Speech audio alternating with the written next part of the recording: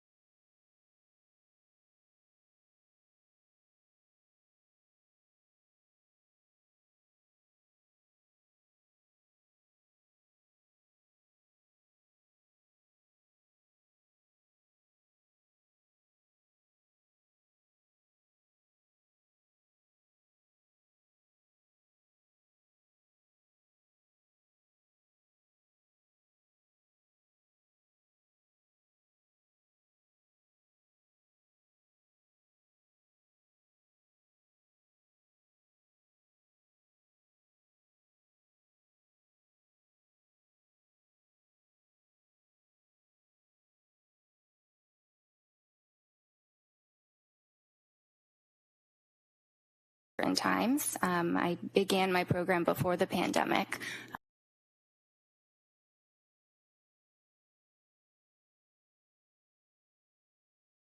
Labor and delivery nurse with a woman who's having a baby directly in front of you, can you? I imagine not. So, when you finished, did you graduate from a residency, or is it like you get a certificate or something? Yes, there is a certificate for completing it. And then, at that point, you are now a licensed doctor? Is that how it works? Well, you're actually a licensed doctor the entire time that you're in residency. But upon the completion of that, you can obtain a full, unrestricted Massachusetts license and also become board certified. And the board certification, for example, you have a board certification in general psychiatry, is that correct? Yes, sir. And when was it that you got that certification? When was it? Yes. It was September 12th, 2022. When was it that you actually started working as a physician, as a psychiatrist? I started working as a physician and as a psychiatrist during the residency training program, but I started practicing completely independently at Astor Mental Health in August of 2022. August of 2022. Yes. Now, prior to working with or at Astor, is that A-S-T-O-R or E-R? A-S-T-E-R, like the flower. And what is Astor? What is it, like a group of doctors? Is it a medical center? What is it? It is a outpatient practice that is owned by a psychiatrist. It has a number of psychiatrists as well as therapists. And where is it located? Is it a brick and mortar type place where you have offices? Yes, the original offices were in Braintree, Massachusetts, and now there's an office in Peabody as well. Where is your office? Where do you work? So at the time I saw the patient, I was working in the Braintree office. I currently work in Peabody. Where, I'm sorry? Currently in Peabody, Massachusetts. So when you start working at Astor, obviously like anybody else, you submit a resume, an application, you perhaps will be hired, right? It's a fairly lengthy process and a number of interviews with different staff at the practice, and some recommendations, letters of reference, verification of credentials, all of that. But yes, it can be comparable to another profession in that process. Now, in August of 22, when you, congratulations, obviously you were hired by Astor, how many women had you treated in your residency that were postpartum? With postpartum depression? Or just in the postpartum period? How many women that were in the postpartum period did you treat prior to August of 22? many. It's hard to give an exact number, but I did have specific training in that population. In that population. And where did you have the training in that population? At Boston Medical Center. And can you tell us in that 2-year period approximately how many women that were in the postpartum period that you treated as a resident? Okay, so it's really hard to give an exact number, but if I had to say, at least 50. So in the 2-year period, you treated 50 people in the residency that had postpartum. And can you tell me, what is postpartum? What does that mean? Well, I just want to address that it was a 4-year period, not a 2-year period. Oh, I'm sorry. Okay. So And sorry, what was your question? Hold on. You saw 50 people in a 4-year period that had postpartum. In other words, they had been after having a baby, right? Possibly, yeah, more or less. I saw a number of other patients. I saw much more than 50, but yes. So after you had your residency and after you were hired by Astor, is that when you began in August of 22 your practice as a practicing psychiatrist? Yes. And when was it that you actually got your DEA license that authorizes you to prescribe medication to citizens? So during residency, I had a DEA license, but it was affiliated with the with Boston Medical Center. And then when I started at Astor, I had my own DEA number. I don't know exactly when, maybe sometime around August. So August of 22, you start working at Astor. August of 22, you got your DEA license individually that authorized you to prescribe medication, correct? Yes. And it was when that you saw Lindsay Clancy? I believe our first visit was September 15th Of? 2022. So you were practicing as a psychiatrist for a little more than a month. I was practicing independently with my full credentials for about a month, but the training is just immense that goes on before that. Absolutely, it must be. But that's a residency that you're talking about, right? Yes. And you know, in a residency, I mean, all I know is Grey's Anatomy, but I mean, you're working under a doctor, the doctors are supervising you, and they tell you what to do, and then you report to them, correct? They don't really tell you what to do. They're there as a resource if you need additional support. But I followed many of my own patients. I was the only person in the room with them. And, my notes were signed off by an attending physician, and that attending was available for any support I needed. So in August of 22, when you started working at Astor, you actually filled out a form for your advertising. Is that correct? I believe that was handled by other people at the practice. And who would that be? Well, we have non-clinical staff that handle the administrative matters. Okay, but you're a doctor and you're out there to the public. You're advertising yourself and your services to the public. Is that fair? I believe yes. I'm not directing the marketing of our office, but yes. Okay, never mind your office. I'm talking about you. You had an ad that was on the computer that if somebody wanted to reach out to a doctor, they could see your ad amongst many others, right? Well, I don't think there was an ad. I think we have a website that had some information about myself. Okay. Now, in August of 22, up until when you saw Lindsay, how many patients in that month or so had you treated for postpartum psychosis? How many patients in a month up until that Yeah, month? I'm asking you about when you started working in August of 22 for Astor, and you are now on your own as an employee. How many patients had you treated before you saw Lindsay Clancy for postpartum psychosis? Well, in the span of 1 month, I would say none because it's a very rare disorder. Okay. But it exists, doesn't it? Absolutely.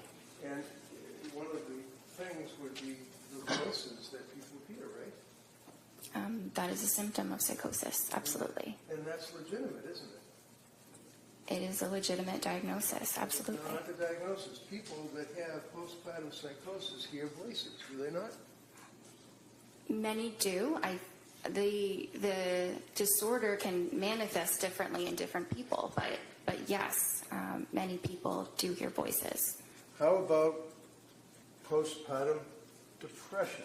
How many people in that month or so before you met Lindsay did you treat for postpartum depression?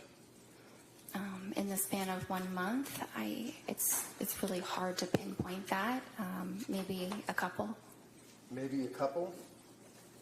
And do you recall how long you treated them for? Again, it's hard to really pin down the individuals in a short span of time. Can you tell the jury what you put in your ad or in the Astor website that you indicated that described you? I don't recall. Well, one of the things you did is that you said that you basically were a specialist in postpartum, people that have postpartum psychiatry.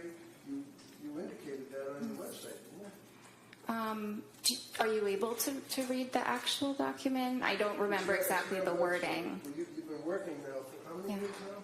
3 since you saw Lindsay? Or more? Almost 4, yes. You haven't changed your ad on the website, have you? I have not personally, no. And you've read it probably a bunch of times, right? I've read it a couple of times, but I don't spend a lot of time on my website. Okay. Do you recall that you indicated that you were specializing in any particular aspect of psychiatry? Yes. It probably includes a special interest in women's health, in perinatal psychiatry, in trauma-related disorders, anxiety, and there may be some other things that were mentioned. Yeah, like women that have babies and they're suffering from postpartum depression, right? Absolutely. You advertised that after a month working for Astor, right? That's listed as one of my interests, definitely. And again, forgive me, how many women did you treat for postpartum depression in that month and a half before you met Lindsay? I don't know, maybe a couple. But I've treated many of them in the residency, which was just immediately before. So when a person needs to see a psychiatrist, generally they're not well. Is that fair? Some are not well. It really can vary. So when someone comes to see a psychiatrist like you, it's because they need help, right? Yes. And when they come to you because they need help, for example, with Lindsay Clancy, she came to you because of your ad, right? Or your website for Astor, what you said about yourself. I don't know exactly how she found us. Well, do you know why she came to see you? I'm not sure exactly. Friday, we spent a long period of time going through your initial, or the initial intake that she had to fill out. Is that correct? You recall that? Yes, we did. And the district attorney kept asking you, and this is in September, is it September 12th? Is that when that form was filled out? I believe she completed the form on the 12th. The appointment was on the 15th. So what does a person do? Do they call you, or do they talk to somebody in administration? How do you get the form to fill out? Yes, our administration handles that. And what do they do? How does that happen? They send them the documents, probably by email, and the patient fills them out. Actually, it might be all within the portal that we use. Within the portal? The patient portal, yes. Okay, and that means that you go online and you can access Astor Mental Health, and then all these little drop-down boxes would come up? Something like that. Are you aware? Is something like that, or are you aware of what it does? So because I don't handle the scheduling and the sending of forms, I don't know exactly what it looks like. Well, this is the form that you're giving a person that needs help because they're possibly mentally ill. Is that right? Yes, and what's important is that I review the forms and we go through them in the appointment. Absolutely. Yes. Now, understand that your records, Exhibit 219, I believe, the jury will have access to the Tufts records. Okay, you're aware of that, right? You know it's an exhibit. Yes. Because you have talked to the prosecution about what an exhibit is, and you know that your records are now in evidence before this jury, right? If that's what you say, yes. I wouldn't take what I said. Well, If you I don't know, really, that's fine. I don't know the details of how this works. All right. But Have you talked to them prior to your testimony? no, You haven't talked to the DA's office? no, not at all. You're a defendant in a very large lawsuit, are you not?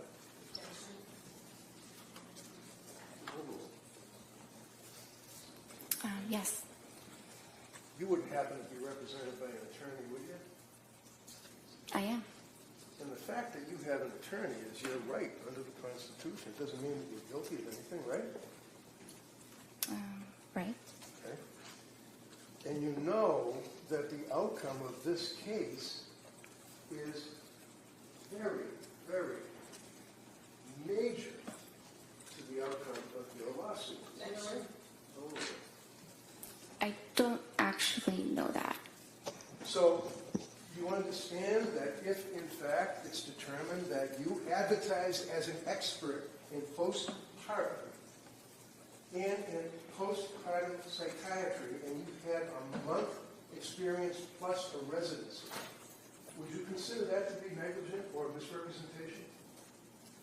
I do not believe that I have been negligent. Do you understand what misrepresentation means? Yes. With a month under your belt plus your residency, do you really want this jury to believe that you were an expert? Can you advertise that? I don't think that's exactly the wording that I used. I think I said that it was an interest of mine. You were what? No. Go ahead. Good. You answer. I just think the wording was that it's an interest of mine. I don't believe I called myself an expert. Are you an expert in postpartum? I may be. I don't know. I think it depends on what you define an expert as. Well, when a patient comes to you and they fill out the form, you agree with me that your records reflect that form that she filled out on September 12th of 2022, right? Yes.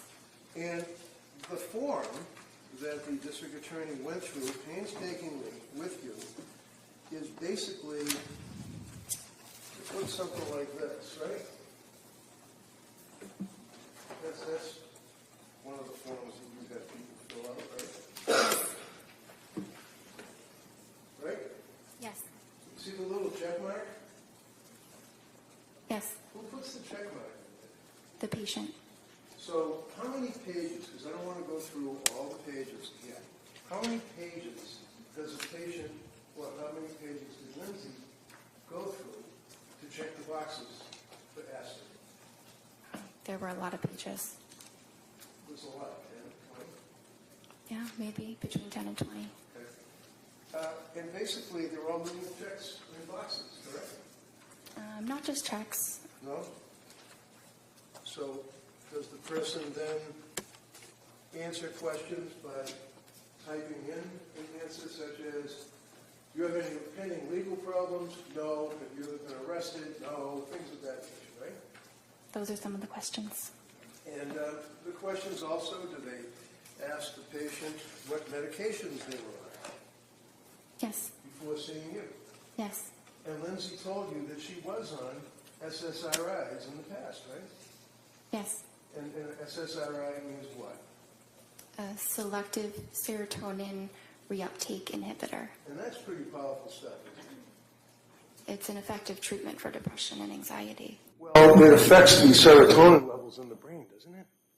Yes. It rewires the brain, doesn't it? It doesn't rewire the brain. It increases the serotonin, and many individuals with depression have low levels of serotonin. So Lindsay told you that she had been prescribed an SSRI when she was in nursing school. Is that right? Yes. What was the SSRI? Prozac. And how long was she on the Prozac? I'm not sure. Never asked. I probably asked. Probably asked. Isn't it true? Don't you guys have a saying that if it's not written, it didn't happen? You take copious notes, do you not? It's impossible to write down every single thing that's said, so I write down what is clinically relevant, clinically necessary, but there's a lot that is discussed over an hour that is not able to be written down. Such as the fact that a person was on an SSRI when they were in nursing school is not an important fact to find out. Oh, no, that's important. Sorry. No problem. I'm not doing, the Sophie Cunningham at you. I'm just asking a question. That's all, and you can answer it, okay? How about if she had a reaction to Prozac? I asked her about the Prozac. Is that written in your notes? Yes. And what did she say? She said that she took it for a period of time. She didn't mention any side effects. Oh, she didn't tell you that she had side effects. I see. So when a patient comes to see you with a month under your belt and they're sick and they're looking for help, you wait for them to volunteer facts to you? She volunteered a lot of information. She knew very well what her medical history was and was able to provide that for me. Such as what? That she was in nursing school and took Prozac? That's part of it. And she told you that, right? Yes. And she was pretty upfront and honest with you, wasn't she, in answering these questions, right? I believe that she was. We all spent some time talking about the fact that she declared that she had consumed alcohol, that she felt guilty about it. Recall that on Friday? We dwelled on that for a while, didn't we? Yes, that was a component, yes. I mean, that's something that's important, right? Yes. What was her drink of choice? I'm not sure. Did you ever ask her? I'm not sure. We were not concerned that her level of alcohol use Well, the PA was... certainly was Friday, right? All right, well, everybody knows. Doctor, wait for the question, all right? And then same thing, I'll have counsel wait until you finish your answer, all right? Go ahead, Mr. Reddington. So is it important, doctor, for you as a physician to know your patient? In other words, know who they are? Yes. And you knew that Lindsay was a nurse, correct? Yes. You knew that she graduated, obviously, from college, right? Yes. She a good student? I don't recall. You know when she got married? I don't recall Did you that ask her? specific detail. I don't know. I knew she was married. She had 3 kids, right? Yes. And the reason that you knew that she was married is because you spoke to her husband, Patrick, correct? Or did you? Sorry? Or did you? He attended one of the appointments, and I spoke with him on that date. Ah. And did you say, hi, how are you? And give him a handshake when he came in your office? It was telemedicine. It was what? Telemedicine. Telemedicine.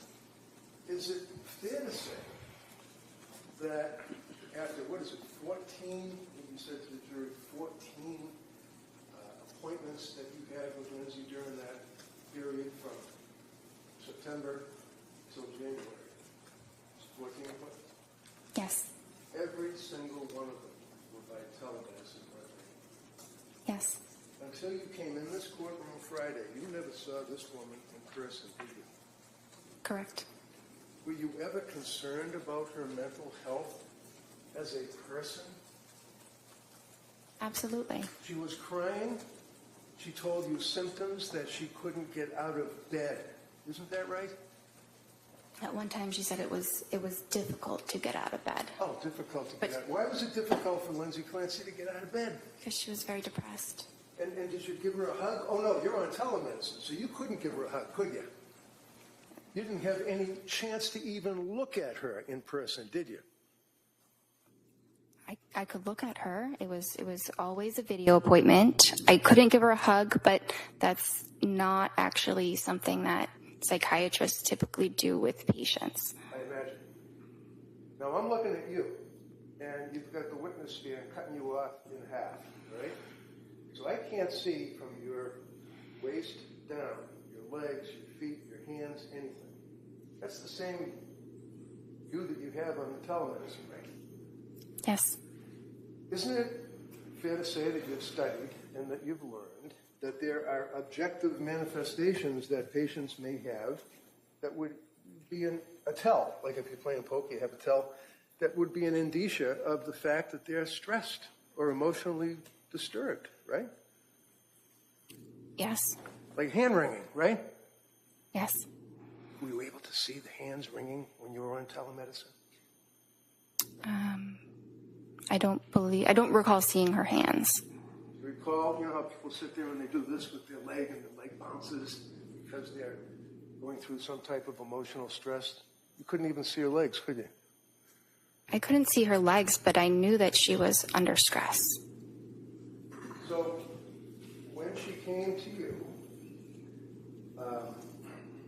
September 15th, I believe, is the first time that you all actually discussed her condition, correct? Yes. And looking at the medical records, which the jury will be able to look at, it says, visit date, September 15th, 2022, and you can look along with me if you wish. Indicates why she came to see you, right? Yes. Right? Yes? Yes. Okay. Why did she come to see you? According, not guessing and speculating, never mind the TV. You just look at your notes. Tell me what brought Lindsay Clancy to your office. Postpartum anxiety. Is that it? Is that what you noted in the records? Well, those were her words when asked, what are the problems for which you are seeking help? I see. Postpartum anxiety. Now, as a psychiatrist, meeting with this young woman after a month or so of working as a psychiatrist for Asper, there are tests that you administer to a woman who's in postpartum to find out what type of anxiety they have, right? Well, there are some screening tests, but the most important thing is what the patient tells you and what my assessment is in the session. I see. And that would carry through the Tufts evaluations for all 14 of those meetings, is what the patient tells you, right? Yes, and what I observe in the session Through the television. through the computer. What, if you can tell me, is the Edinburgh test? It is a scale that looks at symptoms of postpartum depression. And when you administer, that's a major test, isn't it, for a doctor to evaluate a patient for PPD? I wouldn't say it's a major test. It's a pretty big one, though, isn't it? It's the only one that measures the postpartum depression, right? It's a common one. So what? Commonly used. Commonly. All right, so when you used it on Lindsay, when was that administered to her? I did not use it on Lindsay. Why?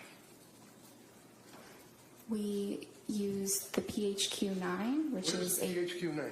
it's a depression screening form. That's like generalized anxiety disorder, general depression. It's got nothing to do with a woman suffering from postpartum depression, does it? I disagree. Well, do you agree that people perhaps that may know a little more than you determined that the Edinburgh scale is the appropriate scale to administer to a pregnant or postpartum woman? To state as the form. You're familiar with the Edinburgh scale, right? I've heard of it. And can you explain to me how it's graded? No, I cannot. There are 30 questions in it, are there not? I don't use this scale, so I don't know how many questions there are. So the Edinburgh scale, do you even know that the cutoff for someone that is depressed in their condition of postpartum would be 15. Anything over that, they're in severe depression. Okay. You know that her first Edinburgh test that was administered to her put her at a 23 Objection. Overall. severe depression. I was not aware of this test. I was not aware that this had been administered to her. Well, you know that except for the Prozac that she had when she was a nurse, what, 23, 24, 23 years old, she hadn't, other than seeing her own doctor for having a baby, she hadn't seen any doctors. You knew that, right? I didn't know exactly which doctor she sees. I think we ask about your primary care doctor, but she did not report any other medical issues that she was under treatment for. So is it important for Dr. Jennifer Tufts to know whether or not a patient who is coming to you for help has a prior medical history other than what they might tell you? Well, when patients are able to advocate for themselves and share their medical history, we rely on what they tell us. Was she able to advocate for herself, in your opinion, when she came to see you, when you evaluated her in September? Absolutely. How about October? Yes. How about November? Yes. How about December? Yes. And your medical records, you would agree, show that during that period of time that she was deteriorating, was a word that was used on Friday. Isn't that right? So, No, so. You used the word deteriorating on Friday, did you not? she was a little bit worse at certain appointments, and the deteriorating word, which is not my word choice, is what is in the note because I had to select that. Because why? You have some kind of a program that you have to check the box and you have to bring down the drop box. You can't take a pen and write something down about a patient. There are certain parts of the note where I can write whatever I feel is necessary, but that specific aspect of the note is a button where you have to click one of three choices. So when the jury's going through your medical records, one of the things that they're going to see is that when you meet with the patient, you have a form that you fill out where it says, if you feel like you're going to harm yourself or somebody else, make sure you go to the emergency room, right? Yes. If you have any urges to harm yourself or others, go to the nearest emergency room. That's in every single time that you meet with a patient, right? Yes. And it indicates that if there's any, call the Suicide Prevention and Crisis Hotline. If you feel that you're in crisis, you may text home to a particular number anytime. What's a suicide hotline? It's a phone number that patients in crisis can call and speak to a trained counselor. Now, a psychiatrist, you'd agree with me, is not a counselor, that's for sure, right? Well, a psychiatrist has training in therapy as well as in medicine. Did you give Lindsay Clancy any therapy? There was some therapy incorporated in our sessions, Like but what? we did Like what? providing emotional support, listening to Excuse her. me. Hold on, no, please. Finish her answer. No, Hold she can't. on, hold on, everybody. She can. You ask the question, we're going to let her finish, and then you can follow up with any questions you want. Go ahead, Doc. Anything else you want to say? So her sessions were largely focused on the medication management, but there was an aspect of therapy including those items. Okay, and the sessions were for what, 17 minutes? No, How long were they? 25 to 30 minutes. So 25 to 30 minutes on the television, and would you face the TV screen with her for the full 25 minutes? Yes.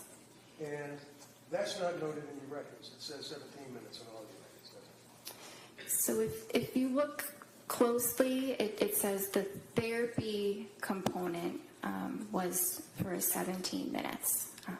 It doesn't say the entire duration is 17 minutes. So what do you do when you're trying to give therapy as a psychiatrist to a patient that came to see you? What do you do? What do you do for therapy? It depends on the person. Well, how about Lindsay Clancy? What did you do for therapy with her? I listened to her. I listened to her concerns and provided support. I tried to provide her with hope that eventually things would improve. So you listened to her concerns, and you'd agree with me that her concerns were, for example, that she actually was unable to sleep. Was one of her concerns, right? She was having a lot of difficulty with sleep. On the September 15th meeting, you indicate that her mood was okay, but her affect was anxious, and you called it incongruent. What does that mean?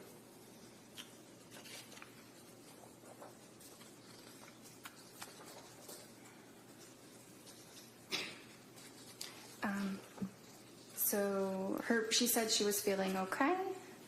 She appeared anxious, and she also stated that she was anxious. So one of the things that you talked about Friday is when a patient presents with an incongruent something or other, I don't remember, appearance perhaps, that would mean that they're saying, I'm okay, but they don't look like they're okay, right? Well, it could. I don't think her affect and her mood were really that incongruent at that time. I think that she didn't appear terribly depressed. I didn't say she was terribly depressed in that initial visit, but she said she was anxious and she appeared anxious. That's pretty congruent. Okay. So did you put in the report that she was congruent or incongruent? So that is not an option for me to indicate in that section, but So- it was congruent. You're like a robot. You can't take a pen and write something down. You have to do the drop box and the X's on the computer. Well, if it's on the computer, I'm limited by the options that are there You're a doctor. Why are you limited? because of the technology. What technology? The fact that there's a form on a computer? You're trying to treat a human being who comes to you for help. And that's what's most important. What's most important was the treatment, not what is checked off on a box. Makes sense. So you were unable to make a note as to whether or not her affect and her mood appeared to be in conflict and that she would have been incongruent and that she had poor insight. You couldn't write that down. Is that right? Because the box doesn't let you. Correct. So basically she's telling you that I'm okay. Well, actually, when she came, do you know that she never saw, other than when she was in nursing school, would it surprise you, a psychiatrist? And that was only for like a week when she got the Prozac in nursing school because she was afraid of public speaking? Did you know that? I was aware that she did not have a significant past psychiatric history. I was aware of that. Okay, so you were the first psychiatrist that she had the pleasure of meeting. Is that correct? Yeah. I think it was. And isn't that important for you as a doctor to take a history? I did take a history. So can you tell us?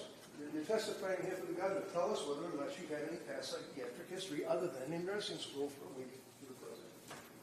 She did not report any other past psychiatric history other than the Prozac and Wellbutrin. So when a patient comes to see you and you're treating to help that patient, if they don't report something to you, you don't know about it apparently, right? Well, I think it depends. There are certainly things I can assess, but if it's related to their history, I do need them to tell me. Well, you can't assess it unless you ask, right?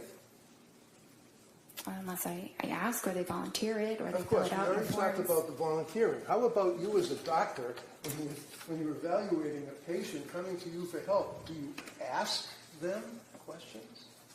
Yes, You didn't ask for a prior history. I did.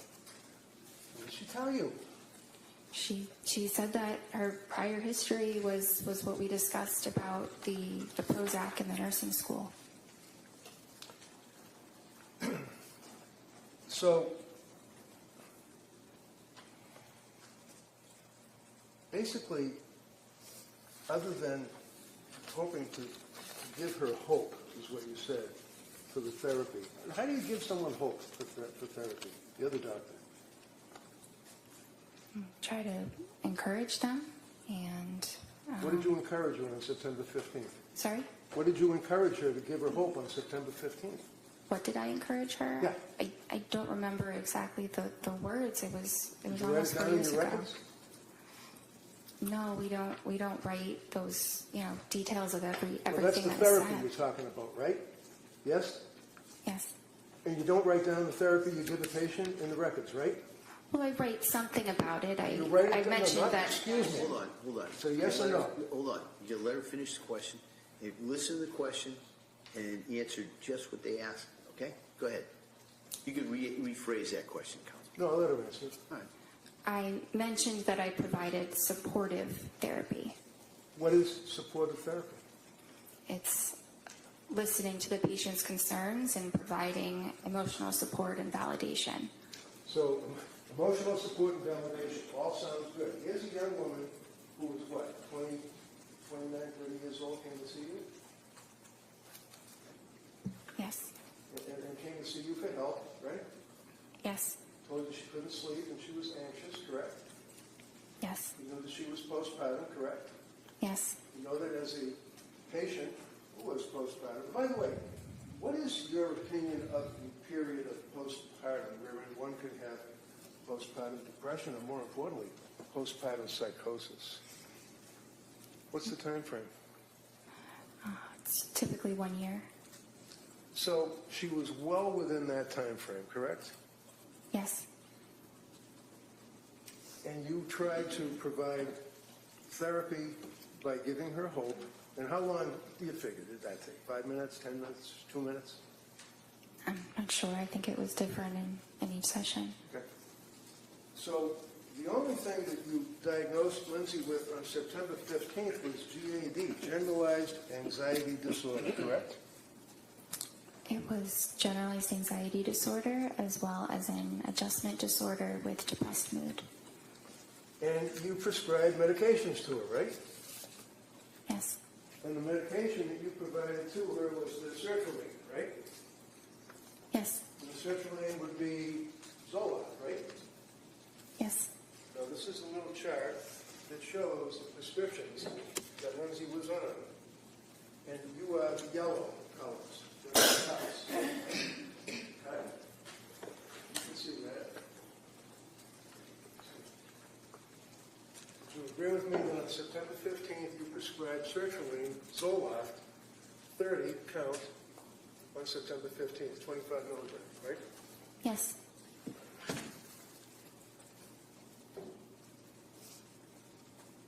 Have you ever read the website for sertraline?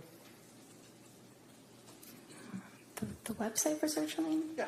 I mean, sertraline, Zoloft, is a chemical that is marketed as a pharmaceutical, right? Yes. Right?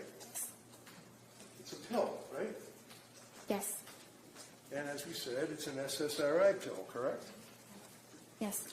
Do you know that Zoloft is not indicated for generalized anxiety? Why'd you give her Zoloft? It is a very effective medication for generalized anxiety disorder. So you're familiar with the drug labeling for Zoloft, is that correct? Generally. Generally. Are you aware of what the manufacturer of Zoloft indicates it can be used for, to treat? I'm aware that it's used to treat various forms of anxiety disorders as well as major depression. So when Lindsay came to see you, you know that she had stopped breastfeeding her son, right? Not at the time of the first appointment. When did she stop breastfeeding? In October? Something around then. You know that she had little or no psychiatric history other than seeing you, correct? And the Prozac, yes. You know that, in fact, that she had stopped drinking whatever it was that she was drinking, because you never asked, right? I was not concerned about her level of drinking. Well, it's in your form, right? That was at the intake, but You know that she wasn't drinking when you were meeting with her, correct? yeah, that's what she told me. Okay, and you believe what she told you, right? Yes. So when she sees you, she's not on any psychiatric antitropics or whatever they're called, medications, correct? She wasn't on any medication. Correct. And she had stopped drinking anything, whatever it may have been, right? I'm not sure when she completely stopped drinking, but yes. You don't know when she started, when she stopped, what she drank, do you? Well, I was not concerned that she was an alcoholic. Answer yes or no. Did you have any idea? Because we spent a long time on Friday talking about her guilt and having that she drank alcohol. You don't know what she drank, when she started, when she stopped, do you? I know some details about her alcohol use, but it was overall minimal. What were the details then? Tell me what the details were. There was that one little box that was checked off. What other details were there? That she drank 1 to 2 times a week, 1 to 2 servings 5 times a week. And you don't know what it was? You have no idea, right? I think she had mentioned at some point that it was calming. It was something that was helpful. Calming. Calming. Okay, Calming. so it was numbing. It was like trying to numb something, I guess, right? That's one way of saying it. I mean, I imagine you've treated veterans that have post-traumatic stress disorder, right? Yes. And would you agree with me that many times when people have an anxiety disorder or PTSD, or whatever the case may be, they try to numb their feelings? Is that fair? Sometimes they do. And sometimes they use alcohol, right? Sometimes they do. But we don't know what alcohol. We don't even know if it was a beer, do we? I didn't think that was relevant for her. So, with all of that, with that information, you then prescribed Zoloft to her, correct? Yes. You went over the side effects of Zoloft, sertraline, I imagine, with her, right? Yes. Did you tell her that one of the known side effects is suicidal thoughts and actions and ideation? Well, that's specifically in children, so I don't think I mentioned that because it wasn't relevant. Not really.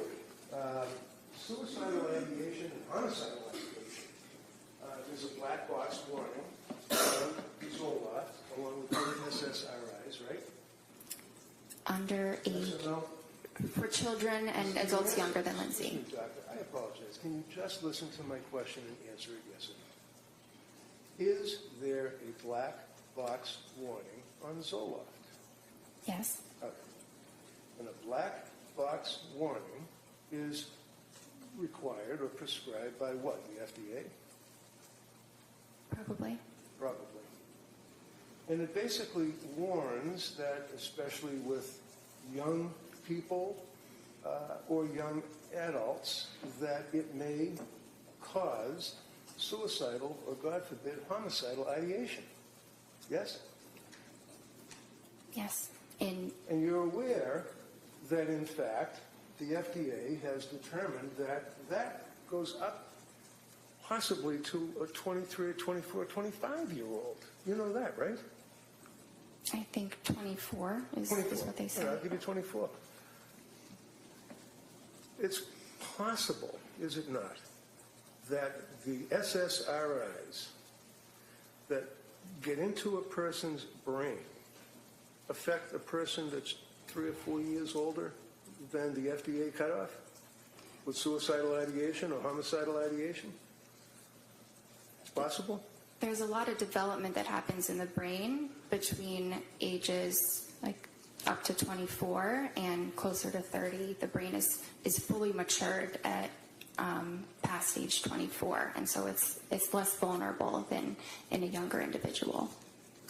So with 24, you're suggesting as a cutoff, are you suggesting to the jury that a drug that increases the risk of suicide in a 24-year-old patient cannot increase the risk of suicide in a 29 or a 30-year-old patient? Just a little bit. I don't believe there's evidence that it causes that at all in individuals over 24. So, as a psychiatrist who had the ability to issue these types of medications to patients and citizens, what research did you do on Zoloft and suicidal ideation, homicidal ideation? I was taught extensively about SSRIs and suicidal ideation in my training. Right? In Vermont, in Boston, yes. Okay, so in Vermont was when you get your medical degree, right? Yes, And in Boston would be when you were a resident, right? yes, And then you had board certification on general psychiatry, right? yes. You can have a certification on the subspecialty, right? There are certain subspecialties, yes. Right, and some of the subspecialties deal with postpartum or women that are pregnant and have babies and have psychiatric symptomology. There's no board certification for perinatal or reproductive psychiatry. Well, there are plenty of classes that are recognized as, for example, at Harvard Medical School, there's an annual class or symposium, if you will, for postpartum. Have you ever been to that? No, sir. What have you done to research or to improve your education? I understand you went to med school and that you were a resident. What programs, continuing education, symposiums have you attended since you got the ability to prescribe these medicines to people? I have not attended a symposium. Have you attended anything? I have not, but I have done a lot of reading on my own, of research and guidelines about this area in psychiatry. Did you tell Lindsay when you were going, because one of the things that you guys are always concerned about is what's called informed consent, right? Yes. And what is informed consent? What does that mean? It means In a medical sense, not just like out in the street or something.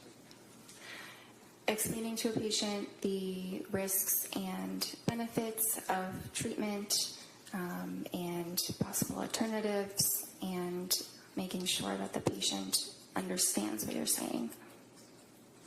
Now, when you were going over the symptomology or when you were going over the side effects of Zoloft, one of the side effects of Zoloft is, and I quote, severe trouble sleeping, right? Yes. Did you tell her that? Well, insomnia is listed as a side effect. No. You already said yes, you know it. Just, did you tell her that Zoloft has a side effect of giving the patient severe trouble sleeping? That's all.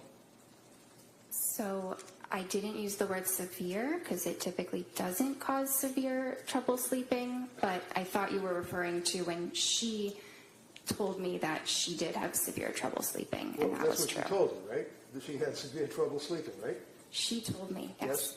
And you know that one of the side effects of Zoloft is, let's say, trouble sleeping. You know that, right? Yes. Your answer is yes. The jury has to be able to hear you. Yes. And why would you prescribe Zoloft to a young woman who's postpartum, who's coming to you with anxiety, who's telling you she can't sleep, she's got all of these symptoms, and you prescribe a medication that would have a side effect of trouble sleeping? So individuals have very varied responses to medications. Some have no side effects, some have one or two. It's impossible to predict, but Zoloft is a top choice, a first-line medication for Says her. who? It was Says who? says it's the general consensus Right, we know among about the lawsuits psychiatrists. against Hold on, Zoloft, right? again, you can't have both of you talking at the same time. So let her finish her answer, and then I'll give you plenty of time to follow up any questions regarding her answer. So, you finish your answer on that? There's extensive research supporting the use of sertraline in this instance, and the general consensus among psychiatrists is that it's a first-line safe medication for individuals, including postpartum women. How about the kids that shoot other kids in high schools and the lawsuits that come out of that against Zoloft? You ever read about them?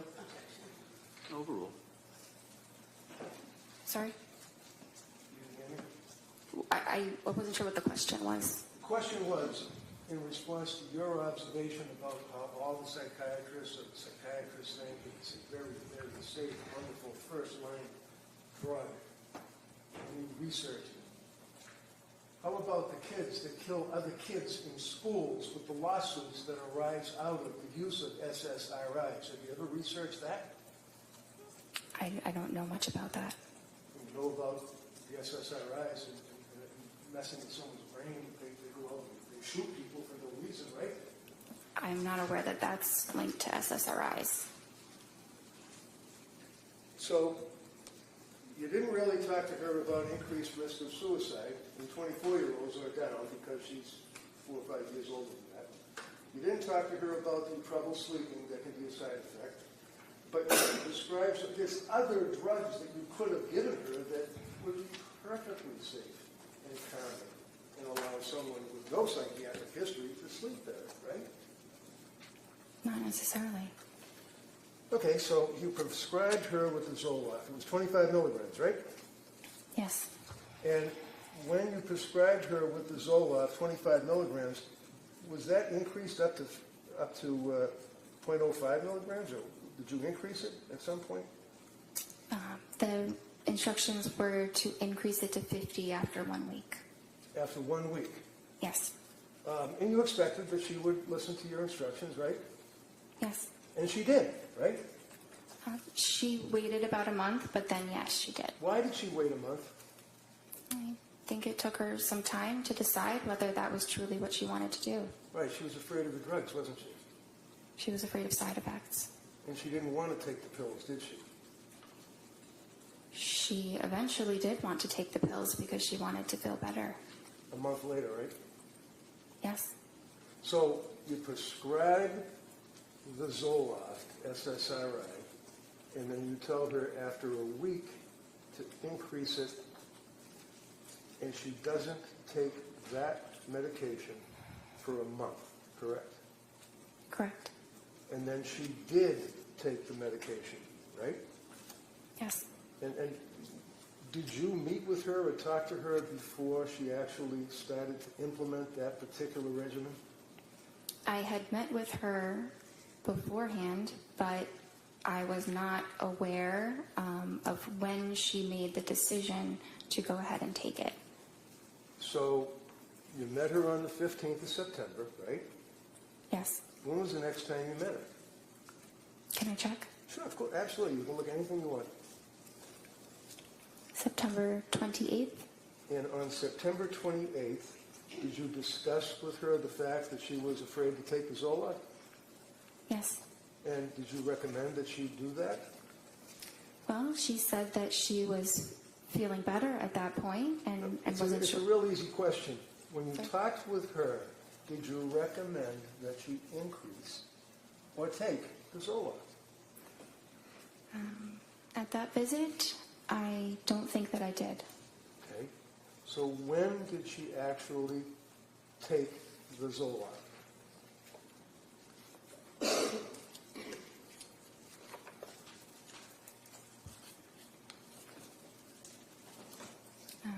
She told me in her October 20th visit that she had taken it 1 week prior.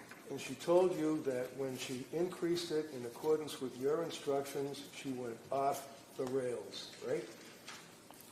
I don't think she used those words, but she had What words did side she use effects. for you as her doctor? She felt awful.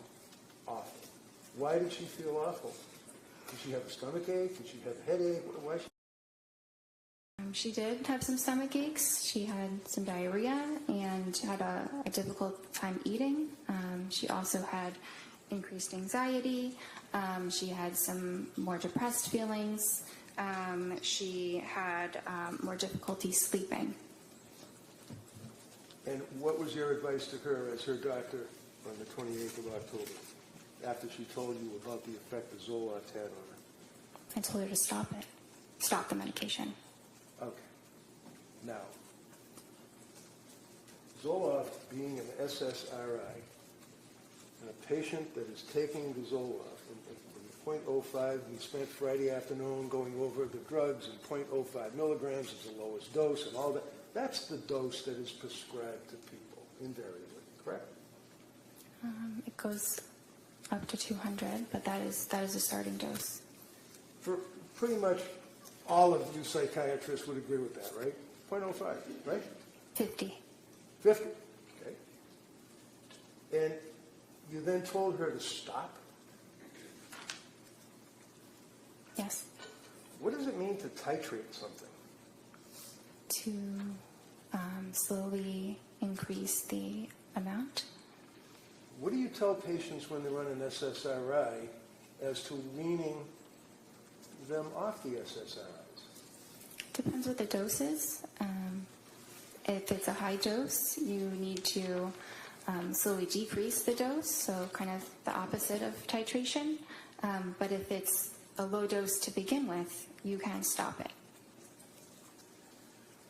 Are you supposed to tell a person that's on an SSRI to stop immediately or to slowly withdraw from it? At 50 milligrams, it is perfectly fine to stop it immediately. So you didn't have any concerns at all about telling her to immediately stop taking the Zoloft. And what did you do, put her on another drug? Not immediately. Okay. So did she relate to you on that October 28th meeting that you had? Was it the 28th or the 26th? I met with her the 21st and then the 26th. Okay. Now, on the 26th of October, what did she tell you her condition was? So she was feeling back to how she was before the Zoloft, which is not great still, and that she was considering a new medication. So she was considering it. Did she do research on medication as to what medication she wanted to take? Is that what you're telling this jury? She didn't specify exactly what medication she wanted to take, but that she wanted to try something else because she was still having significant anxiety.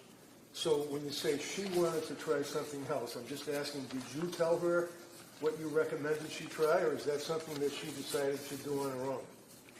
No, I gave her my recommendation. Okay. The only reason why I ask that is that, a lot of times people might think that she's a psychopharmacologist, that she's a heart surgeon, that she's a vascular surgeon, that she knows everything about medicine. That's not true, is it? No.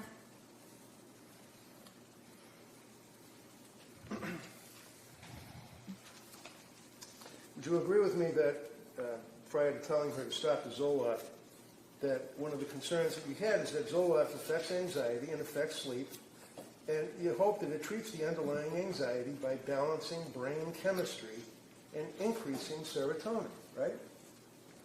Yes. Is that fair?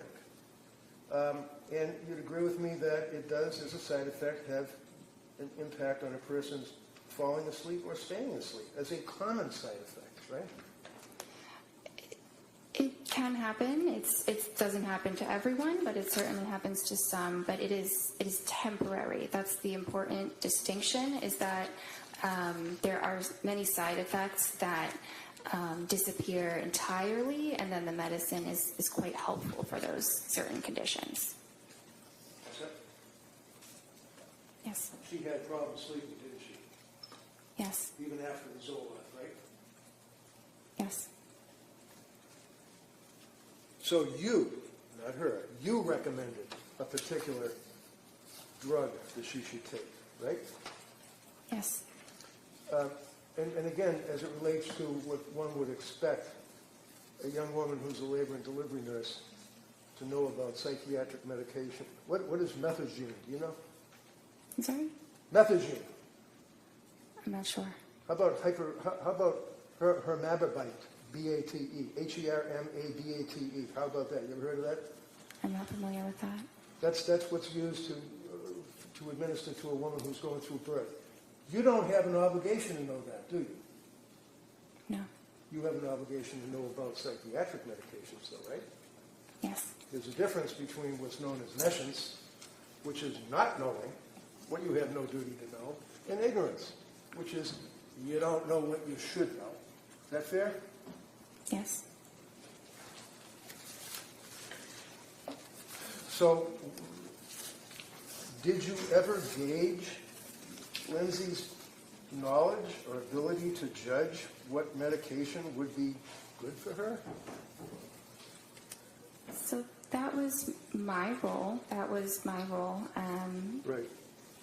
I didn't expect her to know significantly the details about different psychiatric medications.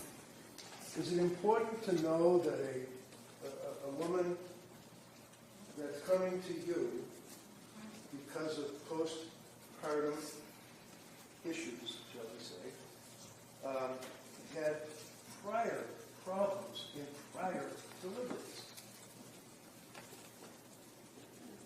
Yes. And you'd agree with me that you're on the front line of health care for pregnant women when someone comes to see you, either pregnant or after having a baby, right? They're usually referred by a therapist or an OB, but yes. Okay. So being on the front line and dealing with these people, and you advertise that you deal with pregnant people before they have babies, right? Yes. And after, correct? Yes.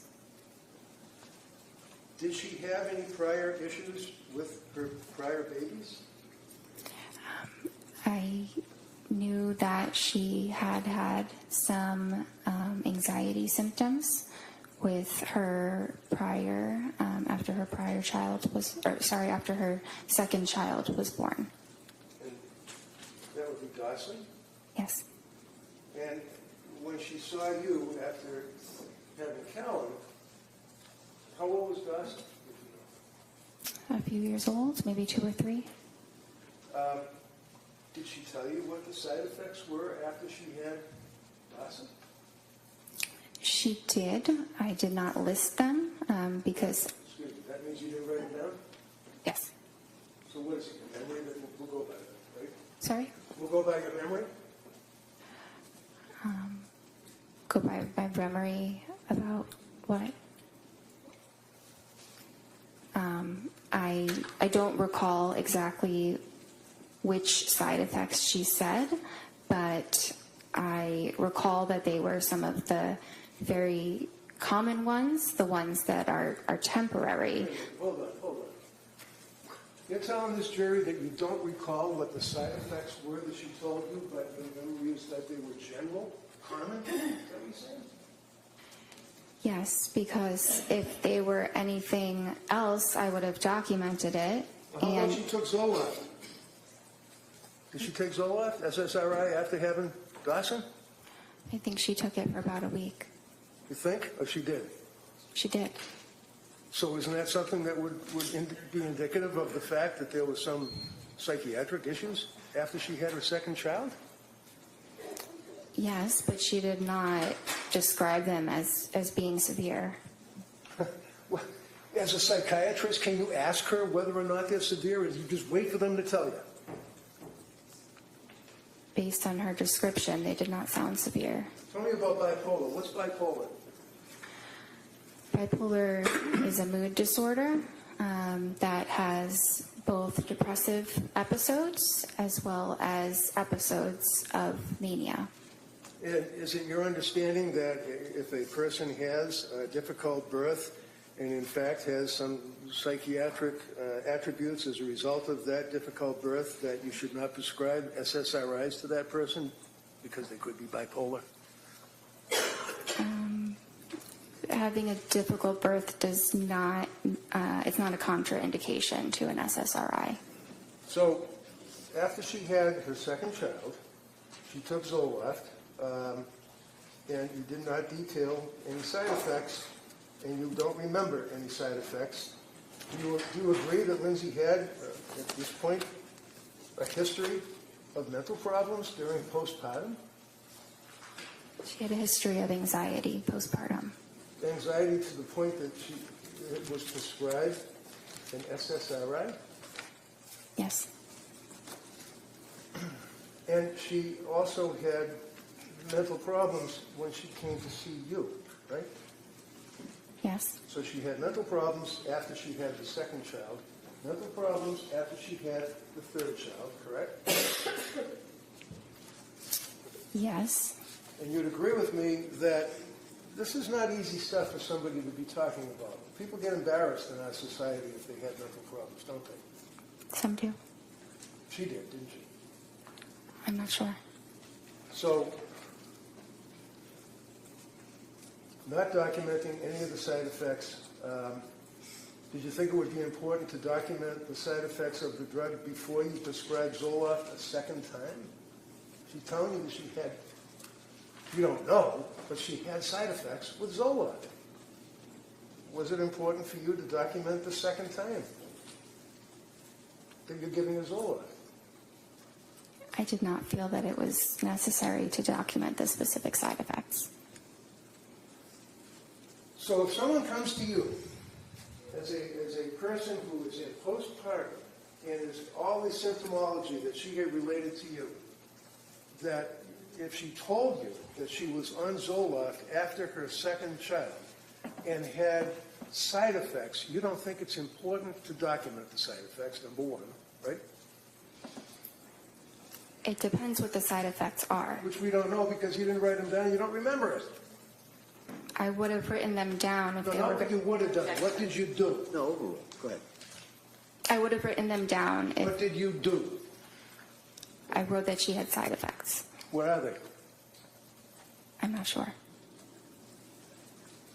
And then you prescribed Zoloft again, didn't you, in 2022. Yes.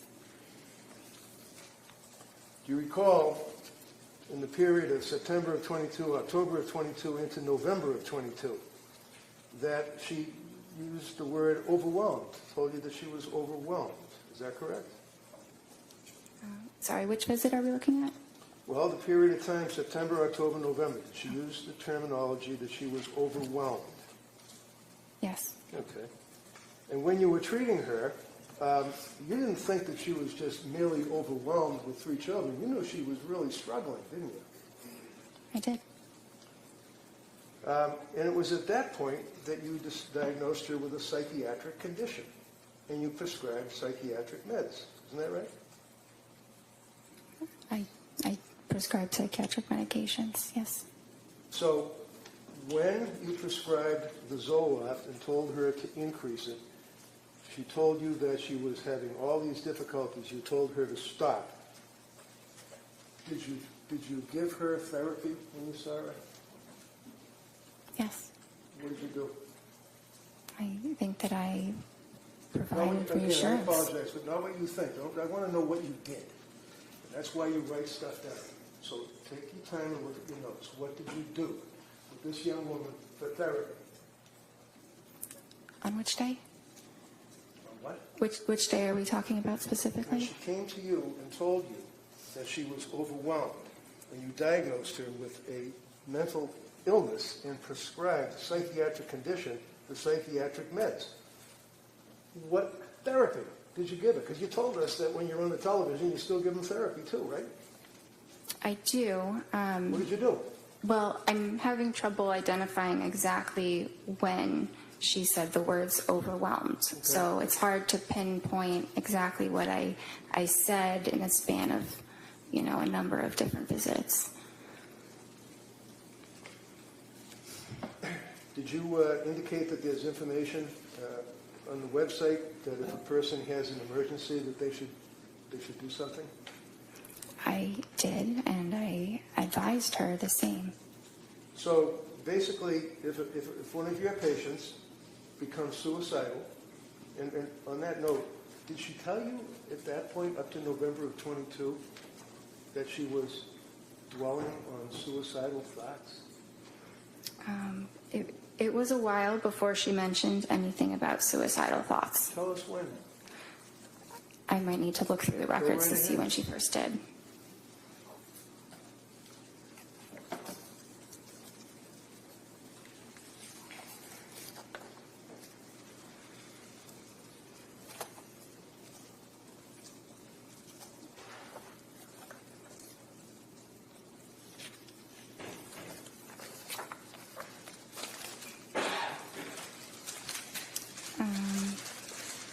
December 1st. So on December 1st, what did she tell you? That she denied feeling suicidal, but that she was close to feeling suicidal. It's kind of like being a fisherman out in the ocean who's worried about the possibility of a storm and is thinking about the storm and is dwelling on the storm. You're almost in fear of the storm, right? Objection. No rule. Isn't it? I guess. So when she tells you that she's, and I don't want to put words in your mouth, what did she say? She's having suicidal thoughts, or what did she say? All close to it? She denied having suicidal thoughts, but felt that she was getting close to it. Okay. So she was dwelling on it or thinking about it, right? Is that fair? She was fearful of eventually having those kinds of thoughts. To kill herself.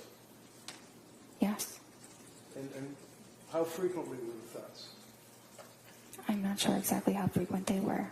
Did you ask her? It's Sorry? very likely that I did ask her the frequency. Wouldn't that be in your medical records? I mean, you see some patients, you have some patients other than Lindsay Clancy at that point, right? Yes. And you document when a patient, my God, when a patient comes in and tells you that she's in postpartum distress and she's close to having suicide thoughts to kill herself, that's important, isn't it? It's important that I am aware that she's having these thoughts, What thoughts? that she is fearful she could become suicidal. And she told you, I imagine, or you asked, how frequently these thoughts were. I don't have it documented how frequently they were, but that is a question that I usually ask when we're talking about suicidal When we're thoughts. usually testifying in a murder case, we usually have facts that we can tell the jury, not speculation. Objection. Yeah. Sustained. Did she tell you, or did you ask about suicidal thoughts? Yes. What did she tell you?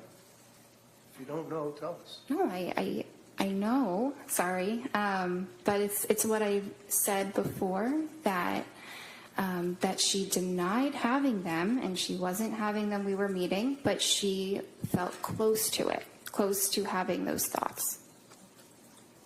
Okay. So would you agree with me that many times patients, especially psychiatric patients, may minimize their symptomology? Patients sometimes do.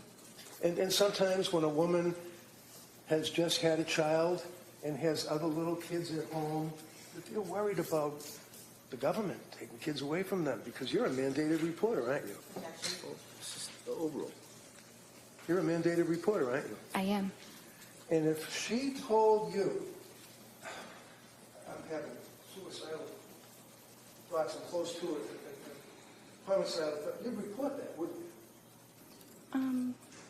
Not necessarily. I think it really depends on the context, but having suicidal thoughts alone is not a reportable condition. All right. So basically, we know that she was close to having suicidal thoughts to kill herself, whatever that means.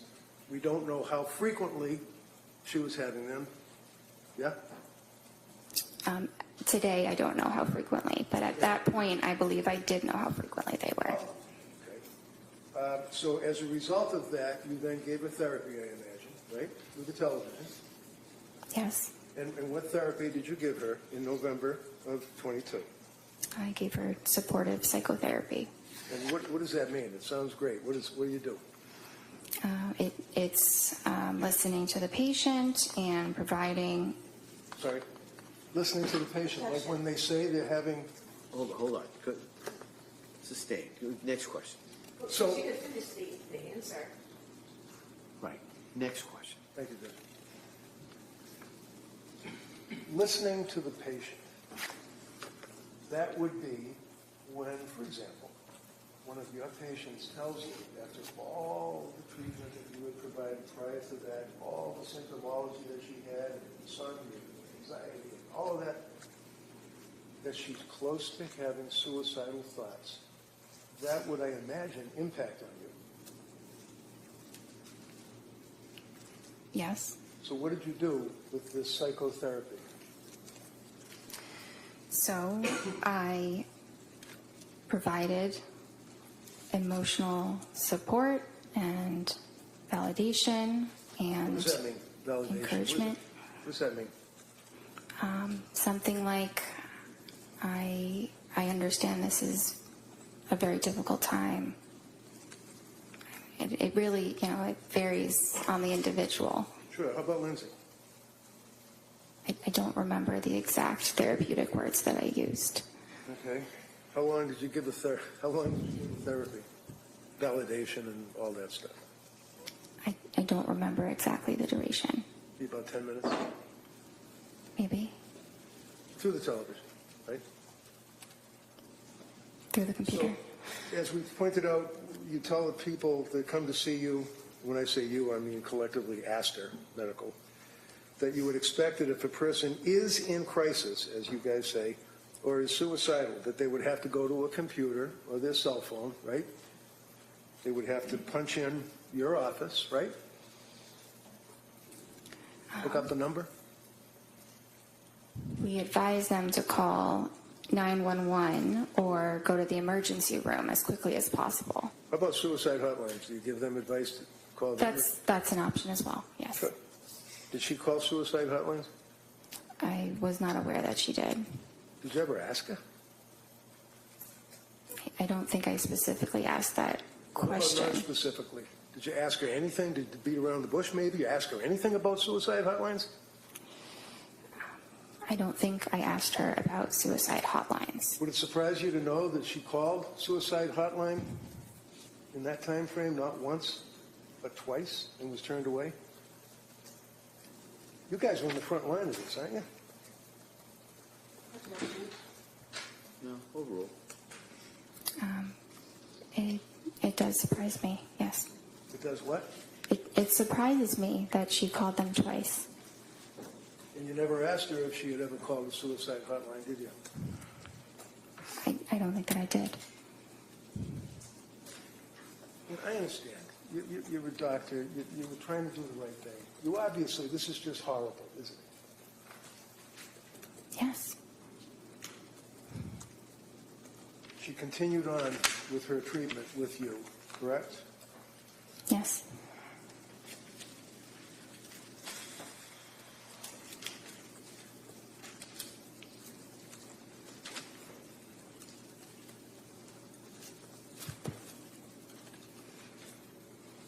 What was the next medication that you put her on?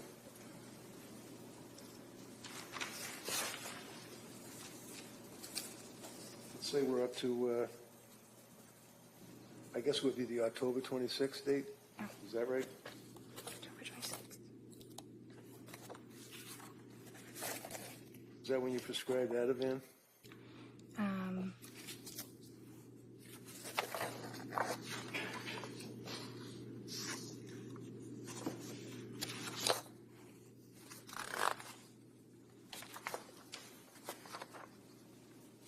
I prescribed that on the 21st.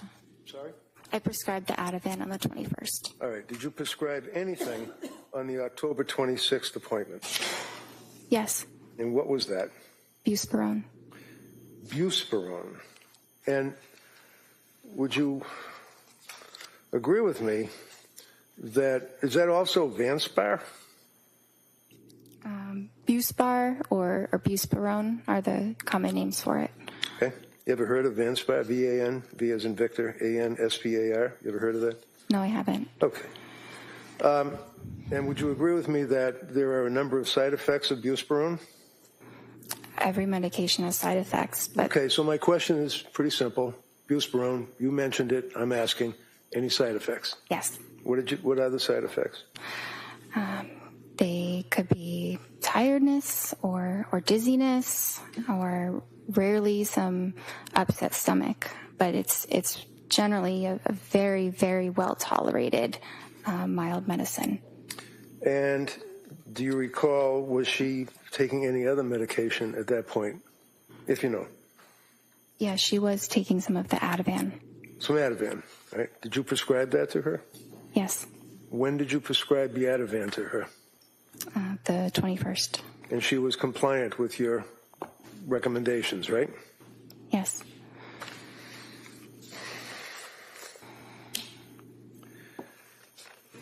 Was she also reporting to you that she was taking Benadryl, like over-the-counter stuff? It was being used as needed, yes. So that's PRN, on the record it's PRN or whatever, you take it as required, right? Yes. And she reported to you that she was taking Benadryl, right? She reported that, yes. And you didn't document how much she was taking, right? It's only available as one dose over the counter. Okay. Did she re-up the dose over the counter? Do you know?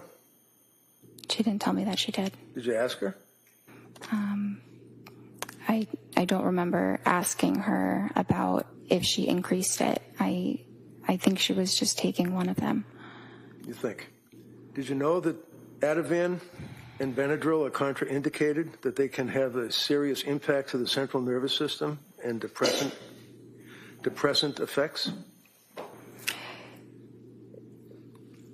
Yes, but can I explain that when they say depressant? Excuse me. The answer is yes, right? Is the answer yes? Yeah, if the answer is yes, if that's the question, the Commonwealth may be able to ask you further questions if you'd like. Well, I can't say yes to that entire statement. All right. Next Did question. you discuss anything about Benadryl combined with Ativan on October 26th? I don't recall.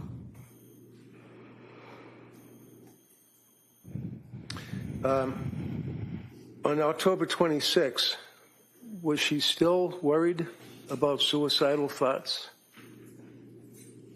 She denied that.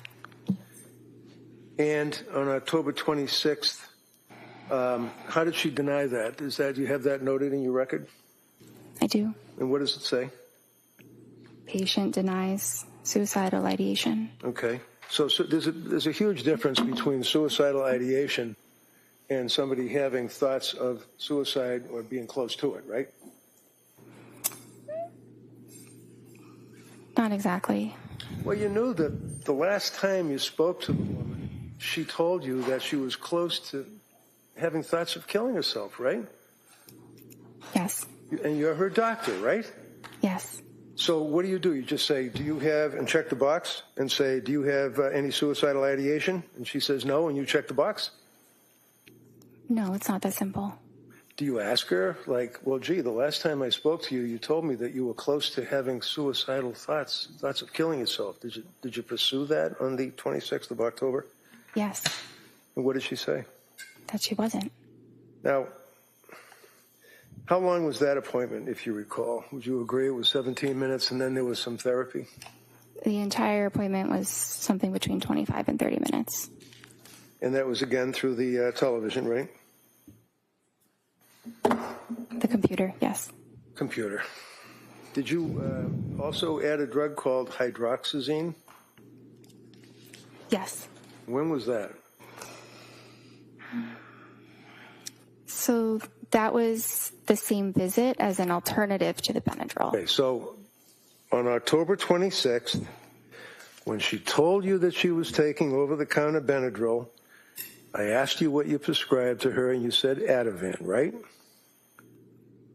Right? Yes. And then I asked you about the contraindication of Ativan and Benadryl, right? You asked me about that, yes. And then you, on October 26th, started her on Buspar, correct? Yes. And what is the purpose of Buspar? Is that for anxiety? Yes. And what kind of drug is Buspar? It doesn't really fall into a class, but it does act on serotonin. So it's another, similar to an SSRI, right? It's kind of like a more mild version of an SSRI. Okay. So she's on Benadryl over-the-counter, Ativan, which is a benzodiazepine, Buspar, which is an SSRI, and then you prescribe hydroxyzine on the same day, right? They weren't all to be taken at the same time. What's hydroxyzine? Hydroxyzine is an antihistamine. Okay. Is that over-the-counter, or is that, can you just buy that over-the-counter, or do you have to go to the back where the pharmacist is?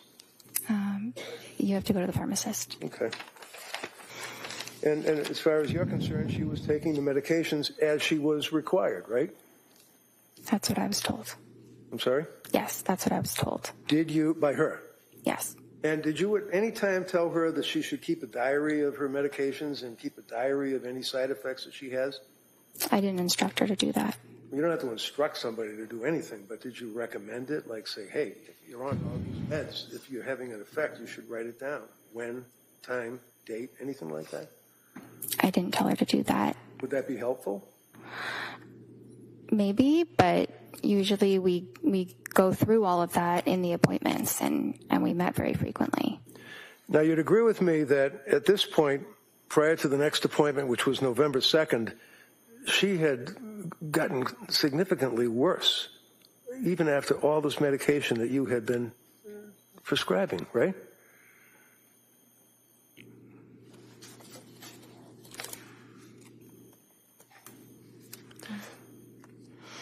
Did you make a note that she was telling you that she had depression and that she was crying, had more anxiety, insomnia had increased, brain fog, and worrying about suicide?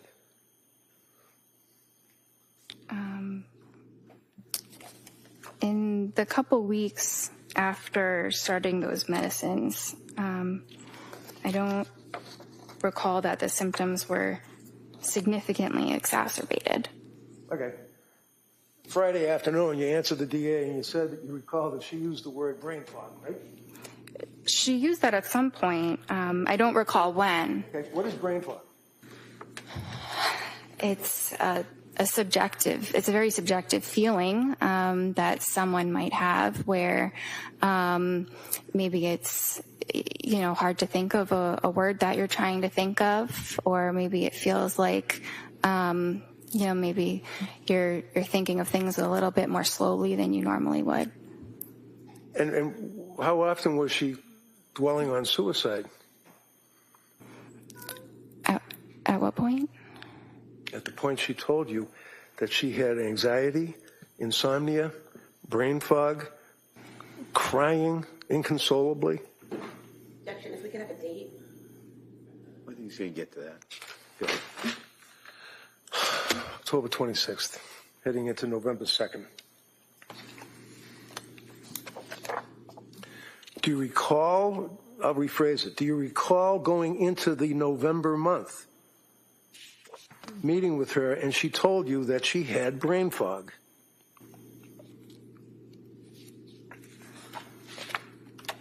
It was mentioned at some point. I Okay. don't see that on the 26th specifically. All right, so let's talk about brain fog.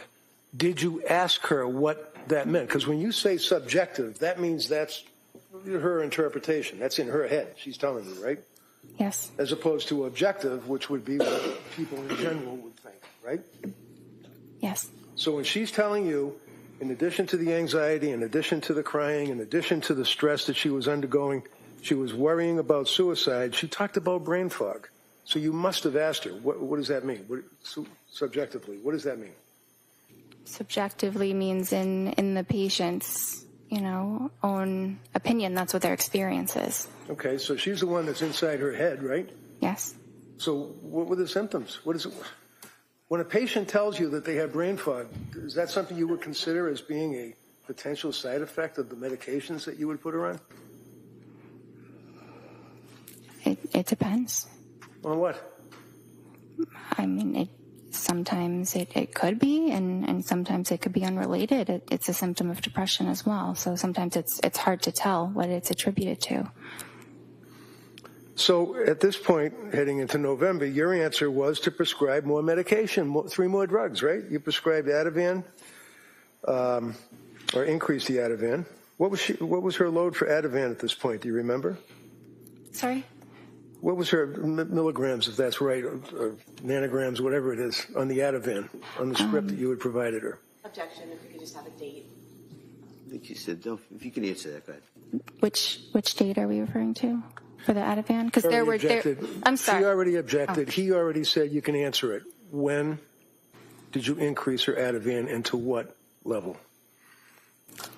So she was prescribed Ativan 0.5 milligrams. Right. And then when I next saw her, she said it was a little bit helpful. So I said you could increase it and see if 1 milligram is more helpful. Did she increase it? Yes. And when was the next time you saw her to talk to her on the television or on the computer? Well, I saw her on the 26th, and then I saw her on the 31st. I'm sorry. How was she on the 31st? Halloween. Sorry. How was she? That's not my note. That's her therapy note. Okay. So how about this November 2nd? Was that the next time you saw her? I saw her on November 2nd. And she told you that she was hesitant to use the medications, the Buspar and the hydroxyzine, right? She said she was hesitant to try the Buspar. She was scared of the drug. She was scared of the drugs, right? She was afraid to take a medication. She wasn't doctor shopping and asking you to give her drugs so she could get high. She was asking you for help. Isn't that right? Yes. And she was afraid to take the drugs and told you that she was afraid to take the drugs, right? She told me she was afraid to take the Buspar. Did you advise her or counsel her or give her therapy about that? Validations? Yes. And what did you tell her? Well, I advised her of, the risks. What were the risks? Well, the risks of medicine, like we had said, sedation or dizziness. Okay. How about interfering with sleep? Buspar doesn't usually interfere with sleep. Not usually? Did you ask her about any thoughts of suicide or being close to having thoughts of suicide? Yes. Did she indicate to you that she had any thoughts of suicide at all? Not at that date. Did she use those words, or is that a box that you checked off? I don't remember her exact words, but we talked about suicide or, thoughts of hurting yourself. Right. And there's a distinction between, in your records and the notation, between suicidal ideation and I quote, worrying about, thinking about suicide. Would you agree with that? Yes. And what did she mean when she told you, as her doctor, that she was worrying about, thinking about suicide? You mean in the prior appointment? I'm talking about a woman that's sitting in front of you on your television or your computer telling you that she was worried about thinking about suicide. Well, on the second, she didn't say that. Okay. When was the next time that she told you that she was worried about or thinking about or suicidal ideation?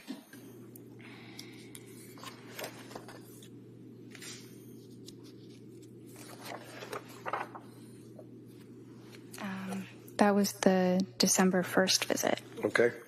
So go back to the November 2nd visit. Would you agree with me that she, after you talked with her for that period, however long it was, that you then brought up 4 medications to her, recommending that they might be safer, and I quote, safer alternatives. Would you agree with that? I see the word alternatives, not safer alternatives. Do you remember talking to her about Remeron? Yes. Did you recommend that she take Remeron? No. Did you ever prescribe Remeron? No. And is that mirtazapine, as far as its generic name? Yes. And Remeron is an antidepressant, isn't that right? Yes. And you did not feel that that would be an appropriate medication for her to take at that time? It was a very reasonable option, but we didn't decide to start it. So is this a collaboration? In other words, you and the patient, you would both make a decision as to when to start a drug? Or is it your decision and advice to the patient? Well, it's ultimately my decision, but the patient's thoughts about the matter are very important. At the end of the day, the patient has to go home and take it themselves. I'm not there to ensure that that is happening or not. So you had a November 22nd appointment, right?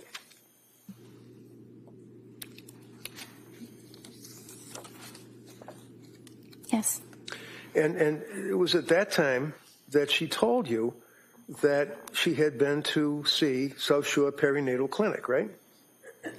Yes. And did she tell you why she was seeing someone from the South Shore Perinatal Clinic? I think she told me that it was because they were exclusively focused on treating perinatal conditions. Yeah, but so were you, right? Not exclusively. I'm a general psychiatrist. I see. And did she mention the name of any doctor or nurse practitioner that she was seeing at the South Shore Perinatal Clinic? Yes. Who'd she mention? I think she said something about Julie. Paul? Yes. Okay. And a woman by the name of Nurse Gelada? I heard her name a little bit later, but Okay. yes. Did she advise that, in fact, by script, she was using Ativan and Benadryl, and you told her to taper off the Ativan at that appointment, right? Had she tapered off the Ativan? I think I had told her I gave her a prescribed taper prior to that appointment. What does that mean? What does that mean, you gave her a prescribed taper? So I told her that she should reduce her dose by 0.25 milligrams every 2 weeks until the medication was stopped. Did she do that? I don't believe that she completely stopped it, no. No? You don't believe, or she didn't?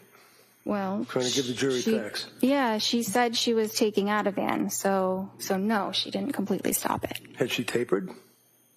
I'm not sure how much she had reduced the dose because I wasn't prescribing it again. Right. So did you know that she had been, or had she been, to any emergency wards between that period of time that you last saw her and when you were seeing her on this meeting? I know she went to the ER, but I think it was after that. Okay, which ER did she go to, do you know? I think she went to Mass General. Do you know why she went to the ER? Because of depression. So was she treated at the ER? Did they make any, to your knowledge, as her doctor, make any recommendations? I'm not sure what they told her, but they ultimately Go ahead. Discharged her. They didn't admit her. Go ahead. Sorry. That's all right. Was she put on any medication? Not from the ER. When you looked at the records from South Shore Perinatal Clinic, what did they indicate about suicidal ideation, worrying about suicide, close to suicide, anything? I didn't have access to those records. You're going to keep your voice up so everybody can hear you. You what? I did not have access to those records. None. Because we're a completely separate clinic. Seriously? She's visiting with you as a patient and you can't access her medical records?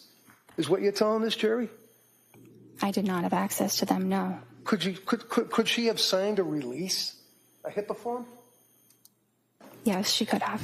And you could have got the records, Yes. but you didn't. I did not feel like it was necessary because she provided all the relevant information about her treatment there. How do you know?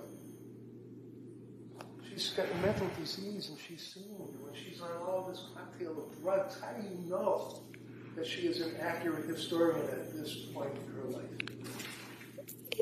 It felt very accurate when she was able to recall the names of the medicines, doses of the medicines, specific days. She provided a lot of incredibly detailed information. So it showed me she was capable of doing that.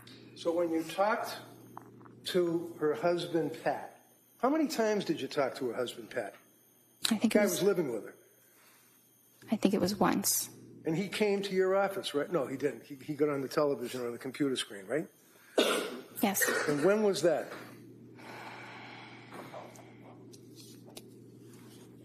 I think it was the December 16th visit. So let's. Mr. Reddington, before we get to that, Okay. probably a good spot to stop. We're going to take the morning recess, and then we'll come right back. Okay? Court, all rise. Juror, please close your notebooks, facing on your chairs.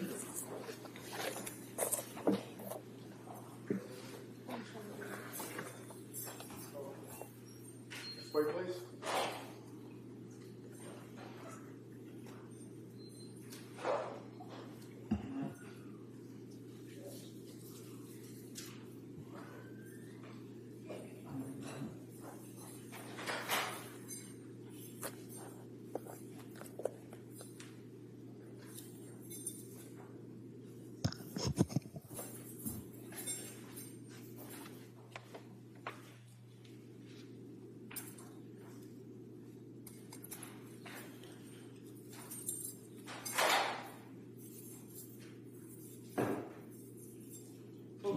Exit outside, chiefs.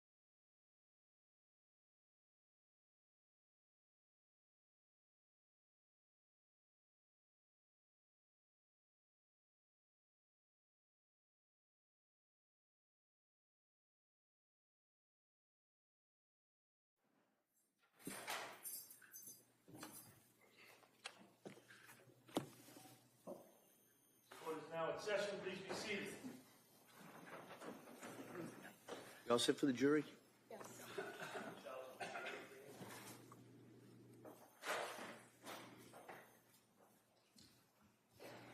Court, all rise. Jurors enter.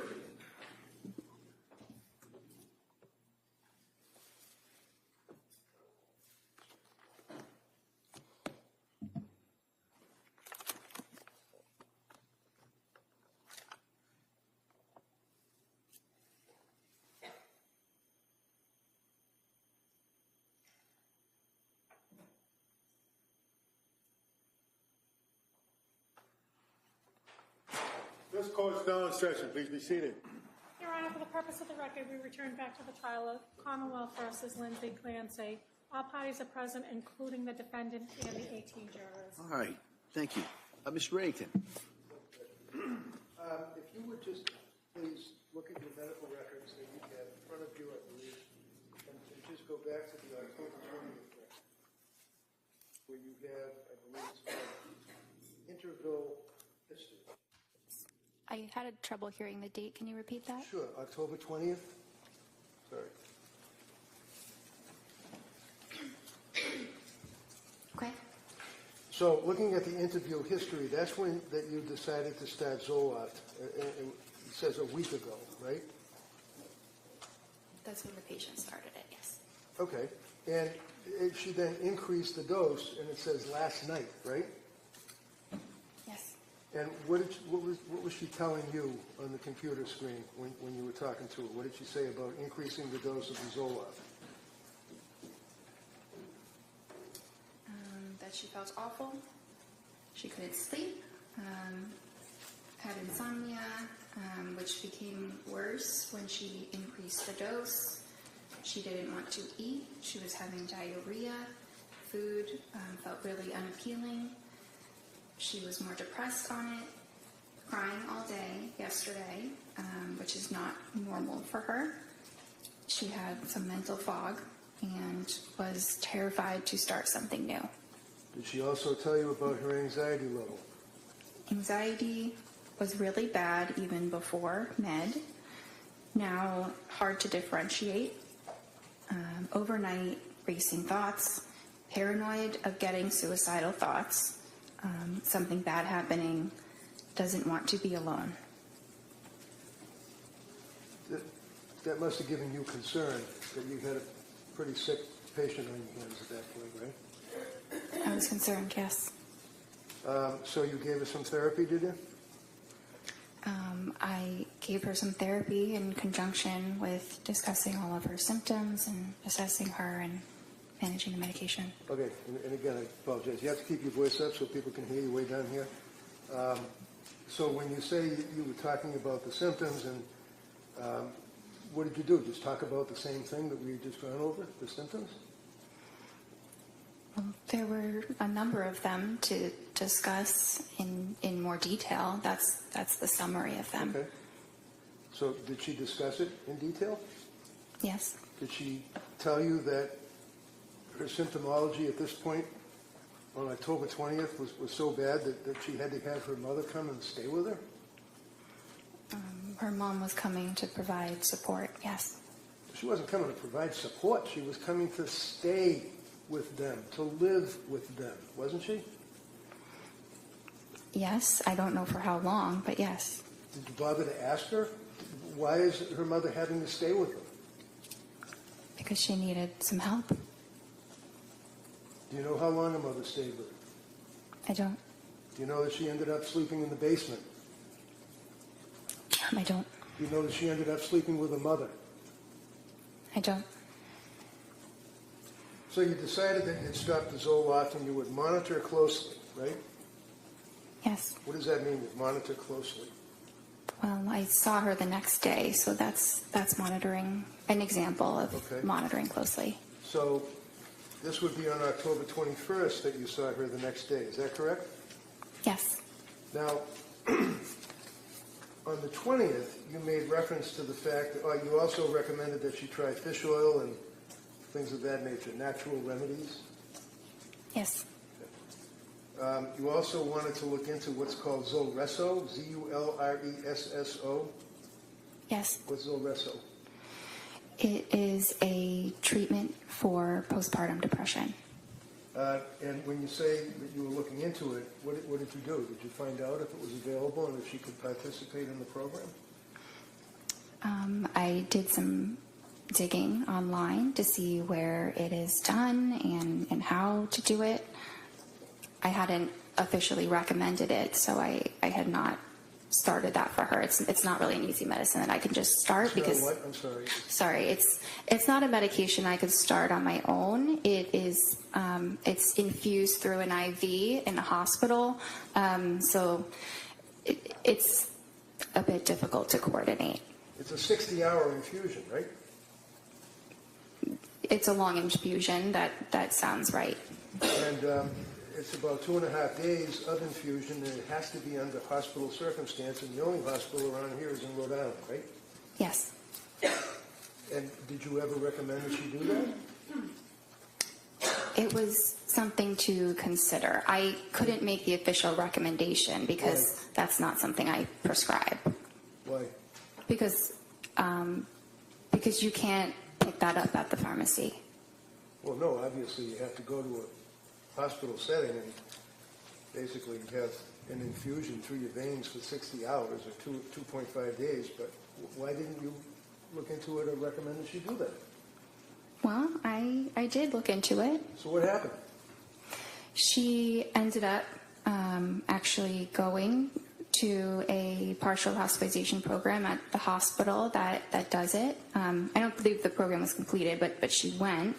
And I advised her to discuss it with them because they have access to that medicine. I don't have access to it. Of course not. Is this Women and Infants Hospital in Rhode Island that you're talking about? Yes. So when you looked at the medical records for the Women and Infants Hospital, did they make reference to your inquiry for Zulresso? I never received records from Women and Infants. Did you ever look at them or even online? Online? Yeah, like online, like you do when you talk to patients. No, I never had access to them. Why? It's similar to South Shore. It's a completely separate hospital that I don't have access to. I don't work there. Well, of course you don't work there, but you're a doctor and you're treating a patient who's got medical records that you could access through a HIPAA release, right? Yes. Why didn't you do that? Well, she didn't ultimately end up having any treatment there, so it didn't seem necessary. She didn't end up having any treatment there, so it didn't seem necessary. You can't just walk into that place and say, hey, I'd like some Zulresso, can you? I don't exactly know how it works.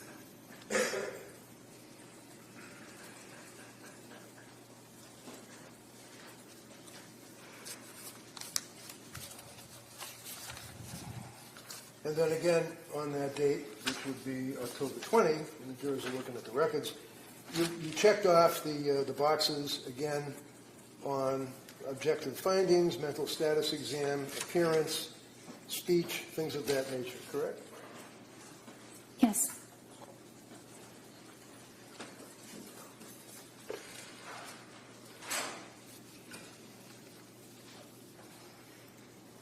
Excuse me for 1 minute, Judge. Jurors.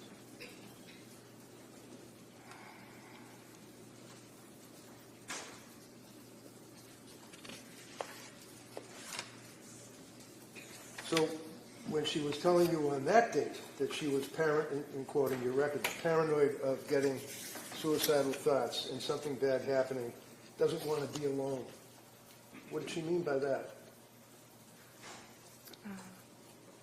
Well, those were a lot of her words. Right. Isn't that a concern? Your patient is telling you she doesn't want to be alone. Why didn't she want to be alone? Because she was very anxious and had the feeling like something bad might happen. Okay. Did her mother ultimately and dad come to stay with them? Yes. How long did they stay with them? I don't know. Jeff, when you talked to the mother and the father, did you say to them, what is she doing? How does she appear? Is she in bed all day? What did they tell you? They never called my office, so I never spoke with them. They never called your office? They never called me or sent a message, so I did not have communication with them. So that's their fault, but they didn't call you, the doctor, I guess, right? Sustained. Next question. So, do you think maybe it would be reasonable if you're the doctor and you're investigating your patient's symptomology that you might, when you know that the parents are staying with her, that you would make a phone call yourself?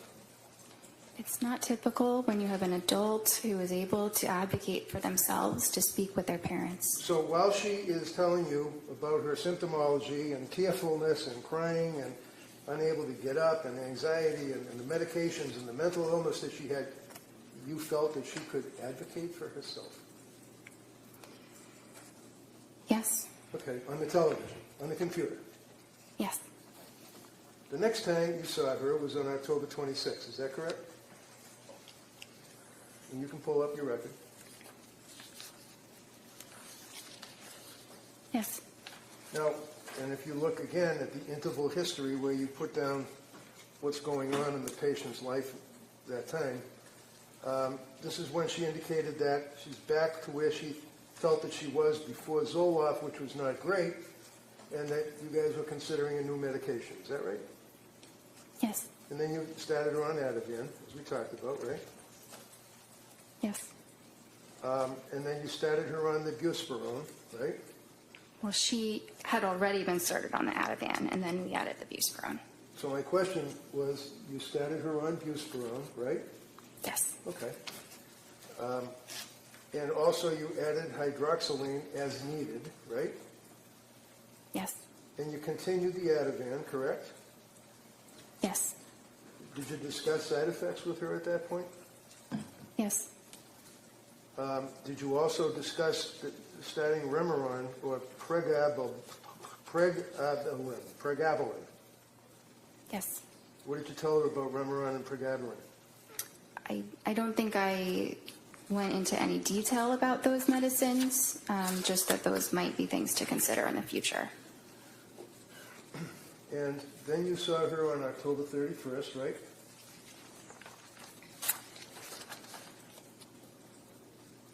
That was her, I think that was just a therapy appointment with a different provider. Would that be Jennifer McAllister? Yes. So it's a different provider in the sense that she works for Astor, right? Well, yes, it just wasn't myself. Right. So on October 31st, they did a suicide assessment, or she did, right, McAllister?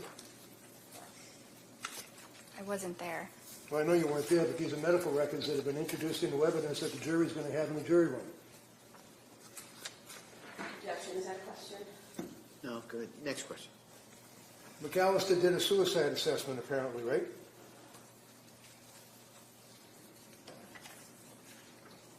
I'm sure she assessed No, for no, no. Look suicide. at the record, please. Where do you see it? Sorry. Where it says suicide assessment.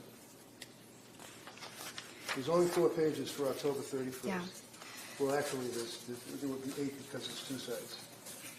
So that is the assessment that you go through. If somebody reports any thoughts of suicide, then you ask those questions, which go into a lot more detail about them. So here you have a patient who's already reported to you as a psychiatrist that she's got suicidal ideation, worried about suicide, worried about killing herself days before October 31st, and a suicide assessment was done by McAllister, right? I wasn't there. You would have to ask her. Well, maybe I will, if she Okay. comes in. Okay. Why don't you tell me what the record shows? Did they do a suicide assessment? Did she check off the little boxes? I'm looking for that section.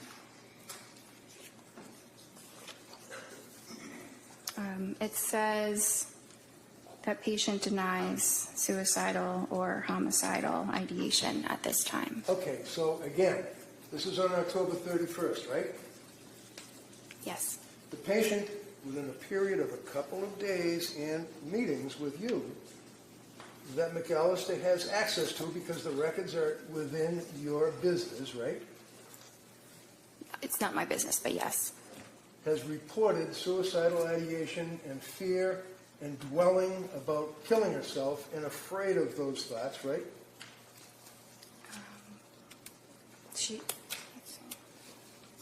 I just want to be absolutely clear.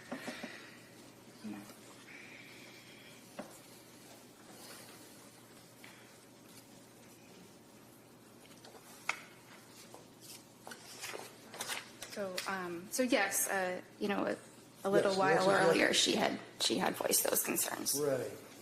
So as a result of voicing those concerns, is it your understanding that McAllister did not do any of the suicide assessment questions because Lindsay reported that she wasn't suicidal? It appears that she asked about Right, you already suicidality. told us that. I'm asking you about, excuse me, she's not. Hold on. Ask the next question. Go ahead. Thank you. I'm not asking you, you've told us 3 times now that she said she was not suicidal when she spoke to McAllister. I'm asking you about the suicide assessment for the 3rd time. You see it in front of you? Yes. Okay.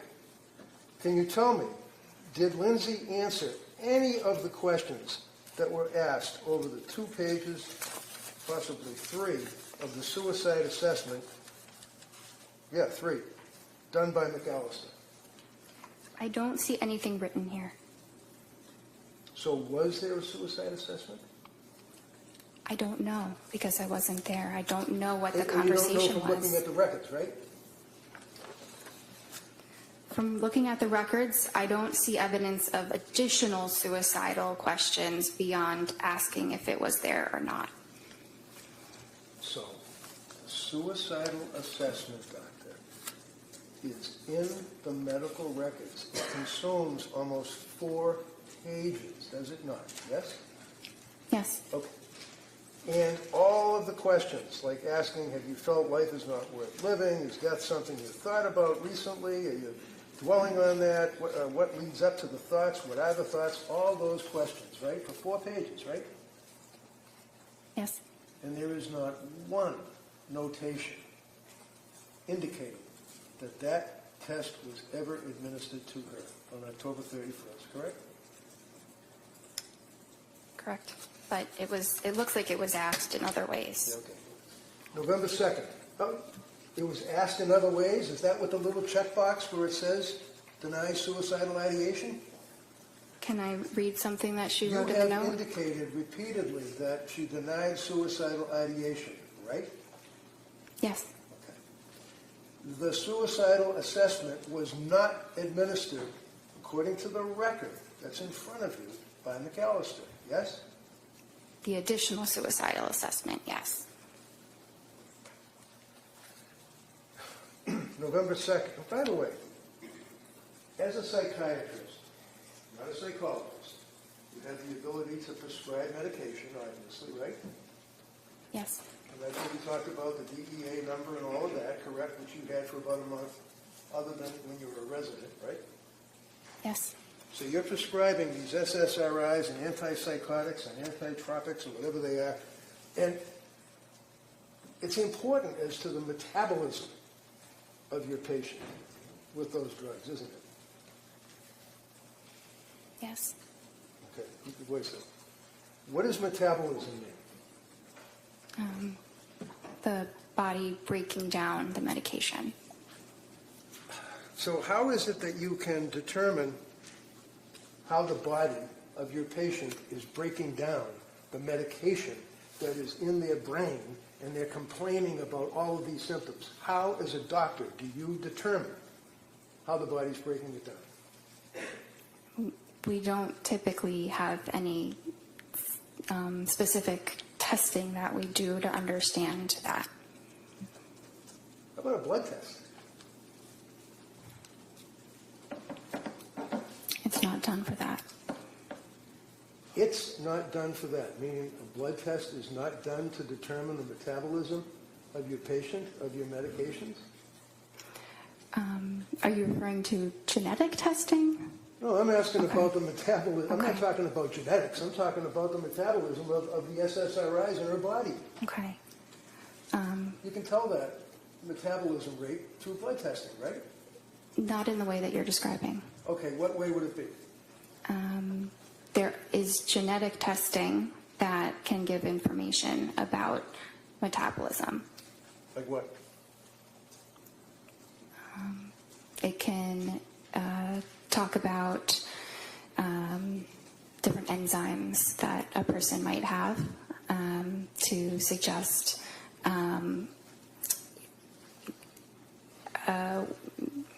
it provides information about the enzymes that a person might have the genes for.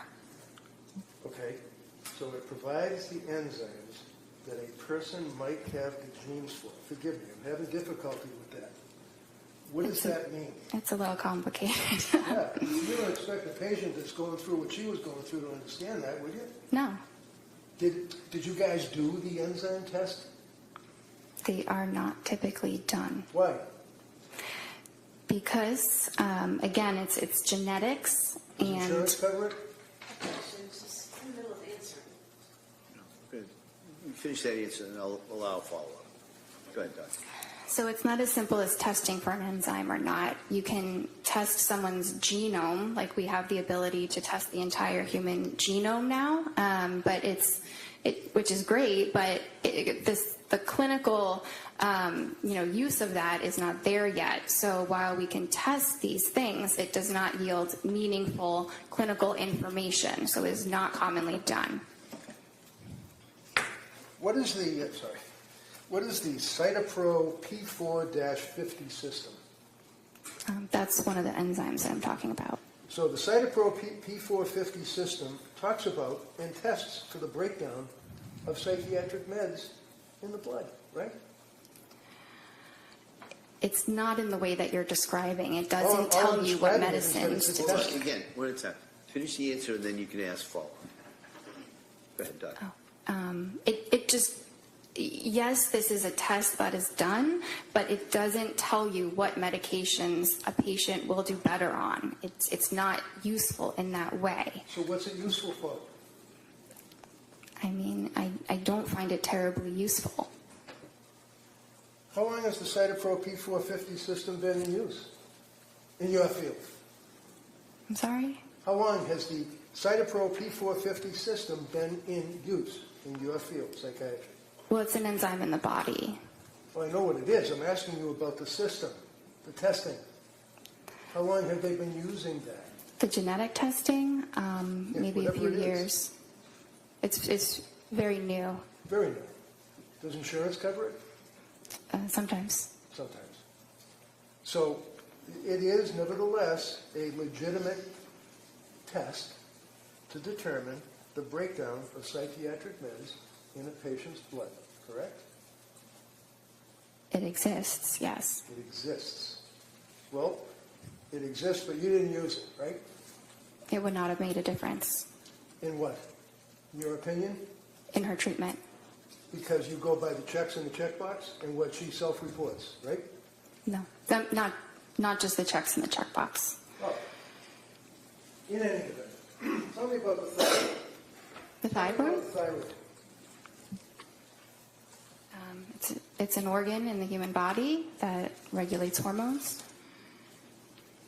And what, if any, import and impact do thyroid levels have on your evaluation of a woman who is in the throes of postpartum depression? They don't. What is the purpose of a test to determine the thyroid levels? Well, you can test something like the TSH, Well, I don't know what a TSH is. I'm sorry. What is a TSH? thyroid stimulating hormone. Okay, thank you. That's something that can be tested, typically by maybe a PCP, primary care, or endocrinologist if they have concerns about someone's thyroid function. Were you aware of a study that was a major study that was peer-reviewed? What does peer-reviewed mean in your business? That it was reviewed by other researchers in a similar field. And the report or the article or whatever it may be has to be approved by the peers that are reviewing it before it can be published, right? Yes. And you'd agree with me that in the medical field, it's a big deal to have publishing articles on your resume, right? Yes. And how many articles have you published about postpartum depression, postpartum psychosis, anything?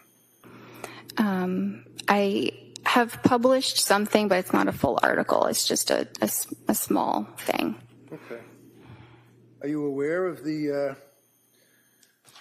Psychiatry magazine article dealing with, in 2021, thyroid function in postpartum psychosis, an exploratory study? Have you ever heard of anything about that, let alone read an article about it? No.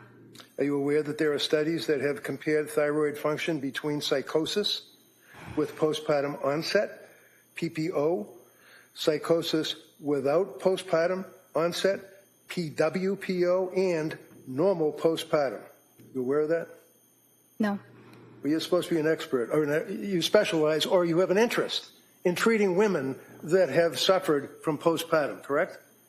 Yes. Have you written any articles at all about postpartum depression, anxiety, psychosis? No, I'm not a researcher. I'm a clinician. Have you read any of the articles, such as thyroid function in postpartum psychosis? I've read many articles. There are thousands. I have not read that specific article. Thousands? Thousands of articles on postpartum psychosis and the thyroid? No, not on that specific topic. So, when the Astor doctors are treating a person like Lindsay, it's your testimony to this jury that testing, whether it's blood testing or whether it's the Cytopro P4 testing, is not necessary because Jennifer Tufts doesn't think it's necessary, right? It does not yield information that would influence treatment. Really? So if there was elevation in the thyroid, that wouldn't impact on your treatment at all, your evaluation, your investigation? Sorry, I thought you had mentioned the cytochrome issue. Are we talking about that one, or are we talking about the thyroid? Talking about the thyroid. Okay. Yeah. So if Can you there were repeat? tests that revealed elevation in the thyroid level, is it your testimony that you wouldn't care? If I somehow found out that a patient had elevated thyroid levels, I would advise them to talk to their primary care or maybe get an endocrinologist to discuss it. Did you ever recommend that Lindsay get an endocrinologist? No, she And the did reason- not.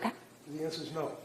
And you basically did not have any information that you could use to even realize that there might have been a thyroid issue with this woman that was postpartum, right?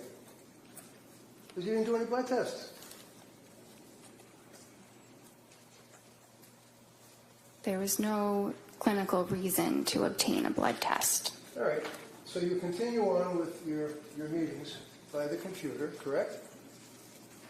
Yes. November 2nd. You can get November 2nd out.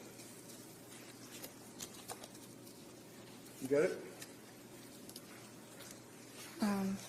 November 22nd? No, it looks like November 2nd. I apologize. That's what I'm looking at. Tufts, Jennifer, MD, Clancy, Lindsay. Follow-up note, November 2nd. Yes. Okay.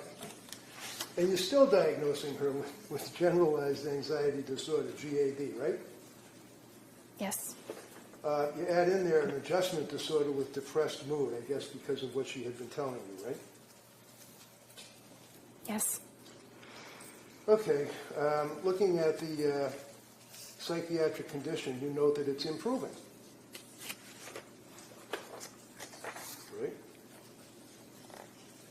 Yes.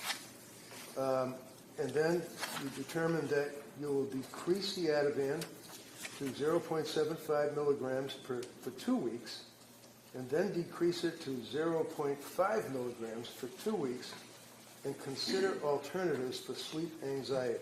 Is that correct? Yes. And then you note if she's having urges to harm herself or others, to go to the nearest emergency room and call 911 and things of that nature, correct? Yes. So is that a form that you basically press a button, because it seems to be kind of like a generic advice, call 911 if you're feeling suicidal and things of that nature? Well, that's advice that we provide for every single patient. Okay. And then you note that half the encounter was on counseling or coordination of care on November 2nd, right? Yes, that's a typical statement. It's just a part of documentation that doctors use. All right. Now, on November 2nd, you were suggesting the 4 drugs that she would start would be Remeron, Trazodone, Pregabalin, and hydroxyzine, right? Those were just things we were considering. Oh. I wasn't starting all of those I medicines. see. On November 22nd, now that would be almost 3 weeks later, right? You saw her, right?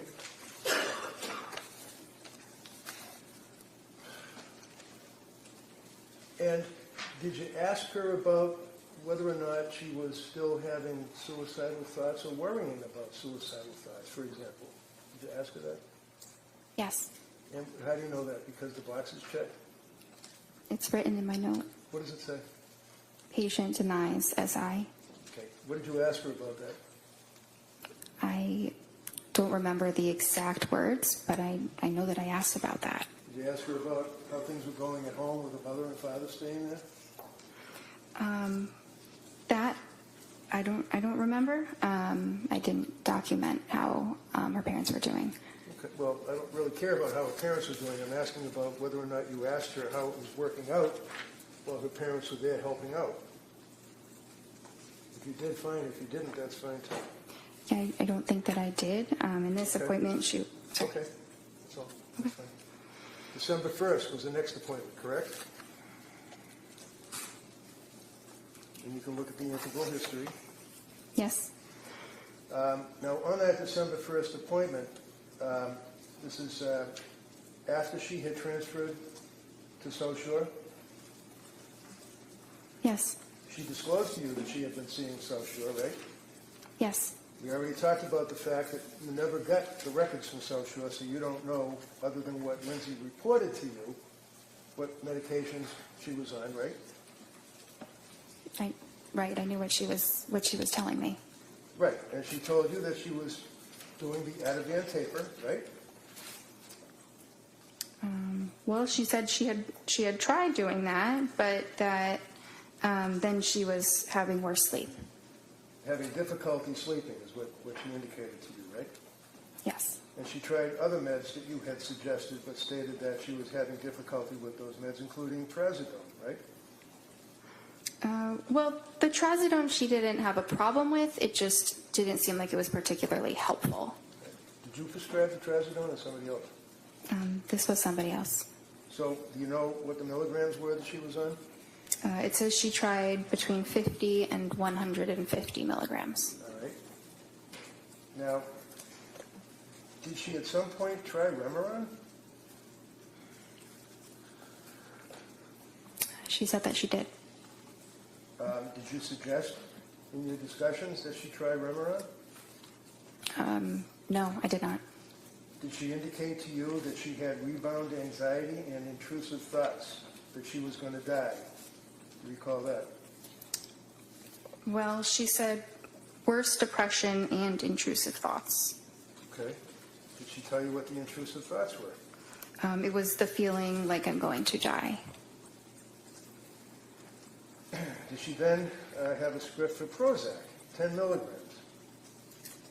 That's what she said. And she said that she couldn't sleep and had worse sleep, so that had to be stopped, right? Yes. Then she was on Klonopin, right? Yes, And what is Klonopin? it's a benzodiazepine. And on December 1st is when she told you, again, that she was close to having suicidal ideation, feeling hopeless. You recall that? Yes, Now, on the interval history, on that date, you indicated that she can't sleep, she's panicking, she had worse depression, intrusive thoughts, she was numb, nothing mattered, I feel like I'm going to die, denies suicidal ideation, but, quote, yesterday, close to it, feeling hopeless. Did you give her therapy and validations after she told you that? I believe that I did. What did you do? You got a woman that's telling you that she's hopeless. She doesn't care if she dies. Can't sleep. What did you do to validate on your therapy? Well, I told her that this was something that we could address, that there was hope, that there were treatments, and there are different types of treatment programs that are more supportive, like partial hospitalization programs. So she knew that she still had options and a reason to hope. Did you ever suggest to her that maybe you ought to come in and see me rather than talk on the computer? Talking with her over the video did not seem like an issue. It didn't seem like there was anything that I was missing or that there was any need to see her in person. Now, you'd agree with me that in December of 2022, COVID was all done, right? It wasn't completely all done. Were you still nervous about dealing with people and wearing masks and stuff, or were you waiting to sit down and talk to somebody face to face? We were definitely feeling more comfortable about being face to face with people, but I think, it was still something that we thought about. You discussed trying Seroquel with her at that point, right? I didn't really discuss it. She had told me that was something that she had discussed with her other provider. So, looking at your notes, does it say also discussed trying Seroquel alone tonight? Your notes say that? It says yes, but I wasn't making a recommendation about the Seroquel. It was just a medicine I was providing her more information on. So you were telling her about the Seroquel? You're providing information? Yes, we were talking about the Seroquel Right. Why? because her other provider had recommended that she started it. What is Seroquel? It's an antipsychotic.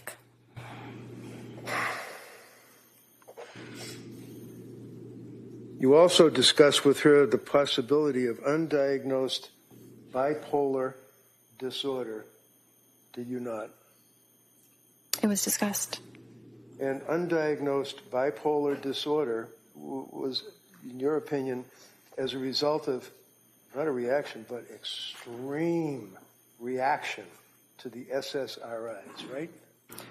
Not as a result of the SSRIs, but that Does your note say, and I quote, also discussed possibility of undiagnosed bipolar disorder given extreme reaction to SSRIs and insomnia, period.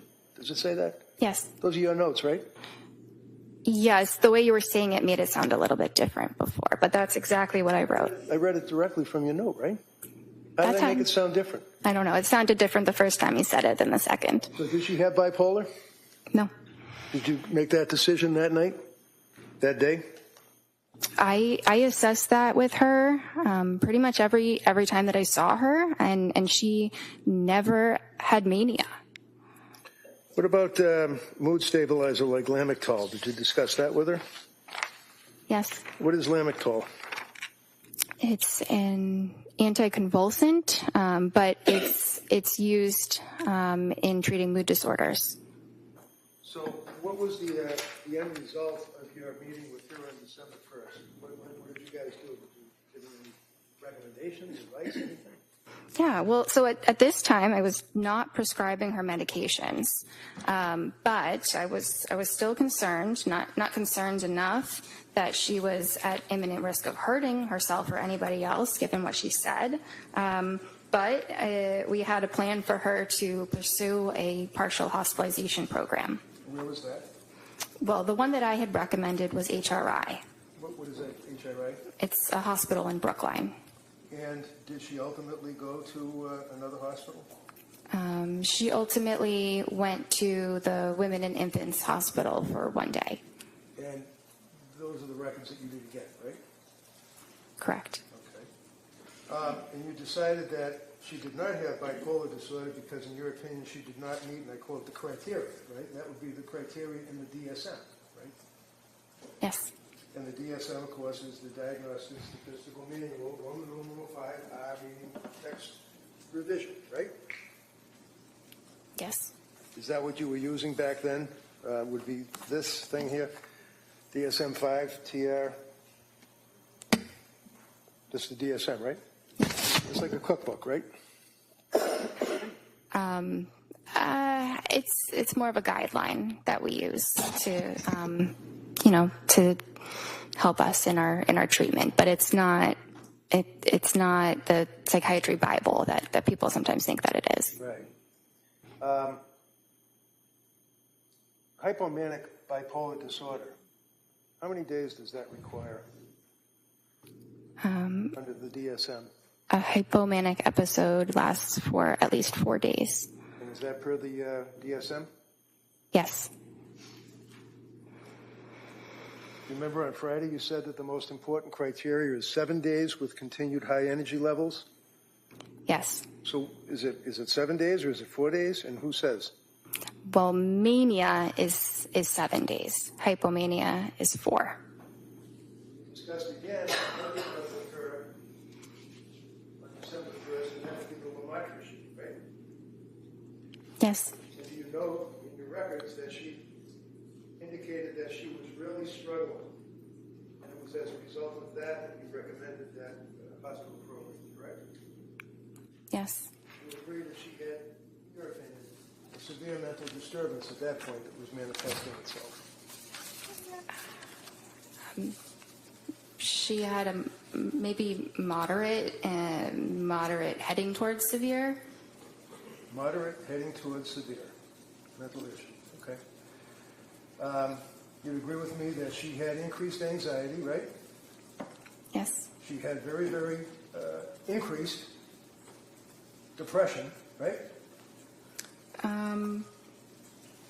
Well, she did. She said Okay, so as you since answer the this, Ramadan. just answer yes or no. I'm sorry. I was just trying to check the record.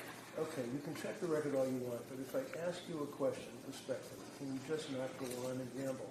Answer yes or no, that's all. It's sometimes impossible to do that. Oh, There's All right, listen, here, if you can't answer yes or no, just say you can't answer yes or no. If you can answer yes or no, answer yes or no.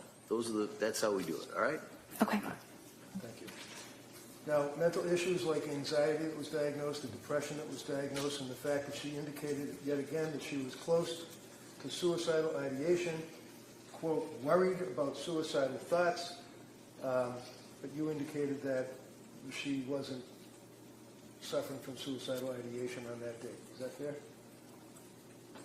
She denied it. But she told you that she was worried about suicidal ideation and having suicidal thoughts, right?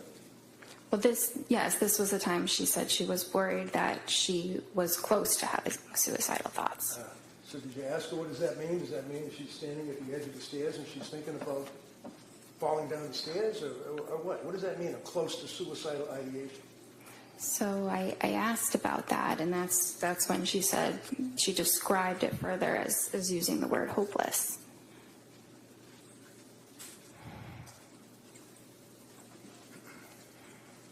So did you prescribe the lamotrigine on that occasion or no? No.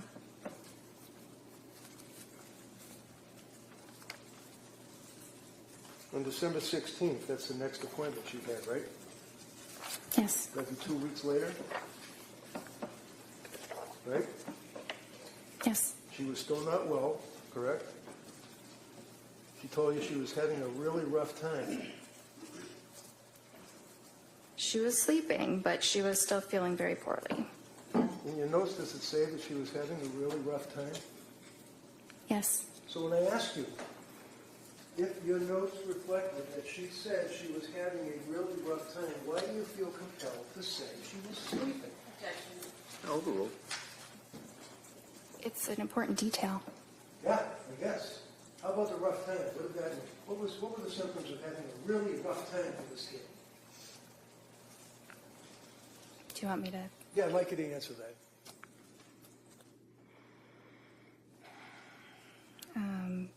So finally works, referring to the Valium and quetiapine, but very depressed during the day. No motivation, some SI.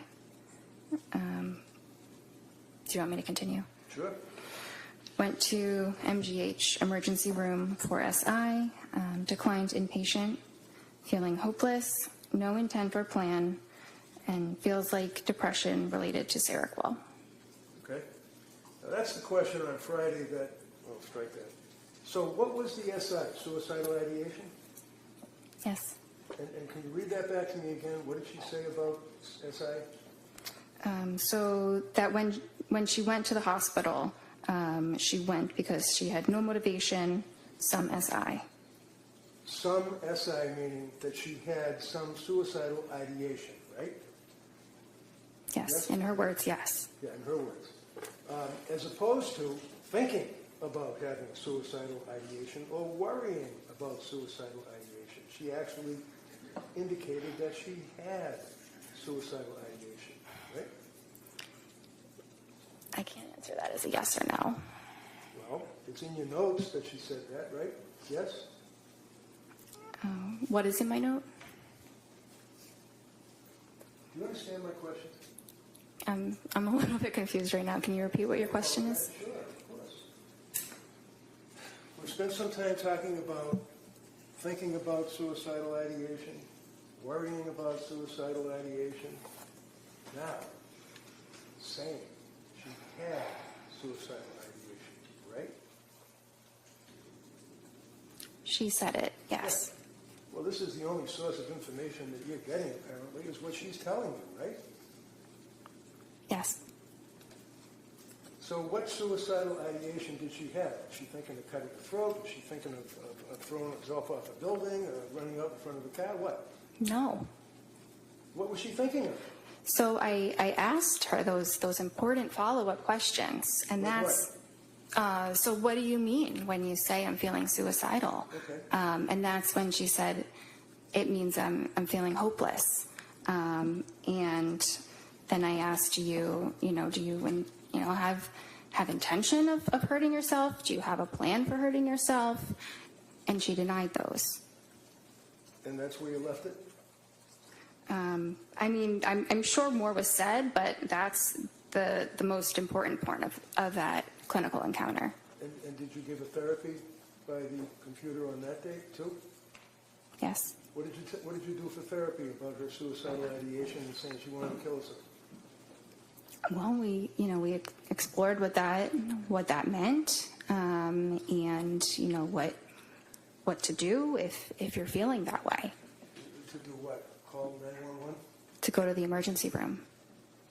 Did you discuss prescribing Seroquel to her, or was she getting Seroquel? Did Seroquel enter into your discussion at all? We talked about it. I was not prescribing it for her. What is Seroquel? That's an antipsychotic.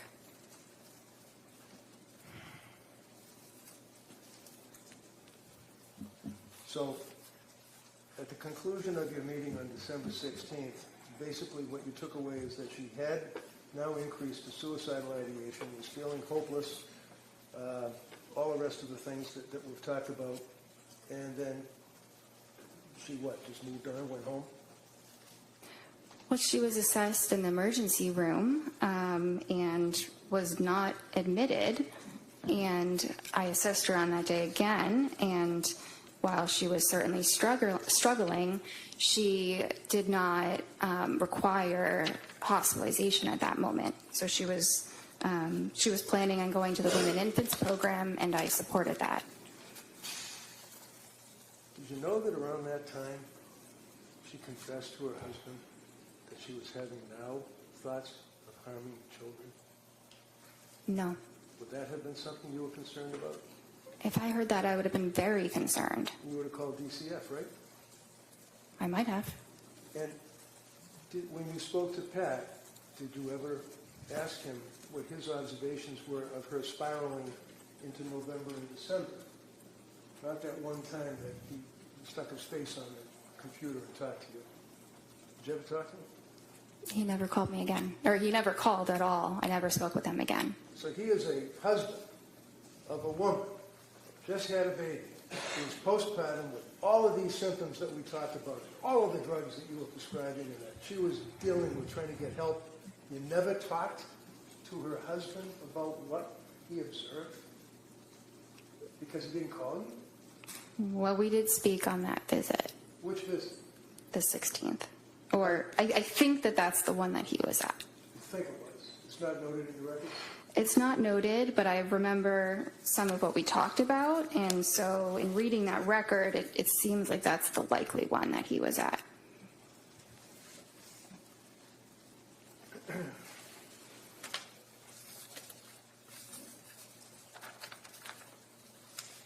December 16th, on your objective findings, you note that her mood was depressed, right? Yes. And what does that mean? Did she just say, I'm depressed, or did she give you symptoms? I mean, you checked the little box. Yeah. Yeah, it means she's saying that she's depressed. Okay, so you're the doctor. You checked the little box. What did your patient tell you about her symptoms that she was depressed on that date? Was she crying? Was she able to get out of bed? Was she worshiping at the porcelain god? What was going on in her life? She said she was having a really tough time. Her affect was flat, right? Yes. And again, depressed. You check it off twice. One under mood and one under affect, right? Yes. And then the next page it says recent lab work. That wouldn't be blood testing, would it? I mean, does ASTA do blood testing? We don't have a phlebotomist or a lab, no. Well, why does it say recent lab work typed into your form when you check off the little boxes? And that's something that auto-populates. It's a template that, It's a what? many different, it's a template. The whole note is something that psychiatrists or probably all across the country use. Probably. You can't diagnose someone's illness by a template, though, can you? No, You filled in, no lab results were found, right? there were none in the computer. Yes, I didn't type that in though. It So who typed it in? auto-populated. It was auto-populated. So on the next page where it talks about symptom goals, treatment goals, I'm sorry, symptom reduction and improved functioning. What does that mean? Symptom reduction is to have fewer mental health symptoms, and improved functioning means improved day-to-day life functioning, things that she's doing in her daily life. Really? Did you tell her all that? Yes. You're a young woman that's obviously mentally ill, very sick. She's deteriorating, whether you like that word or it's automatically imported. What, on that date, did you do? Never mind all those words you just said. What did you tell her on the television or the computer? I told her to go to the partial hospitalization program, and if she was having more suicidal thoughts again, or felt like she was at risk of hurting herself or anybody else, that she should go immediately to the emergency room. How long did that meeting take? Probably about 30 minutes.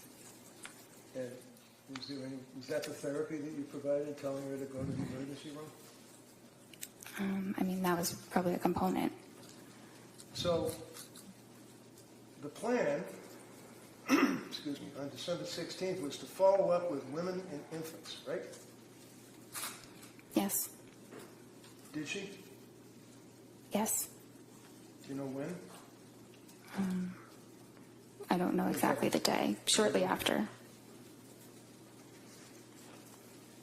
Then you were considering a brexanolone infusion, right? That's the Zulresso. That's the same thing in Rhode Island. Yeah. Okay. And that didn't go anywhere, right? That's No. It says start Lamictal, 25 milligrams daily, right? Yes. Continue Seroquel, right? What was the milligram for the Seroquel up to at this point? Well, she had told me it was 200. Well, That was was it? that. I did not write that prescription, so that's what her provider had prescribed her. Okay, so you can ask somebody to show me the pill bottle. You can ask somebody to show me the CVS receipt. You can ask somebody you can call to verify, right? I could. Yeah. But anyway, she said that she was on Seroquel 200 milligrams, right, and had stopped with the Valium, right? Yes. And then you go on with that form thing saying if you have urges to harm yourself or others, you got to call 911, crisis hotlines, and everything else, right? That's the next two paragraphs that were in that report, right? Yes. Was her mother and father still staying with her on December 16th, if you know, with Pat and the kids? I'm not sure. Did you ever ask anybody other than her how she was doing? I asked her husband when he was at the appointment. Yeah, that's the other appointment. How about now? We're talking December 16th into the month of December. Did you ever ask anyone how she was doing?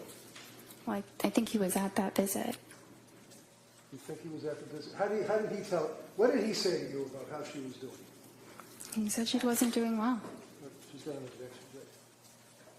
Right. Objection. Overruled. Go ahead. He said she wasn't doing well. Anything else? Yeah. He felt that what might have been, his opinion was that it was related to when she started the Seroquel. He basically said you guys are turning her into a zombie, right? Objection. Those are the words? Overruled. I don't have that written. He may have said that. Does that kind of hit you, though? You might remember that. You might have been, as some people worry about suicide, you might be thinking in your brain that he did say you're turning her into a zombie. Possible. It's very possible. Next meeting after the December 16th, was it? Is it Yes. December 16th? Is that what we were just on? Yes. Okay. The next meeting was January 6th? Yes. Okay. And how does this happen? Does the patient call? I know you don't set up these appointments. Somebody has to deal with somebody in administration or whatever. But do you, like on December 16th, say to Lindsay, call me or set up an appointment for January 6th, or do they have to do it themselves? So at the end of an appointment, I typically will schedule their next appointment. So did you schedule January 6th? I think that one she scheduled herself. Yeah, that was the day after she got out of McLean, right?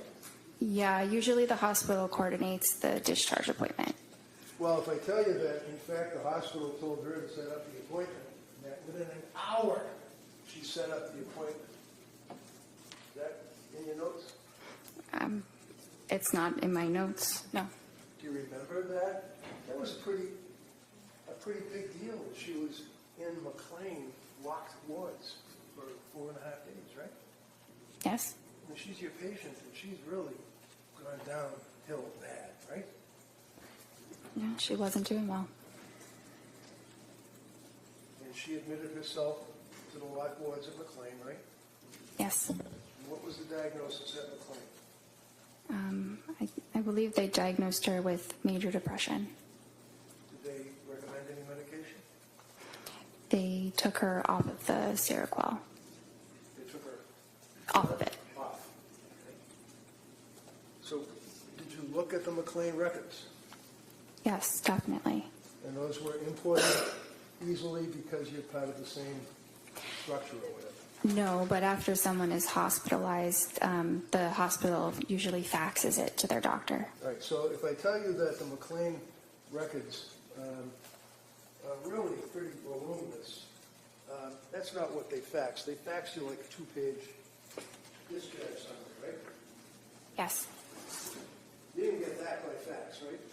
No. So what did McLean tell you? Look in your notes.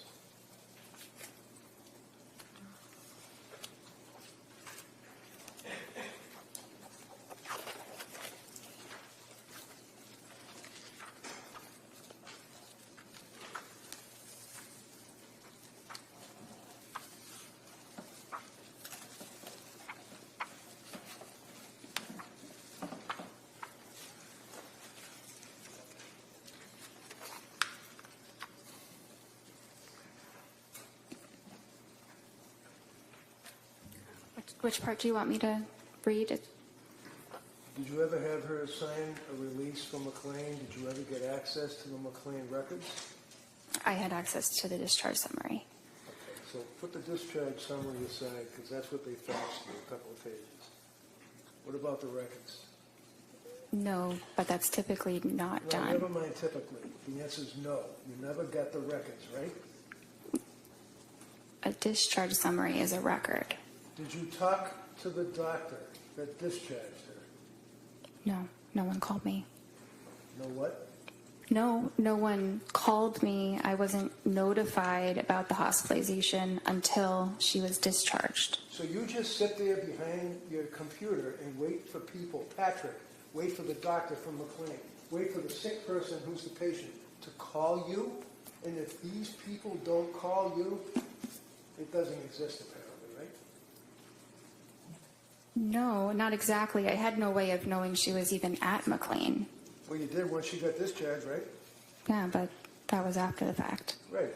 So did you care why she was in McLean? Of course, And why was she in McLean? because she was depressed. And what was the, does your record indicate that she was discharged yesterday? Under interval history?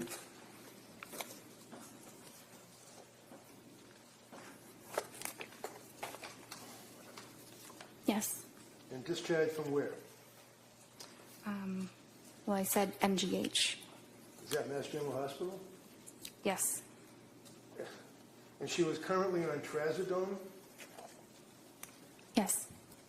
And she indicated that the goal was to come off Seroquel? Yes. And she described herself as still being very numb? Yes. She couldn't sleep, right?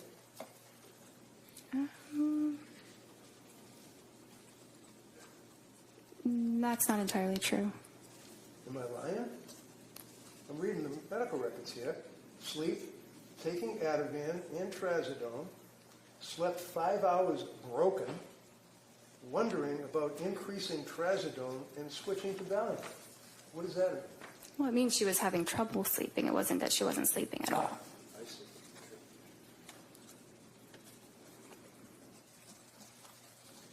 So was the trazodone increased at that point? Yes.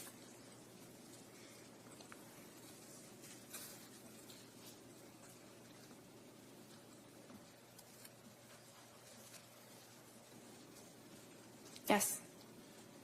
How about on January 9th? Did you see her through the computer or whatever then? Yes.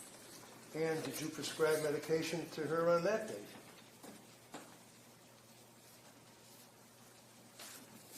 Yes. And was that diazepam? Yes. 14 count, 1 milligram? No, I'm sorry. 14 count, 5 milligram. That sounds right. Okay. Did you also, on January 12th, 3 days after January 9th meeting, prescribe additional medication to her? I'm not sure. I don't have a record from January 12th. Do you recall on January 12th that, in fact, you prescribed trazodone 150 milligrams, 30 count? Yes. 3 days later, or a couple of days later, January 16th, do you recall prescribing amitriptyline? Yes. What is amitriptyline? It's a tricyclic antidepressant. What does a tricyclic antidepressant mean? Well, it's an older antidepressant. It's called a tricyclic because it has 3 rings. If you look at the chemical itself, like a tricycle, but it's an older but efficacious medicine for depression and anxiety as well as insomnia. On January 16th, look at your interval history.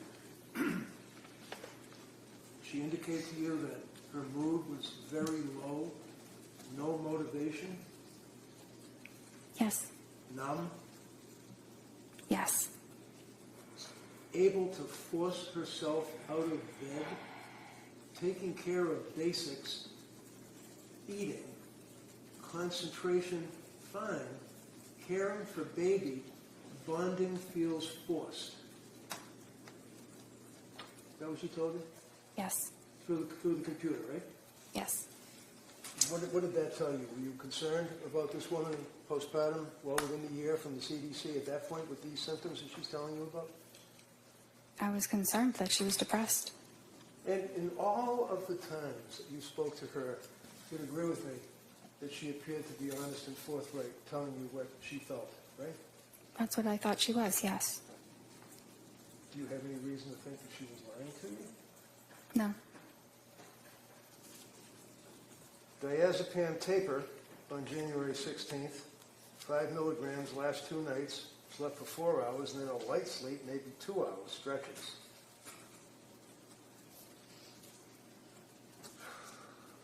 Did she express that she was still having concerns about side effects from medications?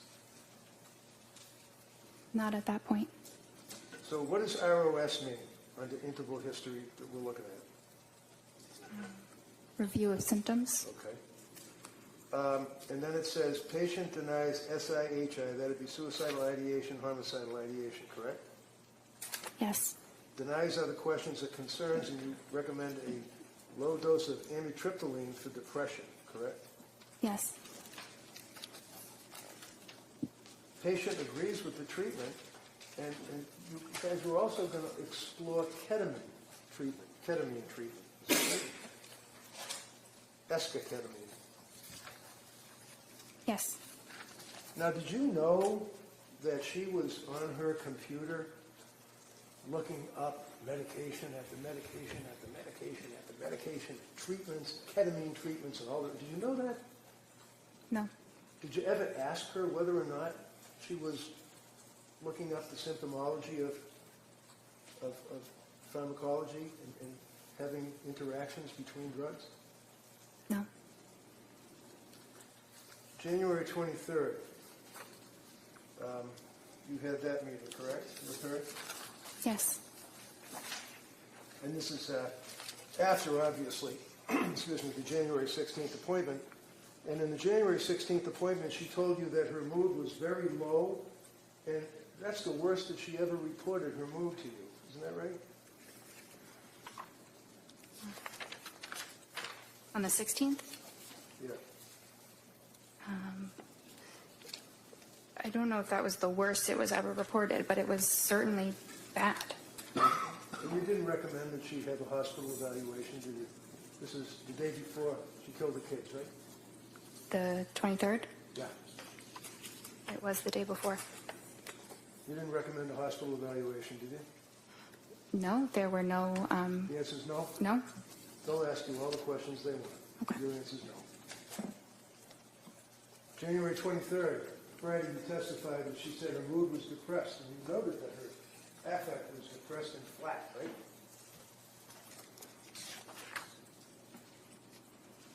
Yes. She also reported that her heart was racing, right? Yes. She had no motivation, is what she told you, right? Yes. She told you that she had been feeling numb and no emotion for 17 days straight, is what she told you, right? I'm not sure about 17 days straight, but that's how she was feeling.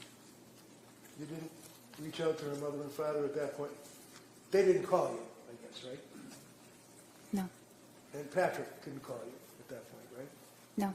So she's sitting in front of her computer getting help from her doctor on January 23rd. And what did you do? Well, I thought about how I could best help her, the medicines that she'd tried and what her current symptoms were, and it made sense to slowly titrate the amitriptyline so that we could get her to a dose that reduced her depression so that she would feel better. It increased the amitriptyline. Yes. And that pushed her over the edge, didn't it? I don't think so.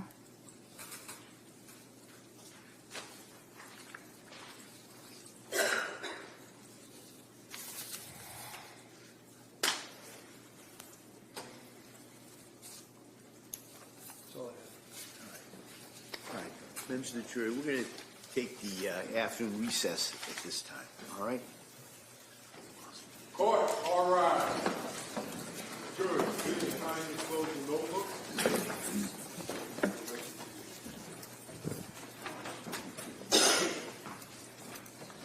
This way.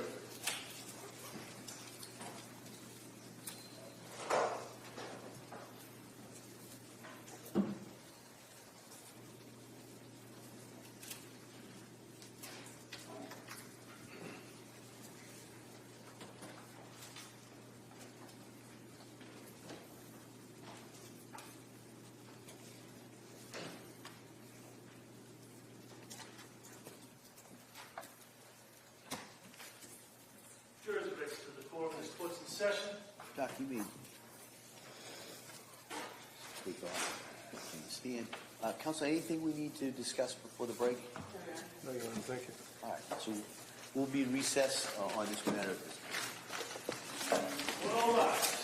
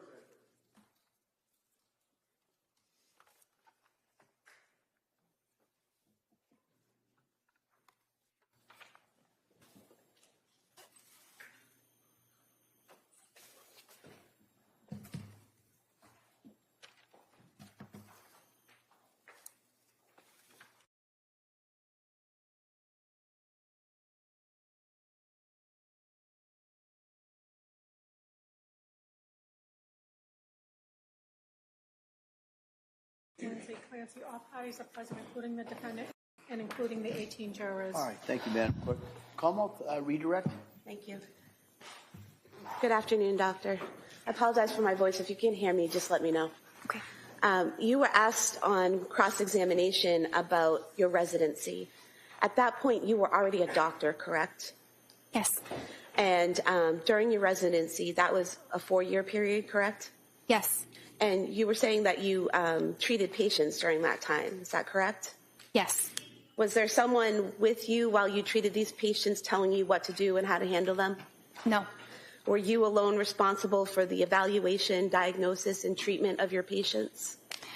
For the most part, but if I had questions or, needed to talk it through, I had help. And approximately how many patients did you treat during those 4 years? Thousands?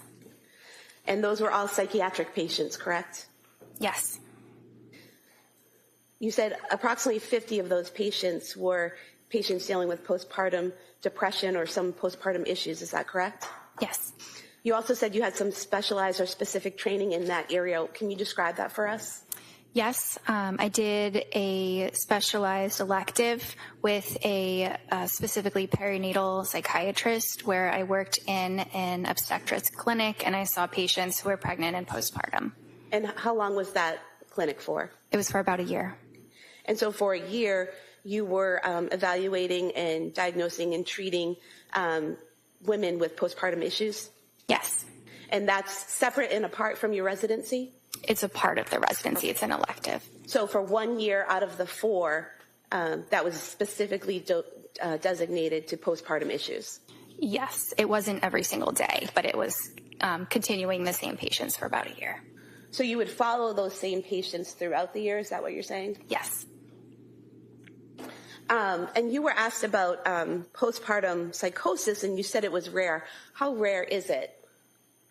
I'm not sure the statistic, but low. Well, have you dealt with patients in your 4 years of residency that had other types of psychosis? Yes, many.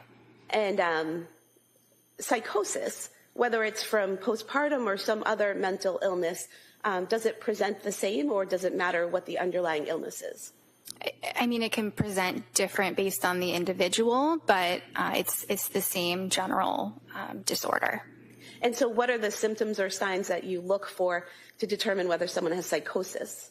So you look at them, you assess their appearance, are they disheveled, and then you look at how cooperative they are, how they're engaging in your interview, are they answering your questions or maybe refusing to answer your questions, maybe being very aggressive.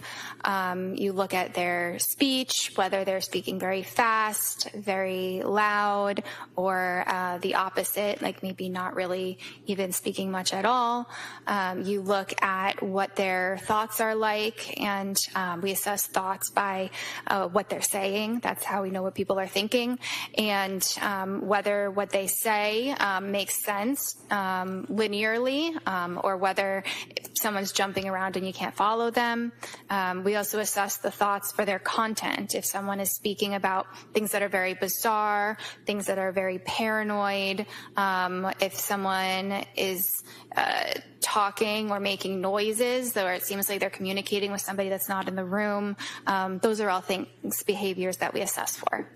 So although you'd never treated someone with postpartum psychosis, you had evaluated, diagnosed, and treated people with other types of psychosis. Is that correct? Yes. Did you see any signs of psychosis in any of your interactions with Lindsay Clancy? No. Defense counsel mentioned that part of your residency was during COVID. Did mental health issues just stop during COVID? Of course not. They often got worse. And so it's fair to say you still kept busy seeing patients on a daily basis? Yes. You also mentioned that some of the patients you saw in your residency, it was outpatient care. Is that correct? Yes. Is that similar to the care you were providing to Lindsay Clancy? Yes. And was that all 4 years you were providing outpatient care to psychiatric patients? For 3 of the 4. You were also asked about telehealth. Is telehealth appointments in psychiatric care standard in the industry? Yes, And how long has that been standard? since COVID. And is it a fairly common and accepted practice at this point? Yes, Most of the session, for a psychiatric session, you're talking to someone, right? yes. Does looking at someone through a computer screen somehow inhibit how you hear the answers? No, it does not. Or inhibit the way you ask your questions? No. And defense counsel asked you about, not being able to see below the waist someone's shaking or moving, but if someone's sitting and they're bouncing, can you see it elsewhere? Can you see other movement? Yeah, sometimes it can reverberate in different parts of the body. You were also asked about the Edinburgh scale. You said you don't use it, right? Yes. You said you use the PHQ-9. Why do you use that instead of the Edinburgh scale? It's not my choice. That's the practice at Astor of what we use. And the PHQ-9, what does that look for? It assesses various symptoms of depression. And postpartum depression, are there questions on the PHQ-9 that look for the signs and symptoms of postpartum depression? Not specifically postpartum depression, but the symptoms of postpartum depression are symptoms of depression that occur during postpartum. It's the same symptoms. So the PHQ-9 is asking the patient questions that would reveal whether or not they might be depressed, but not whether or not they just had a baby. Correct. And then with your interaction with the patient, you're able to know whether or not they are in the postpartum phase. Yes. And so would it be fair to say that you take the PHQ-9 plus the information you learn from the patient, put it together and come up with a diagnosis? Yes. When you take a history from a patient, you were asked about taking history from Ms. Clancy. How important is it that the patient give you accurate information? It's very important. And why is that? Well, that information is being used to make treatment decisions, and a lot of things can be assessed. The things that I described before. That's very helpful, but we can't see what someone else's thoughts exactly are. So the person does have to tell them to us. And would you agree that people in the medical field, such as nurses, are acutely aware of the necessity of an accurate medical history and symptom presentation? Yes. You mentioned that the defendant was able to advocate for herself. In what ways did she show you that? In scheduling her own appointments, in presenting herself to the emergency room when things were really not going well,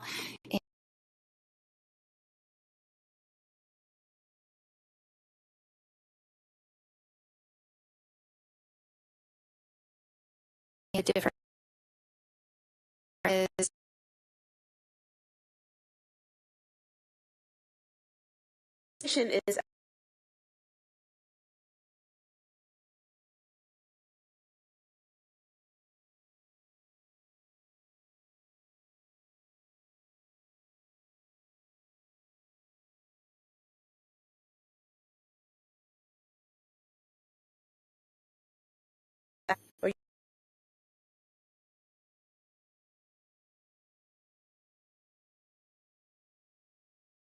therapy sessions? Conversation. Script or conversation? it's a conversation.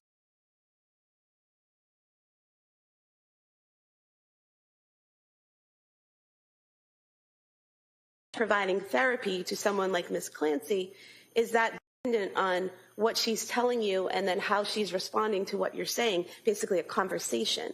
Yes. Therapy is a lot of listening. Would you say it's more important in therapy for the psychiatrist or therapist to talk or listen? Listen. And why is that? Because that's how you really understand what a person is feeling. Now, is it accurate to state that in every one of your sessions with Ms. Clancy, you told her about individual therapy and encouraged her to attend individual therapy? That was the treatment recommendation each time. I'm not sure if I explicitly mentioned it each time, but I did many times. And you, in fact, wrote it on the work form that we talked about previously on page 104 of the records. It lists, was the patient referred to other healthcare providers for evaluation or treatment? It says yes. If yes, state the nature of such treatments and expected duration of treatment. And it says individual weekly therapy, correct? Yes. And this is the form that the defendant asked you to fill out, correct? Yes. And you sent it back to her, and the first version she wanted you to make some corrections on, correct? Yes. But she didn't ask you to change that portion, correct? No. And in fact, on the second version, on page 107 of the record, it still says individual weekly therapy recommended, correct, for follow-up? Yes. Would it be accurate to state that the defendant only saw Jennifer McAllister twice the entire time that she was with your practice for therapy? Yes. You were asked about Zoloft being used for general anxiety disorder. Is that a common drug used for general anxiety disorder? Yes. And why is that? Because it's effective and it's safe. You were also asked about the suicide warning on it, that there is a suicide warning. Is that for all ages? No. What ages or groups is that suicide warning for? It's really for children and adolescents. They do say up to 24 years, but it's really children and adolescents. Would it be accurate to state that the defendant was 32 years old when she saw you? That sounds right. Well, if you want to check the records, I can check. to be sure. Yes. Is that correct? Yes. Okay, so 32 years old is not 3 to 4 years older than 24, correct? No. Why didn't you have to titrate the 50 milligrams of Zoloft? You mean to stop it? Yes. Because it's still a very low dose, so it can be stopped right away. So it wasn't necessary? Not necessary. The defendant waited about a month after receiving the prescription before taking the medication, correct? Yes. And she only took the medication when she decided she was ready to take it, correct? Yes. So she was taking in the information you gave her, correct? Yes. She was making her own decisions, correct? Yes. She was not forced to, correct? Yes. She actually had an appointment in between when you first prescribed it and when she started taking it, where she was still discussing with you whether or not she wanted to take it. Is that correct? Yes. Is that part of the advocating for herself that you were talking about? Yes. Is that part of the medical sophistication that she possessed that you were talking about? Yes. Your Honor, at some point, in light of the fact this is direct, I have to object. Sure. Yeah, if you could just not ask the leading question. Sure. I want to direct your attention to the September 12th, 2022 form that the defendant filled out. On page 16 of the record, we have different page numbers, We right? do, but if you just tell me what you're looking at, I can find it. The past psychiatric history.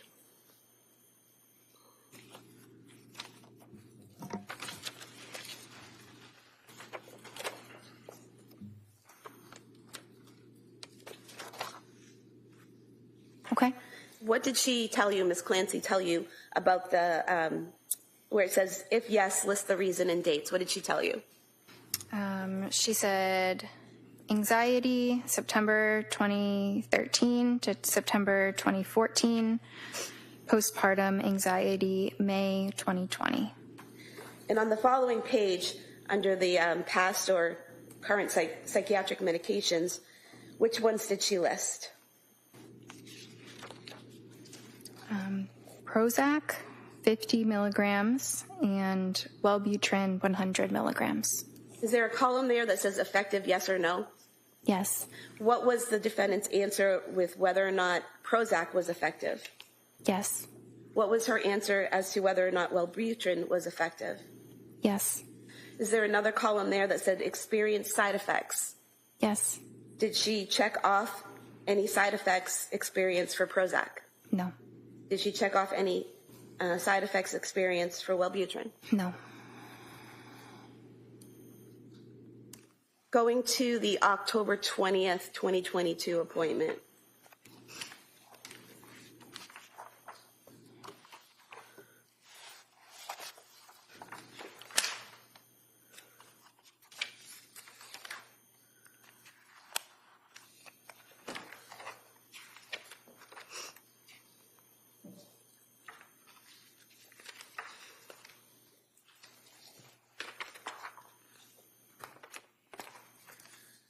You were asked about this on cross-examination, about documenting side effects in your notes. Did you document the side effects that the defendant reported from the Zoloft on October 20th, 2022? Yes. And what did you document? Well, I checked the box for GI, but I also talked about the side effects in the interval history. And so what does GI mean? Gastrointestinal. So would that mean stomach issues? Yeah. And what did you put in your notes? Couldn't sleep, insomnia, worse on increased dose, doesn't want to eat, diarrhea, food really unappealing, was more depressed on it, crying all day, yesterday, not normal, mental fog, terrified to start something new. And so you did document the side effects that she reported to you, correct? Yes. You also documented in the interval history, paranoid of getting suicidal thoughts. Was that the defendant's phrasing? Yes. And is there a difference between someone being worried about having suicidal thoughts and someone actually having suicidal thoughts?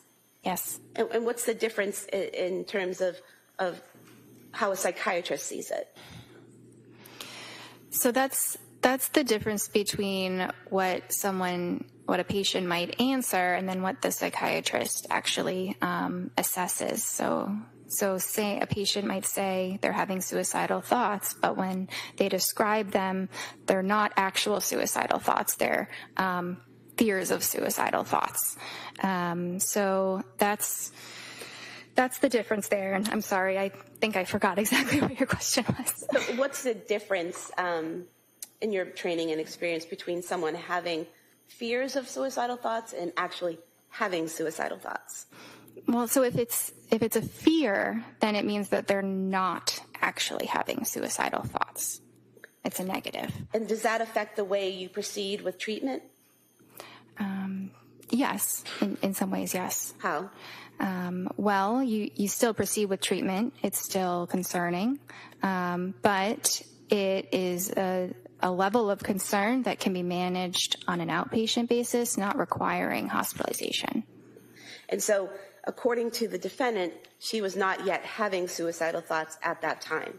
Yes. So when defense counsel asked you repeatedly why you didn't document how many times she had those thoughts, she hadn't had those actual thoughts yet, correct? Correct. That was later in December, is that right? Yes. Now, she also told you that she was worried about that something bad might happen, so she arranged for her mother to stay. Is that correct?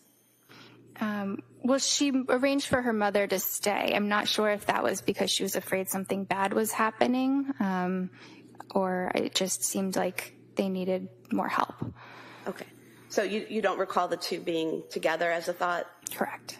And the fact that she was struggling and arranged to have her mother stay, got support, advocated for herself, would those be protective factors?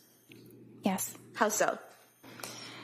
So if someone demonstrates that they can advocate for themselves, that they can seek help if symptoms worsen, then that shows that they have good judgment. They can be trusted to present for care if serious safety concerns were to arise.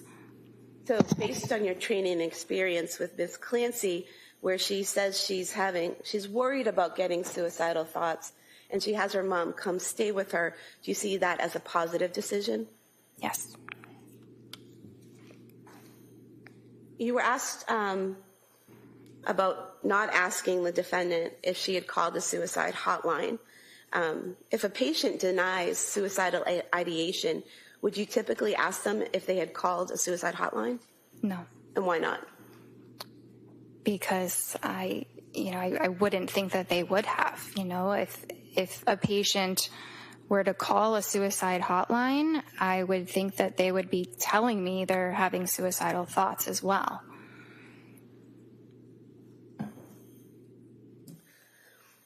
You were asked about prescribing hydroxyzine, Ativan, and Buspar. Did you tell the defendant how to take those medications? Yes. What were your instructions? So the Ativan was to take as needed for severe anxiety. The Buspar was to be an everyday medicine. And the hydroxyzine, we had started that to see if she could use that as an alternative to the Ativan. So to take it instead of the Ativan. But if the if the hydroxyzine wasn't working, she still had the Ativan to use, it's stronger. So was there ever an instruction for her to take all three at the same time? No. And you were asked about the contraindications of Ativan and Benadryl. Do you recall that? Yes. Are there contraindications for taking the two together? It's not an absolute contraindication. You have to be careful that the person is not excessively sedated, meaning like they're so sleepy that it's hard for them to, engage in normal activities because they're so sleepy, or maybe they might feel a little bit dizzy. But it's not an absolute contraindication. You just have to monitor them. And is that one of the reasons that you prescribed the hydroxyzine? Sorry, is what one of the reasons? Is the fact that the two of them together, Ativan and Benadryl. Well, let me strike that question. Why did you prescribe the hydroxyzine? So she had been taking Benadryl, which is not a prescription medication. It's not classically within the scope of psychiatry, but it's very similar to hydroxyzine. So I thought that, hydroxyzine might be a better alternative than the Benadryl. Okay, and I'm just going to direct you to your November 2nd, 2022 interval history.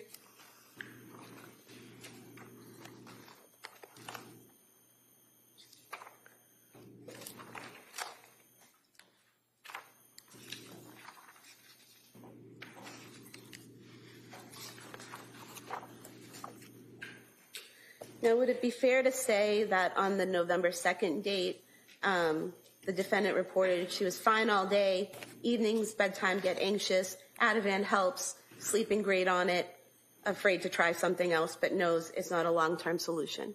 Is that correct? Yes. And what part of that did the defendant tell you was not a long-term solution? Taking the Ativan. And why is that?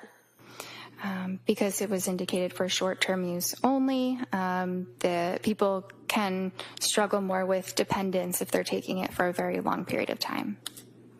And was there a plan developed based on that concern?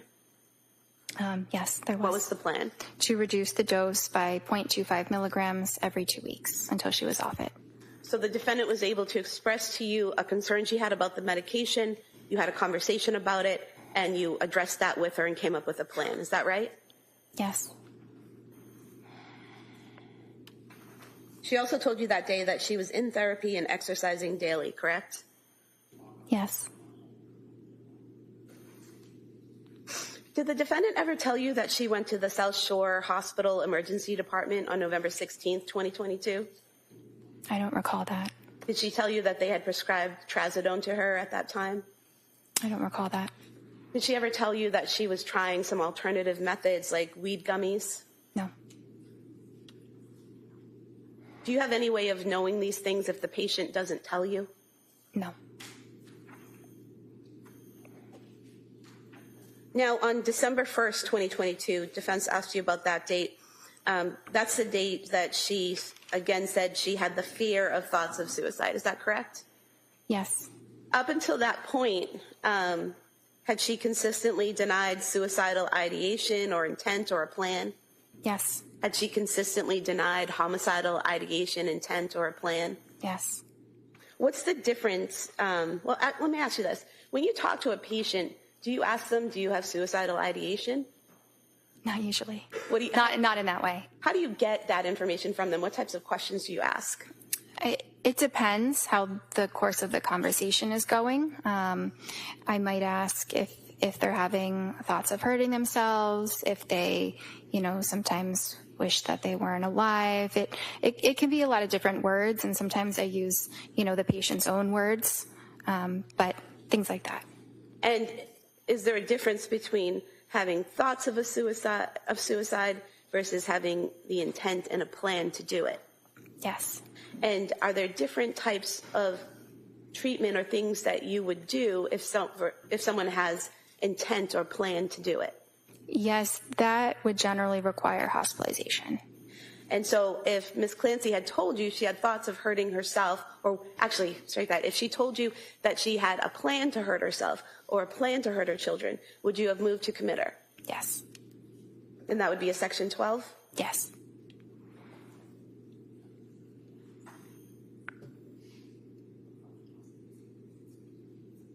You were asked about the October 31st therapy session with Jennifer McAllister.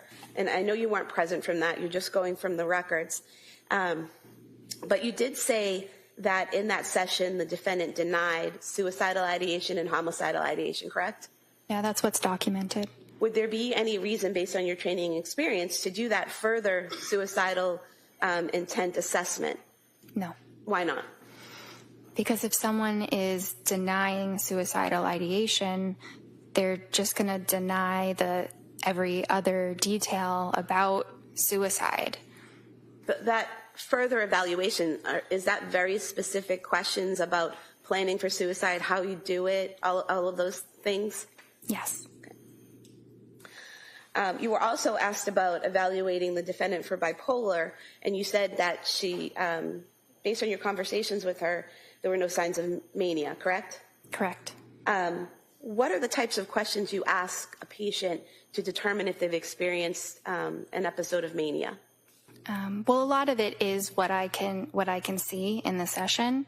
I might also ask about some of those symptoms, like decreased need for sleep, or racing thoughts, or increased risk-taking activities. But even if they're reporting those things, I would have to really see it for myself to diagnose that. And what would you see physically? So I might see that the person is talking very fast, and it's almost impossible to interrupt their rate of speech. And it might also be very loud. They might be hyperactive, not able to sit still. They might be yelling and jumping from one thought to another without any linear connection between the thoughts. They might, I guess that's probably what I would observe in terms of behaviors. Did you observe any of those behaviors with Lindsay Clancy? No, it was the opposite. What do you mean it was the opposite? So, the opposite of euphoria is dysphoria or depression. The opposite of hyperactivity is tiredness and fatigue. So, in a way, it was the opposite of mania that I observed. And in terms of the questions you asked about her past behavior, were any of the answers that she gave indicative of mania? No. You were asked about discussing Seroquel with the defendant, even though you weren't the prescriber. Why did you discuss that medication with her? Because the patient was asking about it, and her husband was also asking me about it. They really wanted my opinions about it. It wasn't necessarily that I was prompting this line of conversation. And what did you tell them about it? Well, I shared that it has very good evidence for treating depression, and I may have shared that Seroquel does different things at different doses, right? So sometimes people are concerned that it is called an antipsychotic, but it actually doesn't function as an antipsychotic until you get up to really high doses, like 800 milligrams. So in low doses, it's more of a sleep medicine or an antidepressant. So I think that I explained that to them, and it's obviously a very important part of it.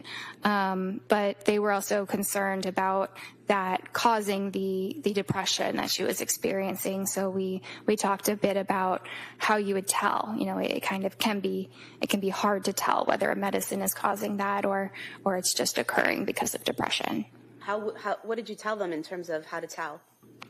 That it's really based on the timing. If you were to notice a significant decline after starting or increasing the medication. And prior to Ms. Clancy taking the Seroquel, had you noticed signs of depression in her? Yes. And after she was off of the Seroquel in January, did you see signs of depression in her? Yes.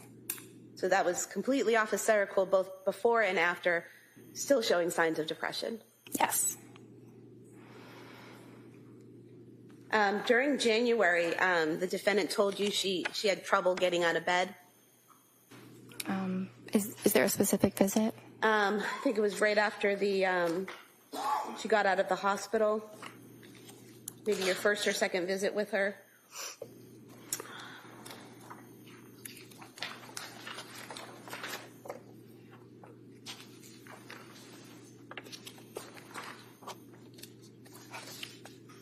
I see that on the 16th, she did say that she was able to force herself out of bed and take care of basics, so on and so forth. Were you aware that she had gone to the Museum of Science with her family on January 8th and spent a few hours there interacting with the exhibits and the children? No. Were you aware on January 15th, the day before that session, she had been to the Cape Codder down in Hyannis with the family, interacting with the kids and going down little water slides and all of that? No.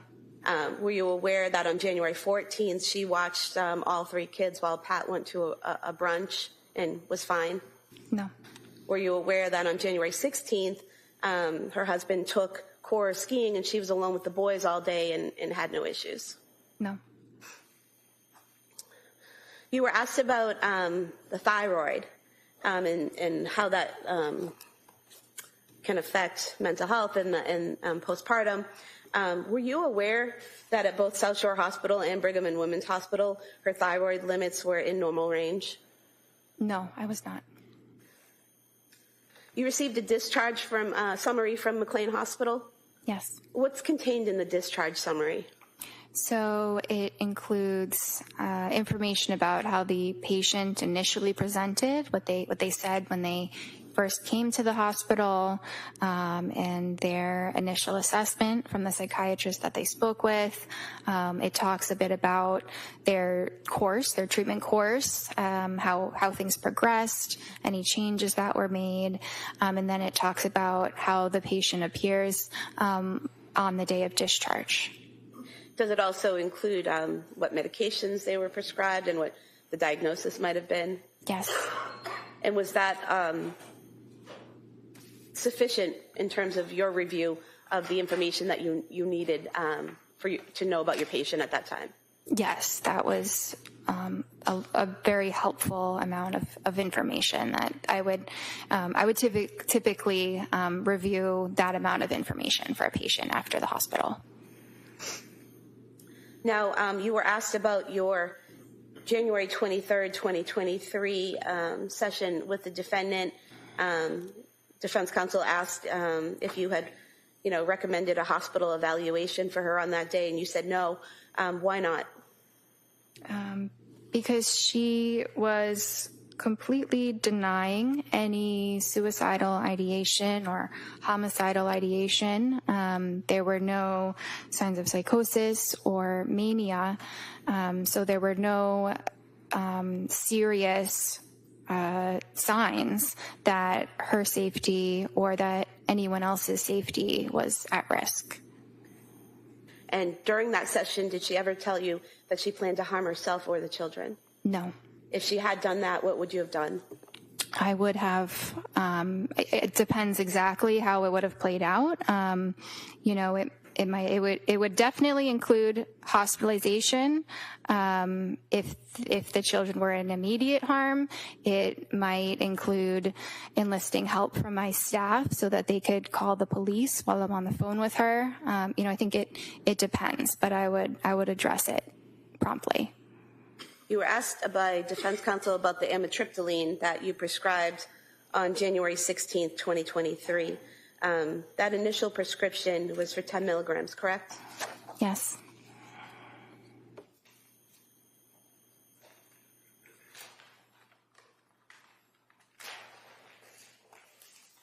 Showing the bottle from exhibit 155 of amitriptyline. Would you agree with me that this shows that the prescription was filled on that same day, January 16th, 2023? Yes. And out of this pill bottle here, there were 30 pills in this prescription, correct? Yes. And there are 8 pills missing from this bottle. So filled on January 16th, 17th, 18th, 19th, 20th, 21st, 22nd, 23rd would be 8 days, correct? Mm-hmm. And on the 23rd is when you said she could raise it to 20 milligrams? Yes. So if there are only 8 pills missing, she never took that additional dose, correct? That's what I would think based on what you just said. So the amitriptyline, increasing it from 10 milligrams to 20 milligrams, wouldn't have pushed her over the edge, correct? Well, if she didn't take 20 milligrams, then that's correct.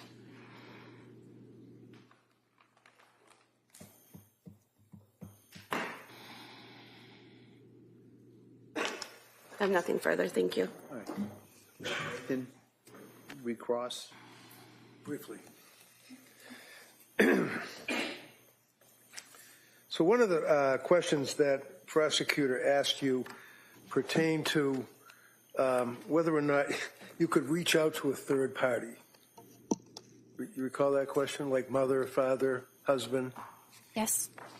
And we already on cross talked about that you didn't, and they didn't call you, but then the DA also raised that, and you said you didn't have HIPAA permission. You recall just telling that to the jury? Yes. That was an additional detail. All right. So what does that mean? Well, HIPAA is the privacy law for patients, which we have to respect and honor very diligently. So we are not allowed to talk about a patient's treatment to anyone. We're not even allowed to say that they are a patient at our clinic unless they were to waive those HIPAA rights. And she was very cooperative, would have been more than willing to have you talk to her mother and father and her husband, right? Objection. Sustained. Well, did you ever tell her, ask her to sign a HIPAA form? So that was not the main reason why it wasn't done. It wasn't. Did you ever ask her to sign A release, you mean? Yeah. Yes. No, I did not ask her to sign a release. And if she did sign a release, even though her mother, her father, her husband didn't call you, you could have then reached out to them, right? I could have, but it is not typically something that is done when you have an adult patient who's able to speak for themselves. Yeah, what is that? It's not typically done when? When you have an adult patient who is able to speak for themselves. My God, you don't call the parents that she's living with because they're helping her or her husband? No. Because why? She's able to advocate for herself? Yes.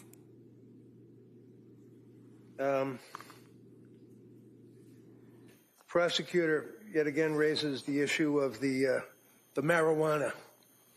You recall that question? Yes. She wasn't smoking marijuana, was she? She did not tell me she was smoking marijuana. Did she tell you that she was using marijuana? No. Did she tell you that she was using gummies? No. Did she? Because gummies in plural is what the DA asked you, right? She was using gummies? Yes. Now, I asked you about getting access to the woman and infants hospital records, which you did not. Which you did not, right? I did not. And we already went over that. You could have, if you asked for them with a HIPAA form, right? Objection, didn't ask about those records. I don't care if she asked about the Beyond records. the scope. Overruled. You can ask that question. She asked you about marijuana gummies, right? Yes. Okay. Your Honor, I would offer the women and infants hospital records from Rhode Island dealing with Lindsay Clancy. No objection. Okay, they may be admitted. I just want to look at them at some point to make sure it's a clean copy. Sure, yeah. Before it goes to the jury, you can review it.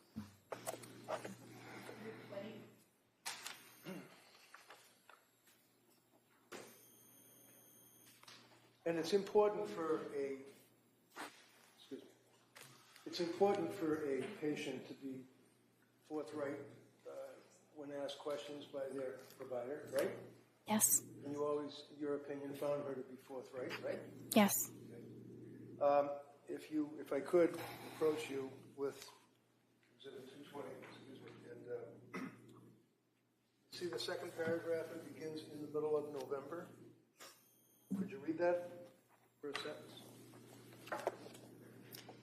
In the middle of November, she tried taking a marijuana edible to help her sleep, which caused her to have increased anxiety and palpitations. So, the records, if you had obtained them, you would have seen that it was not marijuana, it was not gummies, plural.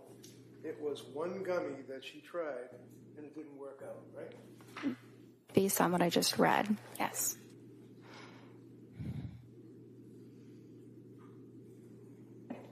Then you told us that there's a difference between a thought of suicide versus a plan of suicide, one of which would result, in your words, were a commitment, right?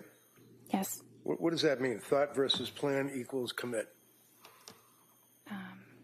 A suicidal plan means that they are, they know exactly what they're going to do to end their life, what they're going to use, maybe when they're going to do it, they've researched it, and that presents an immediate threat, and that is something that would require hospitalization.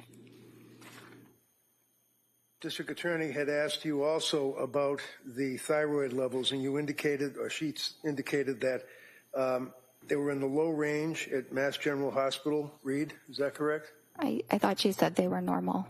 Oh, I thought she said low, but normal or low. MGH, Mass General Hospital, right? Sorry, what's the question? District Attorney asked you whether or not they were thyroid reads. Do you remember that question? She said her thyroid had been tested. My question now is, do you remember that question that she asked you that you answered with no problem? Yes. Okay. And your response was that, my memory, as jurors it counts, that it was low reads, MGH, and South Shore Hospital. Is that right? I thought she said that it was normal, or within normal limits. Almost fine. We'll go with normal. So your memory is that there were thyroid blood level reads of Lindsay Clancy from 2 healthcare providers. Is that correct? Yes. One would be Mass General Hospital, right? I don't remember exactly. I think she said yes. I think she said Mass General. Okay. Do you remember where the other hospital healthcare provider was? It might have been South Shore. Do you know what date those were? No. Those are old reads, weren't they? I don't know. One of the things that the district attorney asked you about on a number of occasions that seems to be important is if the person that you're treating has, I guess, what do they call it, pressured speech? Yes. And you told us repeatedly that you never detected that Lindsay had pressured speech, right? Correct. I'm sorry? Correct. Looking at the record from October 21st, would you... Objection. is writing on this. Oh, all right. You know what? I'll ask her to just look at it. Might take a look at it, and if you want to get the actual exhibit, we could do that. All right. So forget all about my sloppy writing. I'm looking here on October 21st of 22. Is that correct, right up there? Yes. Okay. Yes. And can you just read this paragraph here for us? No sleep last night. Falls asleep after 40 minutes. Heart racing, severe anxiety. Worrying about kids, baby, sleep. Yawns but not drowsy. Not hyper, pressured speech. What was that? Not hyper what? Not hyper, not pressured speech is what I meant. I know it doesn't say not, but that is exactly what I meant. Wait, when did you see this that you noticed that it did not say not? I don't care what it says. I know what I meant. Well, when you wrote this, you did not say not pressured speech. You said in the medical record, pressured speech, right? No. Does it say that? Yeah, the word is the word not is right before not hyper, comma, pressured speech. Right. The two are following what the does a comma not. mean to you? When you put down in a medical record, heart racing, comma, severe anxiety, comma, worried about kids, comma, baby, comma, sleep, comma, yawns but not drowsy, period. Not hyper, comma, pressured speech. That's what you wrote, right? She did not have Did you pressured write speech. that, doctor? I wrote that, but you're misinterpreting my note. Am I reading this correctly, and the jury will be able to look at it, that you put not hyper, comma, pressured speech? Did I read that right? Yes, but your interpretation is incorrect. As opposed to yours? That's all I have. Just in regards to what was raised there. Yes, just two brief issues. Approaching you with your records from October 21st, 2022, the section labeled speech, where there are all the boxes where you can put pressured, word salad, all of the different things. What do you check off for speech on October 21st, 2022? Appropriate. And defense asked you about the thyroid levels. Would it be accurate to state that I asked you if you were aware that her levels were normal at South Shore Hospital and Brigham and Women's Hospital? Yes. And your answer was no, correct? No, I was not aware. Because you don't have those records, correct? Correct. Thank you.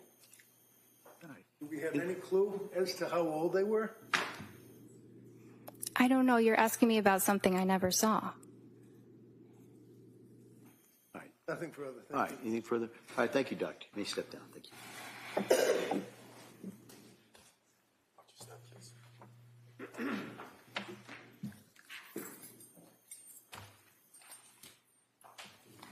Your Honor, the Commonwealth would move to submit the certified copy of the Spalding rehabilitation records. No objection. That's by agreement.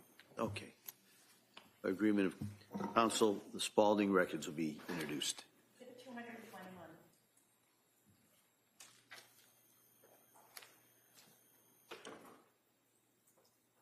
Can I call the next witness? Please, counsel. Commonwealth would call Julie Paul.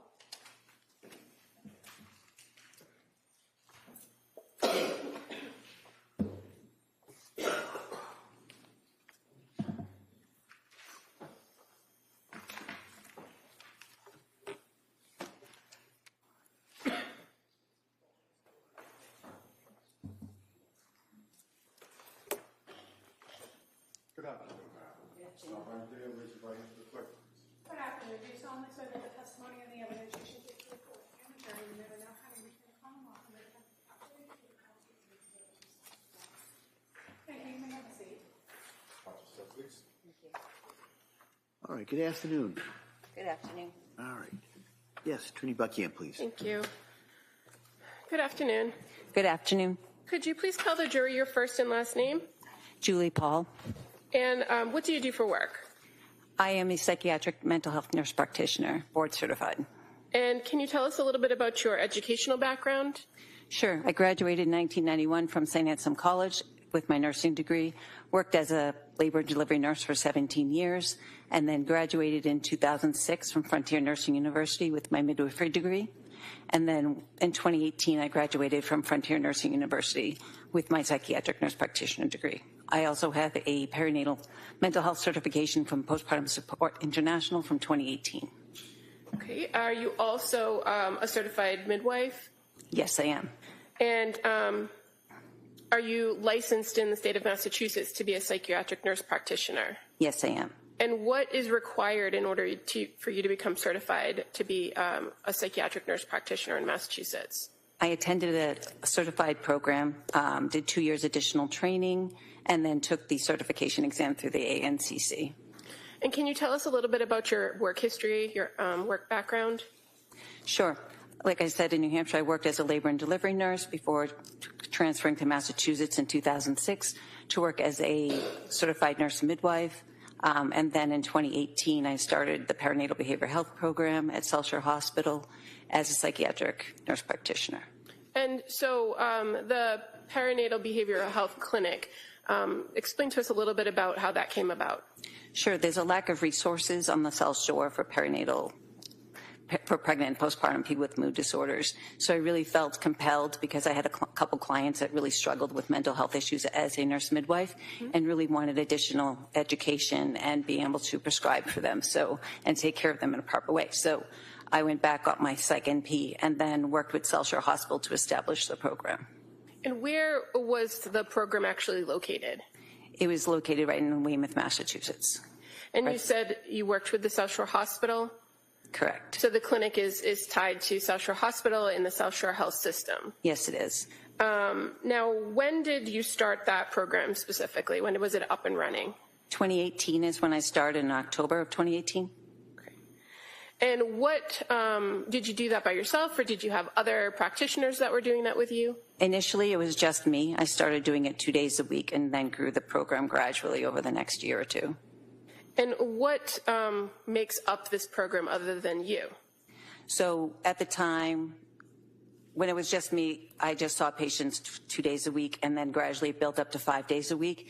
And we included a therapist in the team, 2 additional prescribers. We also worked with women with substance use disorders as well, so we had additional support that way. And then when the building grew, we also had the Bridge Clinic on the other side, and then we were on the other side of that program. And what's the Bridge Clinic? The Bridge Clinic works with people with substance use disorders. And all of this is kind of under that umbrella of what's classified as South Shore Behavioral Health, correct? That's correct. Now, as the clinic grew, did your role there change? I'm sorry, can you repeat that? As the clinic grew to what you described as having additional therapists and other prescribers on staff, did your role there change at all? I became the director of the program. And as director of the program, did you still see patients? Yes, I did. And was that at the same level as it had before, or did it decrease because of your administrative roles? It actually increased because I increased my hours to 5 days a week. I did have a little bit of administrative time. Okay. And can you tell us a little bit about how the clinic would work for a woman who is coming in either during the birth period or prior to birth and after birth? What kinds of things would they be offered at the clinic? So I'd receive a referral, and then the client would come in. We would do a 90-minute intake. When they left, when it was just me, I was using outside therapists, that sort of thing. But as the program grew, we had moms groups run by doulas. We had therapists that was brought in from Aspire, but part of our program embedded within our program. And I brought in 2 additional prescribers as well as nursing staff. And when you talk about people as prescribers and your role as a psychiatric nurse practitioner who could prescribe, what were you offering to patients as part of this clinic as a prescriber? We were offering the proper medication for anxiety, depression, mood disorders, really any psychiatric disorder that came in, mostly for pregnant and postpartum people up to 2 years postpartum. We also offered therapy focused on sleep hygiene, really looked at the whole person, not just medication management.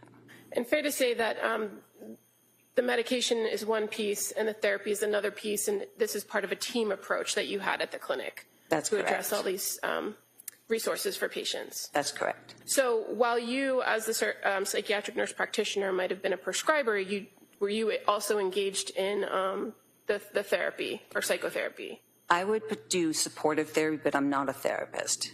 I mainly am responsible for assessing, diagnosing, prescribing, but I also really understand the importance of sleep, nutrition, and exercise. And so, being that you had a history of working as a midwife and working as a nurse in labor and delivery, do you have a lot of experience with moms or women who are in that postpartum period? Yes. And how about your experiences with diagnosing and prescribing for women in that period? Do you have experience in that? In the labor and delivery realm, as a nurse midwife, yes, I diagnosed like labor and that sort of thing, and even depression, anxiety, not to the extent of higher acuity psychiatric conditions, but as a psychiatric nurse practitioner, I did. Okay. And as far as your role at the perinatal behavioral health clinic, fair to say that your primary patient base was all going to be women who are either pregnant or after birth? Correct. And a part of this team approach at the clinic, is it also to work on developing a treatment plan for patients when they come in? Correct. And so what encompasses a treatment plan generally? Generally, if it were a situation where we were referring them for therapy, then we would work with the therapist to kind of bring in the client to figure out what their needs are, and then really stress whatever. The therapist works on certain aspects of the therapy that we kind of work together, but not in tandem, kind of. We talk, but not to the extent we each are in our own disciplines. Okay. And as far as the resources that the clinic had available to you, is it fair to say that there are certain types of therapy, for instance, cognitive behavioral therapy or dialectic behavioral therapy, that are not necessarily encompassed with the social workers that you work with at the clinic? Our social workers primarily did cognitive behavioral therapy. We did group therapy for more social support. What I did mainly was just supportive therapy. Okay. And would you oftentimes, through the clinic, refer clients out to other local community providers? Yes, we would. Now, as the psychiatric nurse practitioner, does medication play an important role when you are dealing with a particular patient that came into the clinic? Yes, it does play a role. And how is it that you determine what's the appropriate medication track for any given patient? We do proper screening, and then we do a complete interview with the client, and then based on what their responses are, together we work as a team to develop the best medication options or treatment options for that client. When you say work as a team, does that include the patient themselves? Absolutely. The patient is the most important part of the team.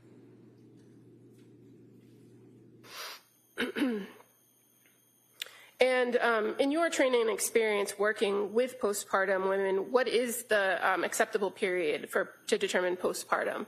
Anywhere within the first year. Did you know a nurse, or do you know a nurse named Susan Clancy? I do. How do you know her? I worked with her off and on throughout my years as a nurse midwife. And what's the nature of your relationship with her, other than the working with her? Essentially, we just worked together. When we did births together, we worked well as a team. Okay. And do you know where she worked? She worked at South Shore Hospital. On November 20th of 2022, did you have a conversation, or did you get a call from Sue Clancy? I did. She was referred to me through Nanette Landry, another midwife that I work with. Okay. And so as a result of the phone call that you had with her, did you get in contact with a woman by the name of Lindsay Clancy? Yes, I did. Was that the same day or a different day? It was the same day. And your contact with Lindsay Clancy, was it by phone or virtual or in person? It was by phone. And so what was the purpose of calling Lindsay Clancy? I just wanted to get her side of what had been going on with her history. Sue had alluded that she was struggling in the postpartum period, so I wanted to know exactly what she was struggling with to see if she'd be a good candidate for our program. So did you initiate the call to Lindsay Clancy? With the permission, I asked Sue Clancy if Lindsay had given permission, and she said she had. Okay. And in the conversation that you had with her, do you know approximately how long that phone conversation lasted? I don't recall. Okay. Okay. But were you able to get all the pertinent information from her during that phone call? I got enough data to determine that she would be a good candidate for the program. So she would have met criteria for a referral from any other resource? Correct. Now, is it fair to say that in this conversation, in order to determine whether she qualified, you had to ask her some background questions? I did. And so were you able to identify whether she was in that postpartum period? Yes, I asked when the birth of Callan was, and she said it was May 26th, 2022.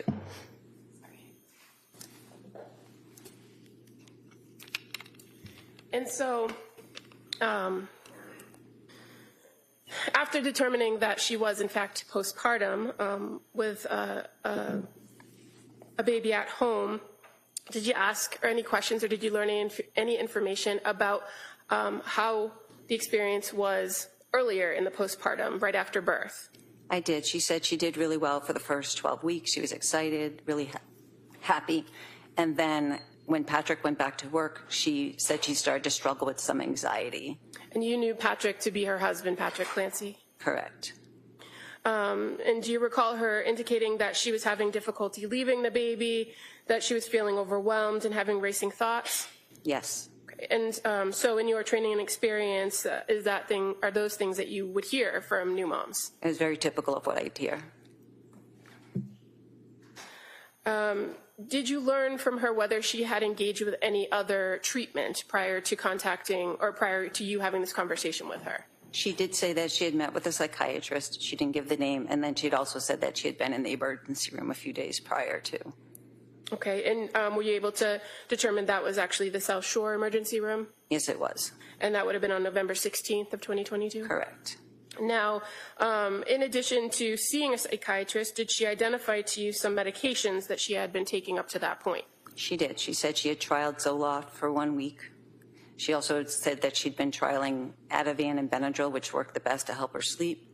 She identified she had questions about Buspar, didn't say specifically whether she had been prescribed that or not, but that she had questions about Buspar. Okay. And did she mention anything about that combination of Ativan and Benadryl in her treatment history that was of concern to her?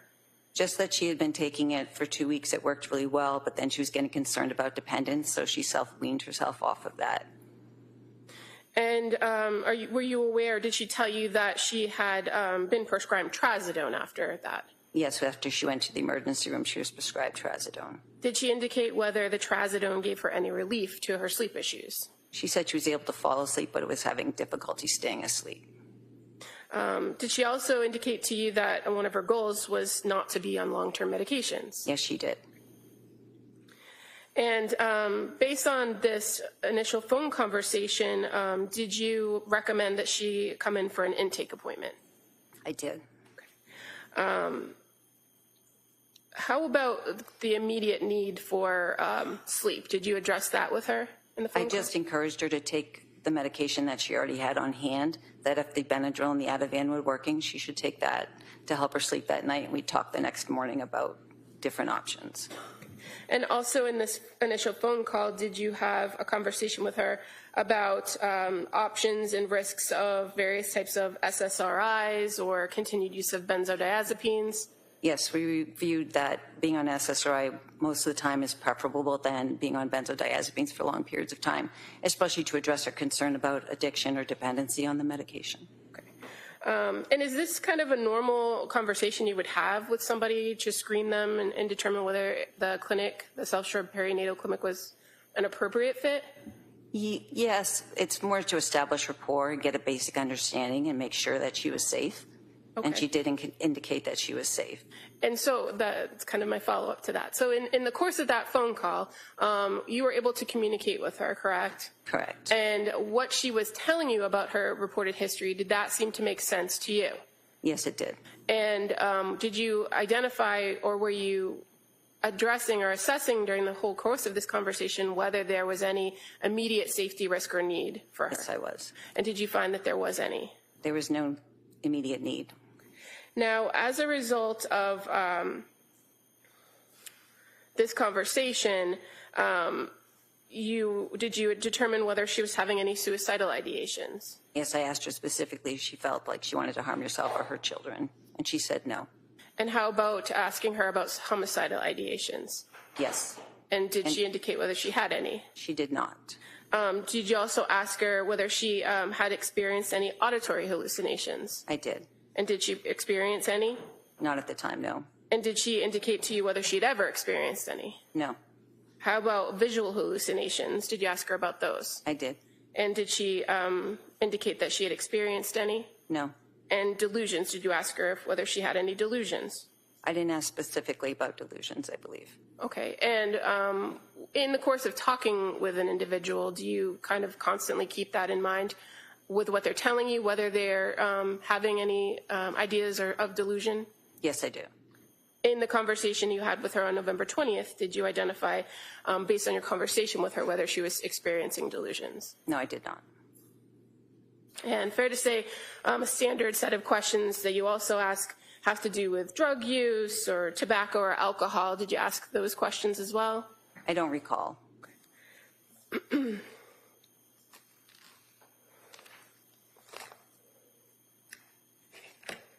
If I were to show you your note, would that refresh your memory?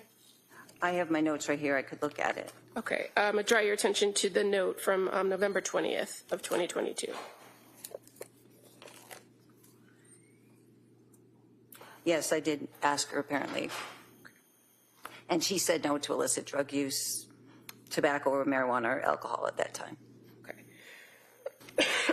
And she also indicated to you that at this time on November 20th that she had stopped breastfeeding. That's correct. Now, did she schedule or did you schedule with her an intake for the next day, November 21st? We did. And at the clinic, what generally is the practice for whether a person appears in person or on a telehealth visit or virtually? Generally speaking, we like to do the intake in person as long as it's feasible. And for her, it was. Okay. And just kind of while we're on that topic, going forward with a patient who's being seen at the clinic, what are the criteria to determine an in-person visit or a telehealth visit? They're given the option about what works best for them. And are there instances where you as a provider might insist a person comes in person? If somebody needs to do like a urine drug screen or laboratory work, we'll have them come in. Or if they seem to be not making sense or having more difficulties, we'll have them come in person. And if a person is scheduled for an in-person visit and there are no observed issues on your end, can they opt to change it to a virtual appointment at any point? Yes. And that's just the normal course of business at the clinic? Correct. Now, in this particular instance, you said the intake was in person, right? Yes. And during the course of the intake, are there particular types of questions that are asked of the person to get to know them and get to know their situation? Yes, generally we do a full intake. The first thing they do is meet with the nurse who does all the screenings. And one of the things that is asked of an individual when they come in is to tell you why they are there, right? Correct. What their complaint is. Yes. And so for this patient, for Lindsay Clancy, what did she identify as the reason for the visit? Would it be okay if I refer to my note? Sure. So she said pretty much I cannot sleep was her major concern. Okay. And is that something that you've seen in your experience with new moms that come through the clinic and are postpartum? It's very typical. Now, even with that report or that reason, do you do a full history to try to identify kind of what's going on in the present and what has happened in the past? Yes, I do. And generally, is it fair to say that's kind of the goal of an intake, right? I do that with every client. I have a standard set of questions. Is that just for the intake or any follow-up? Any follow-up, I have a basic kind of script, but I always adjust it based on what they're saying. Okay. But fair to say, once a person gives kind of that history of their background, especially if they've had prior births before, prior experiences with mental health professionals or psychiatric history, that kind of follows the patient as they go through with their subsequent visits. Yes. So in this instance, you had some background information from the phone call you had with her, but did you go back through those standard questions that you'd ask in an intake? I did. And did you learn a little bit more about her current mental status? Did you ask her some questions about currently how she was in this November 21st meeting? I did. And so, again, do you kind of go through in each and every instance whether the person has any thoughts of suicide or harming themselves or others? At every visit, those are standard questions that I ask if they have any type of suicidal, homicidal ideation or auditory or visual hallucinations. Do you ask the same questions each time, or is it kind of fluid based on your rapport and conversation with the patient? Generally, I try and touch upon the topic. Sometimes we get to that answer indirectly just by the line of questioning that we're using. Okay. And where it had been reported to you that she had been on the Zoloft and stopped due to insomnia, that she was overwhelmed and her mind was racing, did you talk with her about intrusive thoughts? I did. And did she indicate whether at that point she was having any intrusive thoughts of harming herself or her babies? She was not. Did she report to you how she was feeling at home with having now 3 children to take care of? She was feeling overwhelmed. And that, again, reiterating that around 12 weeks when Patrick went back to work, that she was having increased anxiety. Correct. And did she indicate to you that that was something that she had experienced to some extent with her other 2 children? At least with her second pregnancy. And was she able to manage that with her second pregnancy without medication? As far as what I was told, yes. And fair to say she indicated that she would use breathing, meditation, and yoga to work through it. Correct. And so on this November 21st intake date, you again ask about drug use, right? Correct. And at this point, she had told you that she did trial one CBD gummy at some point, but that did not help. Correct. And you also learn about any prior psychiatric medication she had been on? Yes, she had been on the Zoloft, the Ativan. She had been prescribed Buspar, but she didn't indicate whether she had taken that or not. Okay, and so that was her report of her most recent course of treatment, but did she talk about having anxiety issues yes. further back in her history? Yes, in college she had trialed Prozac, propranolol, and Wellbutrin. And fair to say she indicated that to you that she did well on those medications in nursing school? Correct, with the only side effect being sexual side effects. Did you talk to her at this point in November 21, 2022, about whether she had a plan to go back to work? I don't know if that was a specific day. I know that we talked about work at a different date. Okay. If you have your note in front of you, I'd just draw your attention to maybe the last paragraph of the history of present illness. Oh, I'm sorry. And you're talking about the day of the intake? Yes, sorry. Sorry, I thought you said the 22nd. So, yeah, she had planned to go back to work in October, but it got delayed. She pushed it forward to November because she was having anxiety. Okay. And during the course of this intake, again, you did those same mental status screens for any concerns, right? Correct. Did you know any in this face-to-face in-person meeting with her? No, she was goal-directed, linear. She was a great historian, actively participated in the care plan. And as far as some of the screenings that you do during these visits, for a person who is in that postpartum period, are there any specific screenings that you do? Yes, we do the Edinburgh Postnatal Depression Scale. We did the GAD, which is the Generalized Anxiety Depression Scale. We did the Mood Disorders Questionnaire Scale, the Colombian Suicidal Scale, as well as the 5 Ps, which assesses for substance use disorders in pregnancy and postpartum.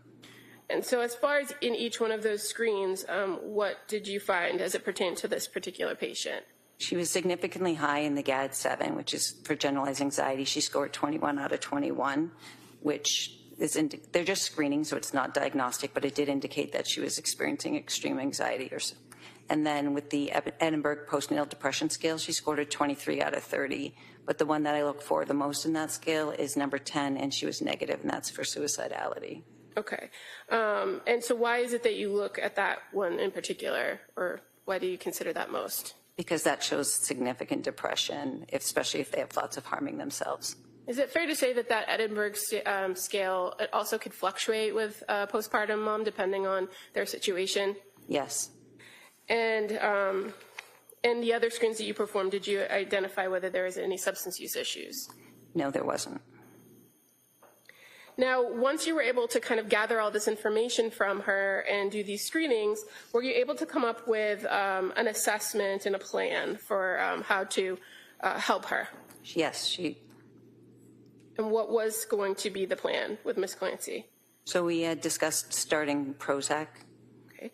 And is that, or why Prozac? Why start there? Because she'd had a history of being successful on it in the past, and that's a good indicator that instead of trialing multiple medications, to start with the ones that actually work. So I gave her 10 milligrams for the first 4 days to make sure there were no adverse reactions, and then I was going to increase her to 20 milligrams if she tolerated that well. Okay. And what about some of the medications that she had already, that she was already on, the Ativan and Benadryl and the Trazodone? Did you have a plan for those? I did. So I encouraged her to take the Ativan. So when Prozac can sometimes be very activating, it can make the anxiety worse before it gets better when you first start it. So I wanted to pair it with the Ativan just in the beginning, just to help her be more comfortable with the anxiety and to make sure that it didn't interfere with her sleep. And as far as Prozac goes, what class of medication is it? It's an SSRI, a selective serotonin reuptake inhibitor. Is it commonly prescribed to treat people with depression? Yes, it is a first-line treatment. You said first-line treatment? Correct. And the idea of pairing a particular medication like an SSRI with another medication, is that a fairly common practice with psychiatric medications? Yes. As far as you mentioned that sometimes symptoms could get worse before they get better. Is that also common with SSRIs? Yes, it is. Does it take a while for a medication to get into a person's system and stabilize them? Generally, side effects are the first week or two, but to get to a therapeutic level, it's about 4 to 6 weeks. And was this something that you discussed with her about the timetable it would take to reach a therapeutic level? Yes. And when we say therapeutic level, what's the goal of reaching therapeutic level? Is remission in symptoms. People start to feel better then, right? Correct. Now, even though you were advising that she continue with the Ativan and she had told you that she had concerns about continuing with the benzodiazepine, did you indicate that there would be a plan to taper that or reduce that? Yes, once the activating symptoms went away, then we would look at reducing that and moving away from the Ativan and moving more towards like a Buspar. Okay. And as far as talking about that plan and what the risks and benefits of that plan were, did she appear to understand and engage in conversation with you about that? Yes, she verbally understood and said that she understood the instructions. Did she ask the appropriate questions or follow-up? Yes, she did. And as far as kind of overall what the plan was moving forward, was medication the only recommendation that you were making, or did you have other recommendations for her? No, I set her up with talk therapy with Letitia Dukes as well. Sorry, when you say talk therapy, what do you mean by that? So coming in and actually doing cognitive behavioral therapy with a clinician, someone who is trained in this. Okay. And so you mentioned Letitia Dukes. Correct. She was the clinician in our program at the time. And when you make this recommendation and this intake visit, do you work with the patient to schedule something before they leave, or is it up to them to schedule the time with the social worker? It was set up with her before she left, I believe. Okay. And you're aware that the first scheduled appointment with Letitia was for December 2nd? Correct. I believe because it was a holiday week that week. Okay. Now, this time that you were with Ms. Clancy during this initial intake, fair to say it was approximately 60 minutes? Yeah, she spent 30 minutes with my nurse and 60 minutes with myself. So she was there for an hour and a half. And is that normal time period that you allot for people coming in for intakes? Yes. And as far as follow-up with you as the clinician and prescriber, was there a plan set for when she was going to return? Yes, we had established a return in 2 weeks. Now, at this point, because you had made that initial contact with her and you had done this intake, was she going to be assigned to you as a patient? This was going to be a short-term arrangement. I was already in the process of leaving the program at the time. Had that been communicated to her? I don't recall. Okay. As far as what your plan was, how long were you remaining at the practice? I was at the practice until mid-December. So this was like a pre-planned... I was moving back to New Hampshire, yes. But as far as the preliminary care, did you continue on with Lindsay as a patient? No, I transferred her care on November 30th. And I communicated with that to Lindsay. Okay. So as far as after the intake, she was provided with that December 2nd intake or meeting with Letitia Dukes, the social worker. And then the next scheduled event would have been December 7th, right? For a follow-up? She had I believe, I don't recall what her next follow-up with me was. I don't recall that date, but she did have a follow-up with Rebecca Gelata. Okay. Prior to you communicating on November 30th that you were transferring her care, did you have further contact with Lindsay Clancy? Yeah, we had a few phone calls and MyChart messages going back and forth. Can you just explain to the jury what the MyChart messaging system is in your practice? It's kind of a chat feature between the client. They can reach out directly to the provider. It goes right to our inbox, and we can talk back and forth between visits.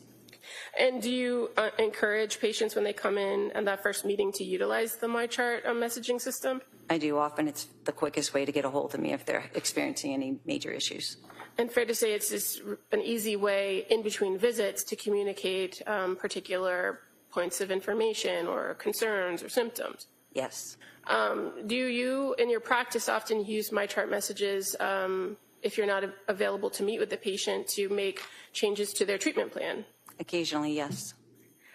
Now, prior to your first MyChart message with Lindsay Clancy, did you get a text message from her on your personal phone? I don't recall. Do you recall whether Sue Clancy provided your number to Lindsay? I know I did. So she had my number because I called her from my personal phone call because it was on a Sunday when I reached out to her initially. So that November 20th phone conversation was a communication between you and her on your personal phone? Correct. And so do you recall on November 22nd getting a message from her saying, "Hi, Julie, this is Lindsay Clancy. I'm sorry to contact you like this, but when you have a minute, can you please call?" I can't recall whether that was a MyChart message or if that was on my personal phone. I apologize. That's okay. As a result of some way her contacting you, did you then have or send her a message or have a conversation with her on November 23rd? I know we communicated on the 22nd. I sent a message saying that was the day she was getting nervous about starting the Prozac, so we encouraged her to go ahead and start the Prozac. I know we communicated on the 23rd, either by phone or by MyChart message, that indicated that she had taken the medication. She had started it on the 22nd. Okay. And were you aware at this time period that she was currently already a patient in the South Shore Health System Network with a primary care physician named Margaret Anastasia? Yes. And she's a nurse practitioner, right? Correct. Now, as far as these concerns that she relayed to you about starting the Prozac. Do you know whether she did start the Prozac? Yes, she stated that she started the Prozac on the 22nd of November. Okay. And by November 25th of 2022, did you start having some MyChart communications with Lindsay Clancy? I did. And so just referring first to November 25th of 2022, fair to say that you gave her or sent her a MyChart message encouraging to kind of stick with the plan, right? Correct. Prior to that, yes. At that point, had you prescribed her something to help her sleep outside what you had previously provided or outside what she had? Before November 25th, I did not. Okay, so on November 25th, did you prescribe her some additional medications? I did. So she wasn't tolerating the Prozac, so we had a conversation about stopping the Prozac. I gave her, she was really having a hard time sleeping, so I gave her a one-time dose of Ambien.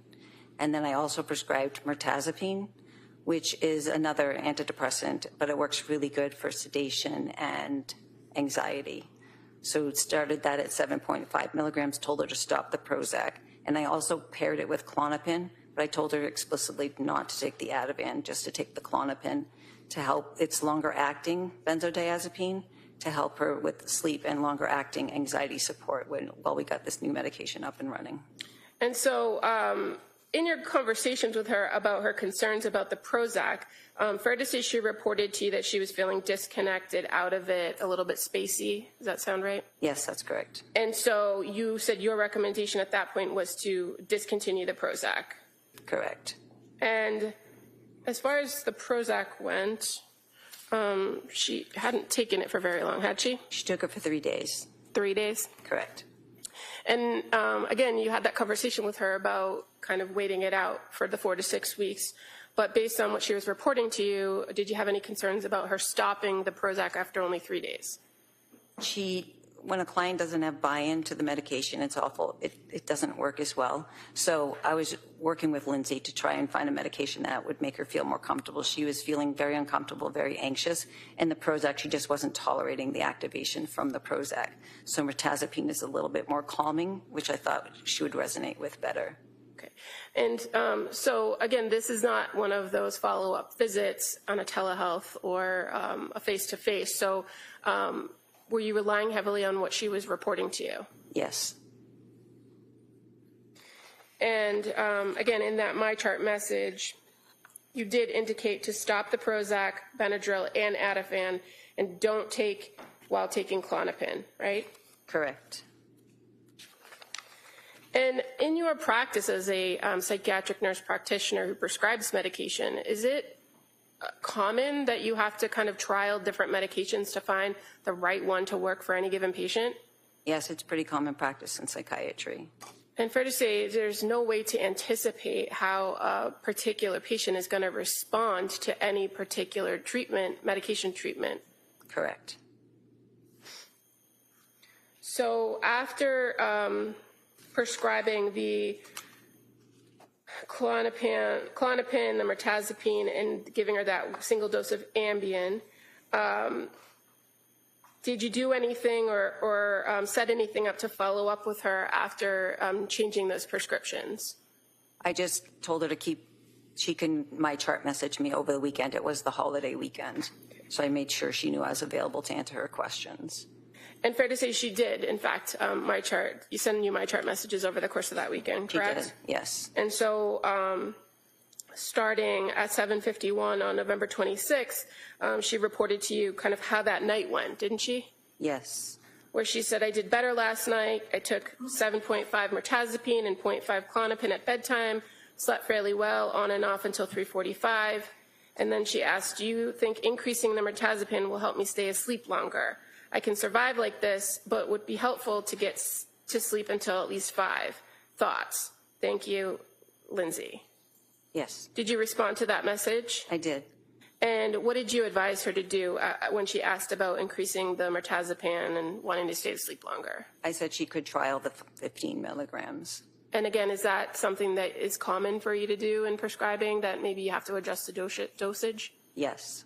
Did you have any concerns that increasing the mirtazapine up to 15 would have had any issues or problems?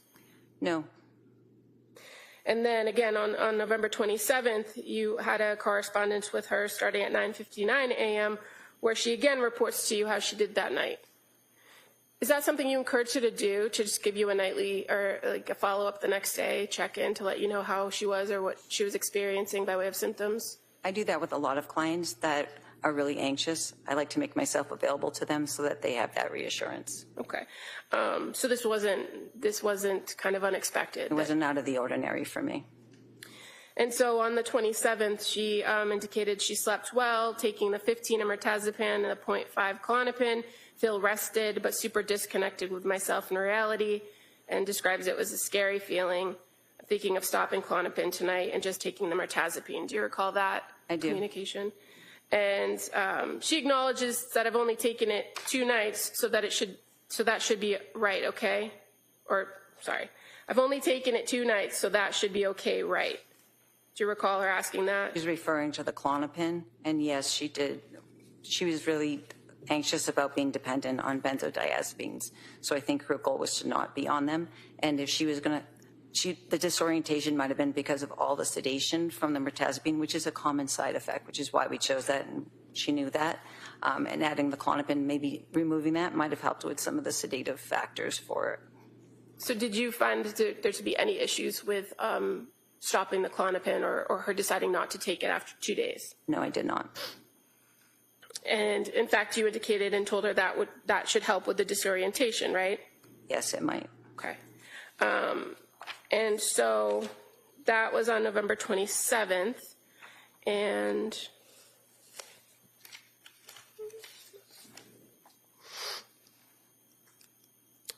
fair to say that there was another communication via MyChart on November 28th with Lindsay Clancy. Yes, there was. And at this point, she was asking for, or there was some back and forth about needing a note for work, correct? Correct. And is that something that you had talked about with her, about getting another note for work? Yes, that's what I do that often. And in fact, you kind of went back and forth with her, and ultimately she said never mind, that she didn't qualify for short-term disability anymore, and she's just going to be on personal leave. Correct. So on the 28th, there was no back and forth about her taking the medicine and the effects or how she was feeling? She actually had a panic attack earlier in the day before those communications about work, and I recommended she take 0.5 of Ativan and go for a run. And I also recommended that she consider doing the partial hospitalization program at women and infants. And what was her response to the recommendation for the partial hospitalization program? At that time, she felt it wasn't going to work logistically for her or her family. Okay. And why did you recommend maybe going for a run? To get rid of some of the adrenaline from the anxiety. And running has been a really good thing for her in the past, and I thought it would help calm her down. Okay. Now, on November 29th of 2022, that was the first day that she actually met with Rebecca Gelada, but you had some conversation with her, or she sent you a message, I should say, earlier in the day, correct? She sent me a message earlier in the day, and at that time I wasn't working that day, and Rebecca had an opening, so I offered the appointment with Rebecca for her. So I didn't actually communicate with her that day. Okay, but you did receive her message at 6:05 a.m., where she reported that at that point she took 15 Remeron and CBD and it only worked slightly. Correct. So how did you get from what you have told us now was the mirtazapine, or that's Remeron, right? Correct. How do we get from just the mirtazapine with not the other, without the Klonopin or without some other? The Klonopin was an as-needed medication. So I honored her choice to be able to decide whether she wanted to take that or not. Okay. So after this panic attack, after the communication about the work form, she reports the next morning that she took the 15 of the mirtazapine or Remeron, and then she was having some sleep issues, right? Correct. And that she tried breathing meditation and muscle relaxation, but that she ended up having to take the Ativan. Correct. Now, had you had any conversation with her in this back and forth in these MyChart messages about whether Ativan was something that she should continue to take? It was understood that she wouldn't take it unless until I had that conversation with her. I was under the understanding that she wouldn't be taking it while taking the Klonopin. But she had told you she wanted to discontinue the Klonopin. Correct. And so you said as of November 30th that you had then fully transferred care. I let her know that I would be leaving the clinic, and I thought it would be best if she saw a clinician that was working 5 days a week. And Rebecca Gelada, is she a clinician that works at the clinic? Correct. And had you worked with her for quite some time? She had been in the clinic, I think, for 2 years, I believe, at the time. And you said that you had recommended on the day before, on the 29th, that she set up that meeting with Rebecca because she was available. Correct. So it just was kind of happenstance that she ended up with Rebecca, or? I was in the process of transferring all of my patients between Rebecca and our new hire, and Rebecca was an experienced clinician, so I felt she would be a better match for Lindsay. Okay. And as far as when you sent or communicated to Ms. Clancy that you were transferring her care, that was via my chart message, right? Correct. And Lindsay then responded to you, or do you recall if she responded to you? I'm sorry. She did respond to me saying thank you for the care that I provided. She appreciated it and wished me luck. Did you have any other contact with Lindsay Clancy after that point? No, I did not.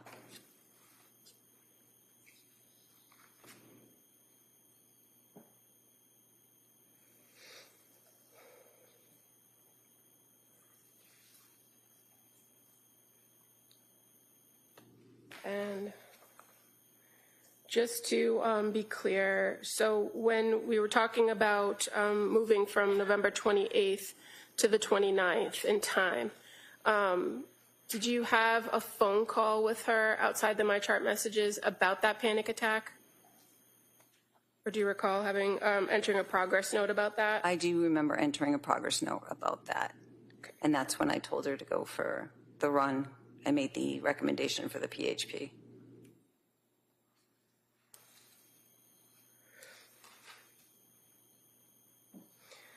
Did you ever have any further contact with Sue Clancy about Lindsay Clancy's care after that first contact on November 20th, 2022? I don't recall that.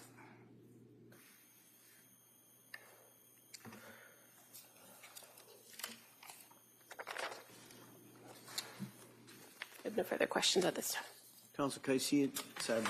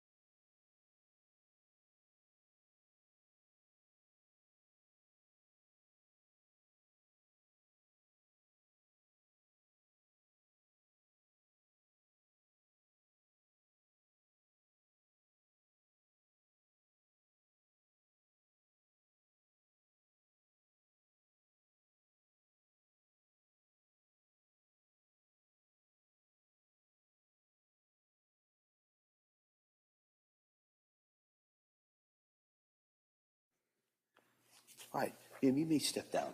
Thank you.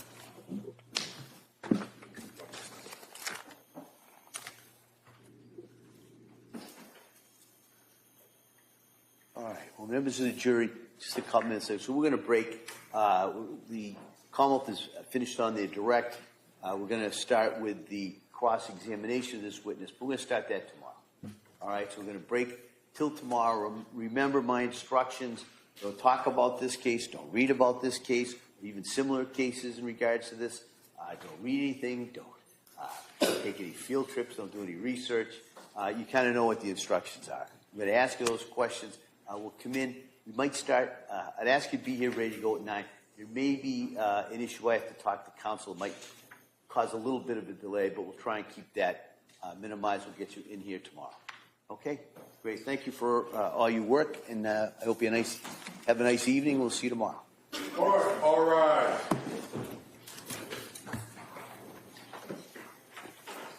Jurors, close your notebooks, follow me.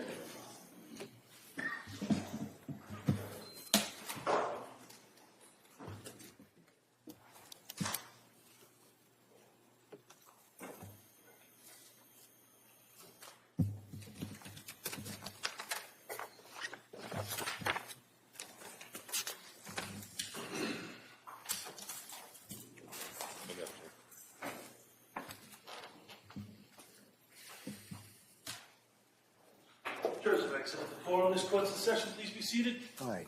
Anything else we need to address the court? Thank you. So the plan will be to start tomorrow. Before we bring the jury back in, my plan would be to address the defendant's motion for that additional witness. We could maybe do that first thing, and then after we argue that, go right back into the presentation evidence. All right. All right. Thank you, everyone. Thank you. Court, all rise.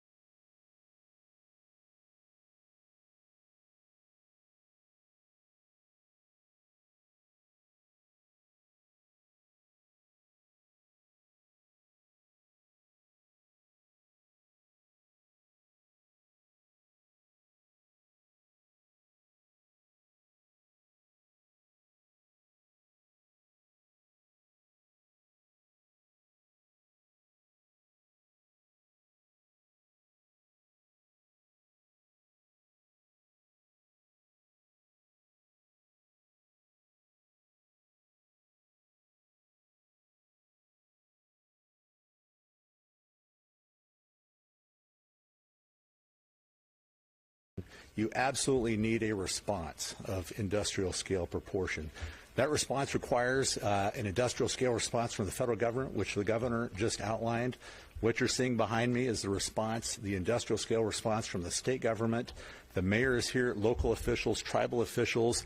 That is the industrial scale response that you should expect from the team that is talking to you today.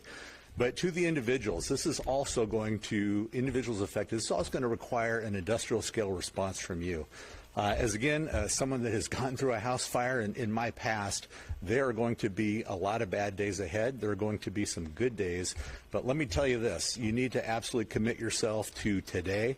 You need to make today better than yesterday, and you need to make tomorrow better than today. You're only going to get through this event, if you're affected by this thing, one day at a time. Small wins are the name of the game. So let me tell you, you've got a lot of challenges ahead of you. Some of you may not even have ID. You may have to prove for the first time in your life who you are. You may have to go get a new ID and prove that you don't have documentation. You may have to go through that process. It's very painful. That's even before you go through the process to rebuild the rest of your life and your house. It's going to take some time. Do not quit and do not become paralyzed. You will go through a range of emotions as you're going through this process, but please, please, please, your families are depending on you, your community is depending on you. Do not let this get you down and keep driving on. So moving on to the National Guard response. So the governor sort of outlined some of the things that we've done in Spokane, but I'll come to Spokane at the end. But let me really outline what is going on across the state from a National Guard perspective. So moving from west to east. So right now we've got about 105 firefighters on the Little Giant Fire. These are National Guard firefighters directly supporting our colleagues at the Department of Natural Resources. These folks, 2 weeks ago, were not expecting to be on a fire. These are your citizen soldiers, citizen airmen that are out there firefighting, because every National Guard firefighting crew that you see out there frees up a DNR fire crew or some other U.S. Forest Service fire crew to do the more important work out there. So it's important work. We appreciate our partnership with DNR.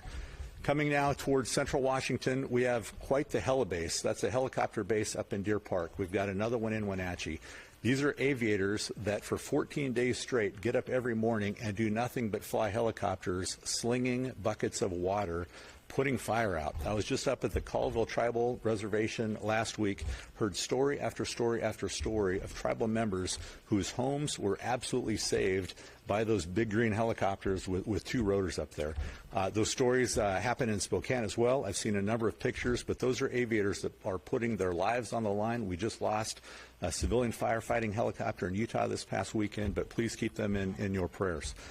Landing here in Spokane. So really for the past, really since this event kicked off 10 days ago now, we have had National Guard traffic control points and in many ways assisting local law enforcement, keeping folks safe out of disaster areas, really freeing up local law enforcement to help get back to their day jobs of law enforcement. But we've been able to pull those traffic control points back. There are still some in the county. My understanding is by maybe today or tomorrow, we could be out of the traffic control point business. What that does is it frees up a lot of National Guardsmen to do other things, do other priority things in this community. One of those things that we just started today, and the governor mentioned, is actually working hand in hand with our Red Cross to scale up rapidly those different kits that are arriving on homeowners' what's left of their home doorsteps. Those are kits that are going to help keep you safe. They have all the Tyvek suits, a lot of PPE, but your National Guard is going to be out there now working in communities. You may see them wearing a uniform like me, but doing what needs to be done, helping our Red Cross partners, and really scaling that up as long as we need to. But again, emergency management is an absolute team effort. You've got a dynamite team here behind you. It's been an absolute pleasure to give back as much as I can to this community. And I'll be followed by Commissioner Patty Cooter. Thank you, and thank you, Governor, for bringing us together, for your leadership, and Mayor Brown for hosting us and for your leadership too.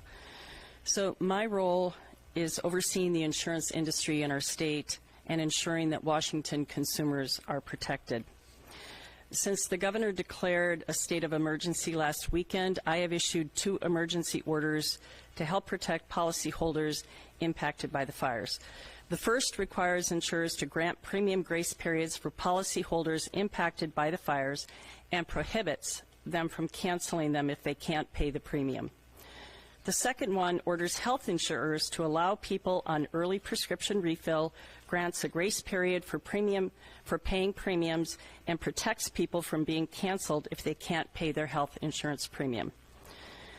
I also asked the insurers to bring their response teams to Spokane to help expedite payments and speed up recovery. And they answered that call within a couple of days, and last week we had 14 insurance companies on site at the Disaster Assistance Center, along with team members from my office assisting people with their claims. And I'm very grateful for the insurance industry's response and for their willingness to show up quickly. As for us, we brought our teams of insurance experts to help people navigate their insurance and the claims process. Our consumer hotline is also available 5 days a week, and you can chat with our insurance experts online and file complaints if needed. I want all wildfire survivors to see our office as a resource. We will continue to support you and provide help during the recovery process. We are working on setting up some workshops here to help policyholders understand every step of the claims process, and we'll share more information about those workshops in the coming days. And going forward, we're going to continue pushing our policy options in the legislature that help people fortify their homes against wildfire damage and to increase the information you get from your insurer about your wildfire risk. And with that, I'm going to turn it over to Treasurer Mike Pellicciati. Well, thank you, Commissioner Cooter. Obviously, thank you to the governor for bringing us together and for all your leadership. And obviously, thank you to the mayor as well. But a particular appreciation, obviously, to our first responders and to the Red Cross officials who I actually had a chance to meet with earlier this morning. You know, I think it's probably fair to say among the statewide elected officials, there probably are few, if any, that have a closer personal connection to the city of Spokane than I do. You know, I went to Gonzaga. My mother lives in the Indian Trails neighborhood, and so this is a particularly personal impact that I've had, the family's had, but also a particular appreciation that I have for the people here in Spokane. You know, my mom was one of the first people to evacuate when the fire was coming through the Indian Trails neighborhood. I really appreciate the coordinated effort by the first responders who, in a rather miraculous way, allowed everyone to evacuate efficiently from that area. But I also have a unique appreciation for the stress that's been put on families over the last little more than a week. And I know what it was like watching the Watch app as information was being provided, the containment of the fires that was being dealt with by the first responders. And obviously, you know, my mom's neighbors and friends who've lost houses over the last week. And so I have some sense of the anxiety that they have been feeling and continue to feel as they have to navigate the challenges that now are the next phase, as we were hearing from the general, to be able to move forward as a community. So, you know, as state treasurer, you know, I've been meeting with emergency officials, starting to get a better understanding of the federal funding flows and other aspects to make sure we keep money flowing in and around our state related to this. But, you know, I particularly appreciate, you know, as we address these issues, especially flow of money between government, appreciate Commissioner Cooter's work on behalf of individuals and related to insurance claims for individual funds that are taking place. But there is obviously a lot of work to do. And again, particular appreciation for the governor of the really effective coordination of all statewide elected officials and other officials here in our state to make sure that the needs of Spokane are being met and we can continue to move forward as a state and as a community. Thank you. I'll turn over to Commissioner Updegrove. Good afternoon. My name is Dave Updegrove. I have the pleasure of serving as Washington State's elected Commissioner of Public Lands, where I lead 2,200 mission-driven employees at the State Department of Natural Resources, the agency tasked with leading wildfire suppression efforts. And it's been well said already that what this community has gone through has been heartbreaking, but the response from first responders, firefighters, community members has been extraordinary. And Mayor Brown, you're not only Spokane's mayor, you're Washington's mayor right now. And I've especially been impressed and really pleased to work alongside a governor who is, I have seen the sincere personal passion for helping folks in this community, and your leadership in pulling everyone together has been invaluable. I was at Incident Command again this morning, and we're making significant progress in getting these fires out around Spokane. Just a few days ago, firefighters were chasing fast-moving fires. But today, the work is increasingly shifted to securing the perimeter and methodically finding and extinguishing those hot spots. There are a lot of hazards still. It's very dangerous, and there's a lot of work still left to do. But the fact that even during difficult wind events this weekend, the fire didn't grow is a sign of the progress that's being made. I've said throughout this crisis, preparation doesn't prevent every disaster, but it changes the outcome. Long before smoke appeared in the air above Spokane, people were preparing for a wildfire season we knew could have challenges. We were pre-positioning equipment and resources, entering into mutual aid agreements, training up National Guard troops before we even knew we needed them, engaging in forest health and fuels reduction work, and working with homeowners and communities to build more resilient landscapes. None of that can prevent every loss, but we're seeing here in Spokane that those investments matter.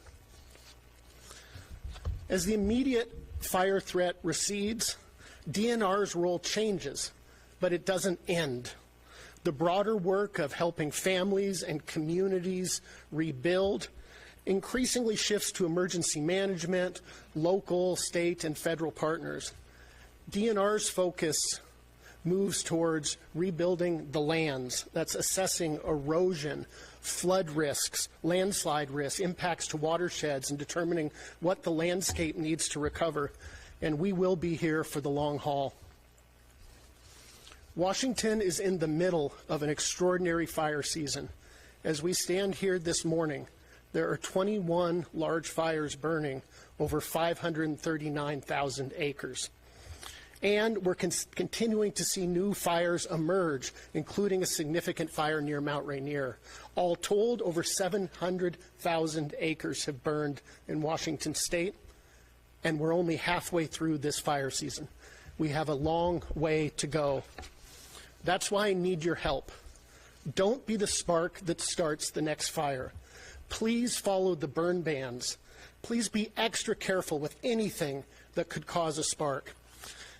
We've asked a lot of our firefighters this summer, and one thing every one of us can do for them is to help make sure they don't have to fight another fire. They're doing their part. Now it's time for us to do ours. Thank you. Thank you, Dave. And with that, we're happy to take any questions. I have a number of folks from our agencies here who may assist me in asking any questions as well.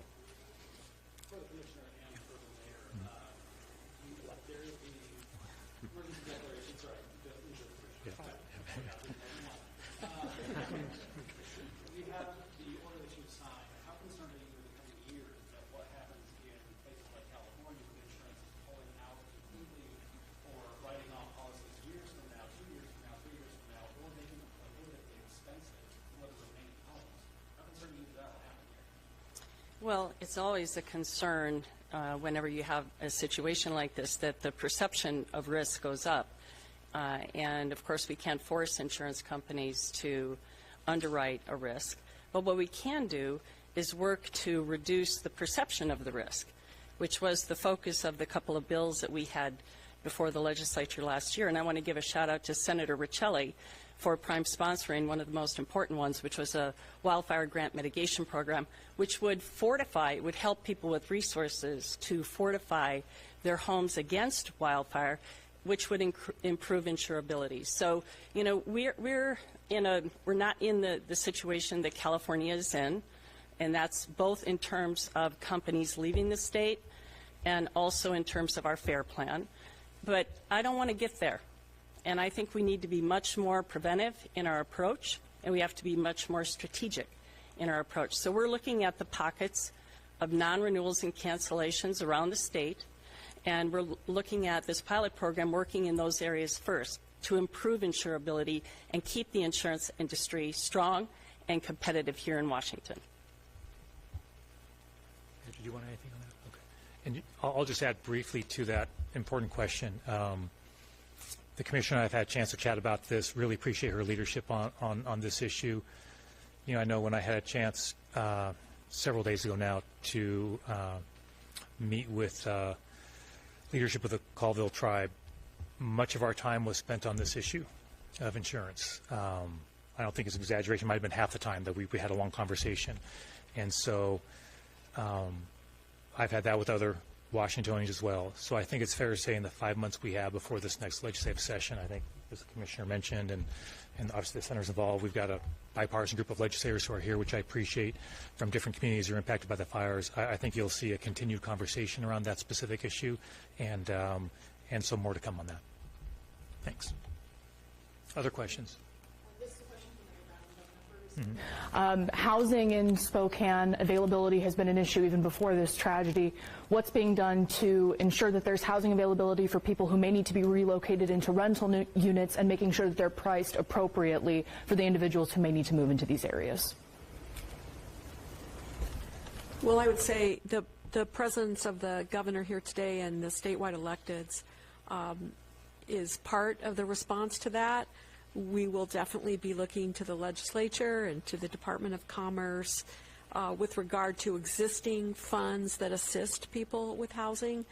But the work is already underway. I very much appreciate the focus on adult family homes, because we did have very many individuals who were living in adult family homes. When I visited the convention center, there were dozens of very medically fragile adults. And my team and the Red Cross team, the county team, are all working together to try to get all those individuals rehoused. We know that short-term rentals are tapped right now, that hotel rooms are also at very high capacity. We will be doubling down on a case-by-case basis, helping people relocate in the interim, but then also I think we're going to hear within 30 days from statewide electeds about the variety of things we can do to expedite the construction of more housing at all levels in Spokane. And we appreciate past legislative bills, such as parking to people, that I know our legislative delegation worked on, and even before that, Senator Billig, to create incentives, and we were the first in the state to take advantage of that incentive. But conversions of office buildings and or parking lots into housing is something we very much encourage, and our team will put together the current incentives and help you create the capital stack possible to make those projects pencil out. And we particularly encourage that downtown, close in urban neighborhoods where we have infrastructure. We'll do everything we can to help make those projects work so that we can get that housing underway. And I'll just maybe add a little bit to, in addition to what the mayor said, and obviously agree with everything she had to say. Maybe a couple points to add in addition. So, number one, on issues related to the situation right now when it comes to housing, I've asked Denny Heck, our Lieutenant Governor, to help lead our efforts on this. So Lieutenant Governor Heck is outstanding public servant. On my transition team, he was a part of it, and he led the housing group that looked at recommendations for changes to state law, for example, to assist on making changes to address the housing crisis we have. So I appreciate the fact he's willing to do that work, and so he's meeting with my team and others as well to address not just the rebuilding, but also we understand folks are displaced as well. So I think you'll be hearing more from us in the coming days and weeks on that as well. Number two, thankfully, and due in no small part to the bipartisan group of legislators who are with me and many others, in just my first year and a half as governor, I've signed 2 budgets. That biennial budget, that combined biennial budget, we made a truly record historic investment in housing. The mayor sort of alluded to that. So funds like the Housing Trust Fund, we've made record investments, so we actually have resources available to see if we can reprioritize things in a way that makes sense given a disaster. So as you might imagine, these things take a little bit of time to work through. It's a complex process, but that's why I've asked Lieutenant Governor Heck to help lead that process. We're working with partners like the mayor and other folks as well, and so anticipate having more information soon on that. Thanks. Yes.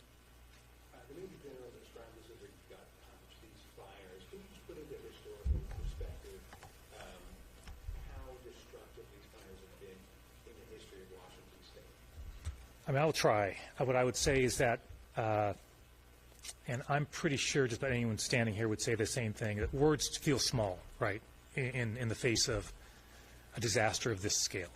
Someone's going to start with that. And it's difficult to find the right words to capture it. That said, as some people know, I spent a fair amount of time reading about Washington State history. I have a deep interest in that subject. And by any measure, the fires we're experiencing generally, as Commissioner Updegrove mentioned, I've heard him say this at other press conferences, look, we are likely heading for the tough rally. This may be the worst fire season in Washington State history. And that's saying something, okay? And that's saying something. Number two, look, you can't look at the images of what's happened across the central and eastern part of our state without truly being stunned by the magnitude of the disaster, right? And, you know, walking through a neighborhood yesterday, you know, I thought I was prepared from the many, many images I've seen, the many videos I've seen, that we've all seen all across the country. You know, I thought on some level I was kind of prepared for that, but until you literally walk down one of those streets, you know, you're not quite prepared for it, I think is fair to say. So from a historic standpoint, I think I said at the beginning, for this community, undoubtedly this will have to go down as one of the greatest tragedies in Spokane's history. There's no two ways around that.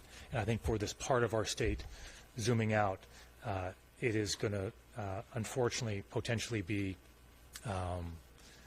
you know, our most disastrous fire season of all. So, you know, right now, while I'm aware of that, I think what I would say is, you know, speaking for myself, at least I think I speak for others, you know, the focus has to be what's right in front of us, right? And to try and solve as many problems as we can as quickly as possible, to try and remove as many barriers as we can as quickly as possible, try and get resources out as quickly as possible. So that's, I'm pretty laser focused on that, and I've instructed my team to be very laser focused on that. But I suspect when it's all said and done, it'll unfortunately go down as a truly historic disaster for our state. Yes. As you guys put together that major disaster request, Yeah. have you managed to narrow in on a figure how many people actually lost their homes? Because we keep hearing that estimate of 921 structures damaged or destroyed, but do we know how many people have been impacted by that? Mayor, are you able to speak to that? I'm not. Go ahead. I don't know that we are. I will say that we're collecting that information, and we welcome people, even just calling 311 in the city and saying, I'm one of those people. This is my name. This is my contact information. And at the same time, at the Disaster Assistance Center, that information is being collected. We've collected it from each individual that in the evacuation center.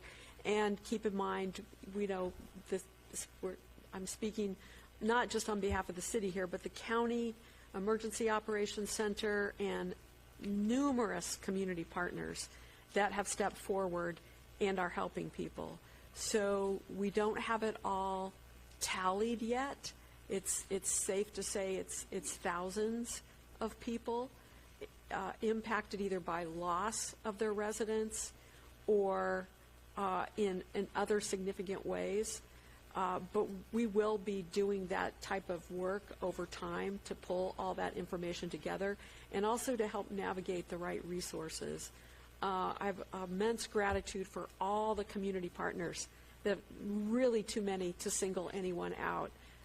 So many businesses, nonprofits, faith-based organizations are all kind of pulling together and taking a piece of this. That's going to be very helpful in the short term, and as we move into the long term, we'll probably call on you again, and I know that you will answer that call. And I'll add that I understand the deep interest in getting a precise number, but I know you all appreciate how there's a lot going on right now and folks doing the best they can. But I will say, when we do make our request for that major disaster relief, that will be a lengthy document. It is very detailed. It is a lot of work to put that together, and so it'll be a very, very detailed document that that we will be communicating to the federal government as well as we can at that point, the scope of the harm and the damage, and that'll be in fairly stark and fairly specific terms. Is there a sense of the type of investment that may be required by the legislature, both to respond to this fire and just to take perhaps additional funding to the back future fires? And just to make sure I heard it right, I think you're asking what the feeling is from the state legislature. Sorry to have you repeat that. Is there a sense on the type of investments from the state legislature may be required to combat this fire as well as additional fires? So the question went to, hey, is there a sense that as we go into a legislative session, what the investment might need to be from the state with a legislative session on addressing this? No, it's too soon to say. I think we'll have a much better idea of that once we file our request for major disaster relief, because that, by definition, requires us to put that all pen to paper and submit that. So that's why folks are literally working around the clock now to compile all that information. So I think it's fair to say that, I mean, I don't want to speak for other legislators, but I feel comfortable saying this, I think, is that we're all very aware of what's going on. And I think we all understand the different priorities we have as a state with this upcoming legislative session. The aftermath of this disaster is obviously on that list, to be sure. And so, but what the scope of that is, it's just, it's too soon to say right now. Governor, do you mind? No, absolutely. Yeah. Marcus, go right ahead. Sorry. So, State Senator Marcus Riccelli from the 3rd District of Spokane. I just want to recognize, too, you see a number of my colleagues that could be here today, both sides of the aisle, and I can tell you pretty confidently that we're committed to get every penny back that we can to make sure that we provide the recovery we need in this community. Yes, absolutely. Go for it.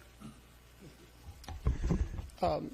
At the State Department of Natural Resources, we have responsibility for not just fire suppression, but prevention and preparation. And first of all, we don't have numbers yet, but I think we will see historic costs for suppression. And those are the costs that we're spending to fight the fires on state lands, and that is essentially a bill that goes to the legislature. Investing up front in the prevention and preparation work is one of the ways long-term to lower those suppression costs.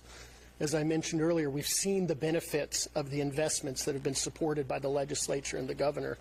And moving forward, it's going to be important to continue to expand that work, whether it's making sure we have the equipment on hand and pre-positioned, making sure we have the resources to do fuels reduction and forest thinning, as well as working with property owners. Those kinds of investments are making a difference here in Spokane, and in the long term, they can help bend that cost curve down. And maybe just one thing I'll add to what Commissioner Updegrove had to say is he and I have had many conversations and meetings in the past 10 days, as you might imagine. And, one thing that I previewed with him was, hey, I have a budget proposal coming up. And so we've not had a chance, obviously, given what the priority is right now. But I just previewed, hey, we're going to sit down with our teams and talk about, hey, what's possible in my proposed budget in light of what's happened here, and any lessons learned from what happened here that can go in that proposed budget. Any other questions? Yes. Governor Ferguson, you talked about the significance of this fire season and funding. I was wondering if you had a response to the USDA grant funding being delayed in terms of wildland suppression until July of this year. Has that created any sort of impact into how we've been able to suppress and address these massive fires in our state? Yeah, it sounds like Commissioner Updegrove is going to address that. Yes, please. Based on what we know now, I don't believe there's reason to believe that the timing of that particular grant impacted the outcome of this fire. But I don't want people to get the wrong impression. Investments in forest health and fuels reduction matter. We've seen them slow the spread of fire, make it easier to defend homes, make communities more resilient. And that's why DNR has worked so closely with our federal partners, like the Forest Service, as well as tribes, local communities, individual property owners, to expand that work throughout eastern Washington. And that's work that matters, and it's work that needs to continue to expand. One of the things that struck me during this crisis is how people have pulled together. It's that same spirit of partnership that has allowed us to, build healthier forests, safer communities, and that's the kind of partnership we need moving forward. Any final questions folks have? That's right. Yeah. They're getting back into their homes. They're dealing with ash and toxic remnants that are on their property. I know we spoke a little bit about personal protection equipment, but long term, people have concerns about their health and safety in these neighborhoods. I know Spokane uses a waste-to-energy facility instead of a landfill. What are the long-term plans to make sure that these neighborhoods are safe for families that are moving back in? Are you able to speak to that, or General? I'm not sure. So Robert is going to, if you don't mind introducing yourself, Robert, be great. Yeah, Robert is Director of Emergency Management for the state, and we've got a team coming together right now between FEMA, the Federal Emergency or Environmental Protection Agency, and the state Department of Ecology to address just those things. So the team is in the process of forming, and over the coming days and weeks, they'll be building and implementing a strategy for that. Could say a little bit. Absolutely, go ahead. So this is one of the most challenging aspects of recovering from a fire, and we've already reached out to other states and places, and it is a complicated process. It relates to removing the initial hazardous material that's there, and as was mentioned, that is a conversation that's going on right now about how to do that as efficiently and effectively as possible. But beyond that, there is ash. There are requirements around testing for asbestos in order to determine where that ash can go. And there is the issue of where to take everything. So the city of Spokane is involved in those conversations at the state and national level. But I just want to throw out a public health announcement here. Please go to our Regional Health District website or our City of Spokane website and get the information. Depending on how close your home or residence was to a burn area, you have different levels of risk. And I know we're all experiencing a certain level of risk because of the air quality. And so the need to protect people, especially vulnerable populations and children, from the air is something that is going to be an ongoing issue for us in our region. But for particular homeowners, please consult those trusted sources and act with extreme caution in terms of how to do the appropriate work in your home, and also give us a chance to talk about a plan for the removal of the toxic material and ultimately the amount of debris removal that is going to have to take place, because that plan is being worked on right now. I guess I would encourage people not to just do it yourself until you hear about the plan, because it could there could be a safer and more cost-effective way to get that work done. So I know the folks here are happy to, if you have one-on-one question afterwards, are happy to speak with you. So I want to wrap up by thanking Mayor Brown. I've known for many years, and I think that close partnership and friendship is served us well, and just really echo what everyone has said of how much we appreciate. Do you have any final words, Mayor, before we wrap up? And I'll just conclude by saying, my first job after law school was here in Spokane, which I loved. Last night I stayed at a hotel, which is unusual. If I'm in Spokane, I always stay at a friend's house. I didn't stay there this time because that friend was evacuated, and they're currently on the west side of the state staying with family. So I know the area, the neighborhoods pretty well that were impacted. In 2 weeks, I'll be here on a personal reason, moving my son into a dorm at Gonzaga. So there'll be a Ferguson resident here in Spokane. So, I just say that to say I'm, deeply invested in this particular community. I really appreciate the mayor, your leadership here in Spokane with the really unique challenges here. And just conclude by saying every person you see here and many who couldn't make it, we're in for the long haul. That we understand folks are going through an extraordinarily challenging time, and that's an understatement. And we're just here to help for as long as it takes. We'll keep coming back for as long as it takes. And just really appreciate all of you being here today as well. Thank you so much, everybody. Thank you. Thank you. Appreciate it.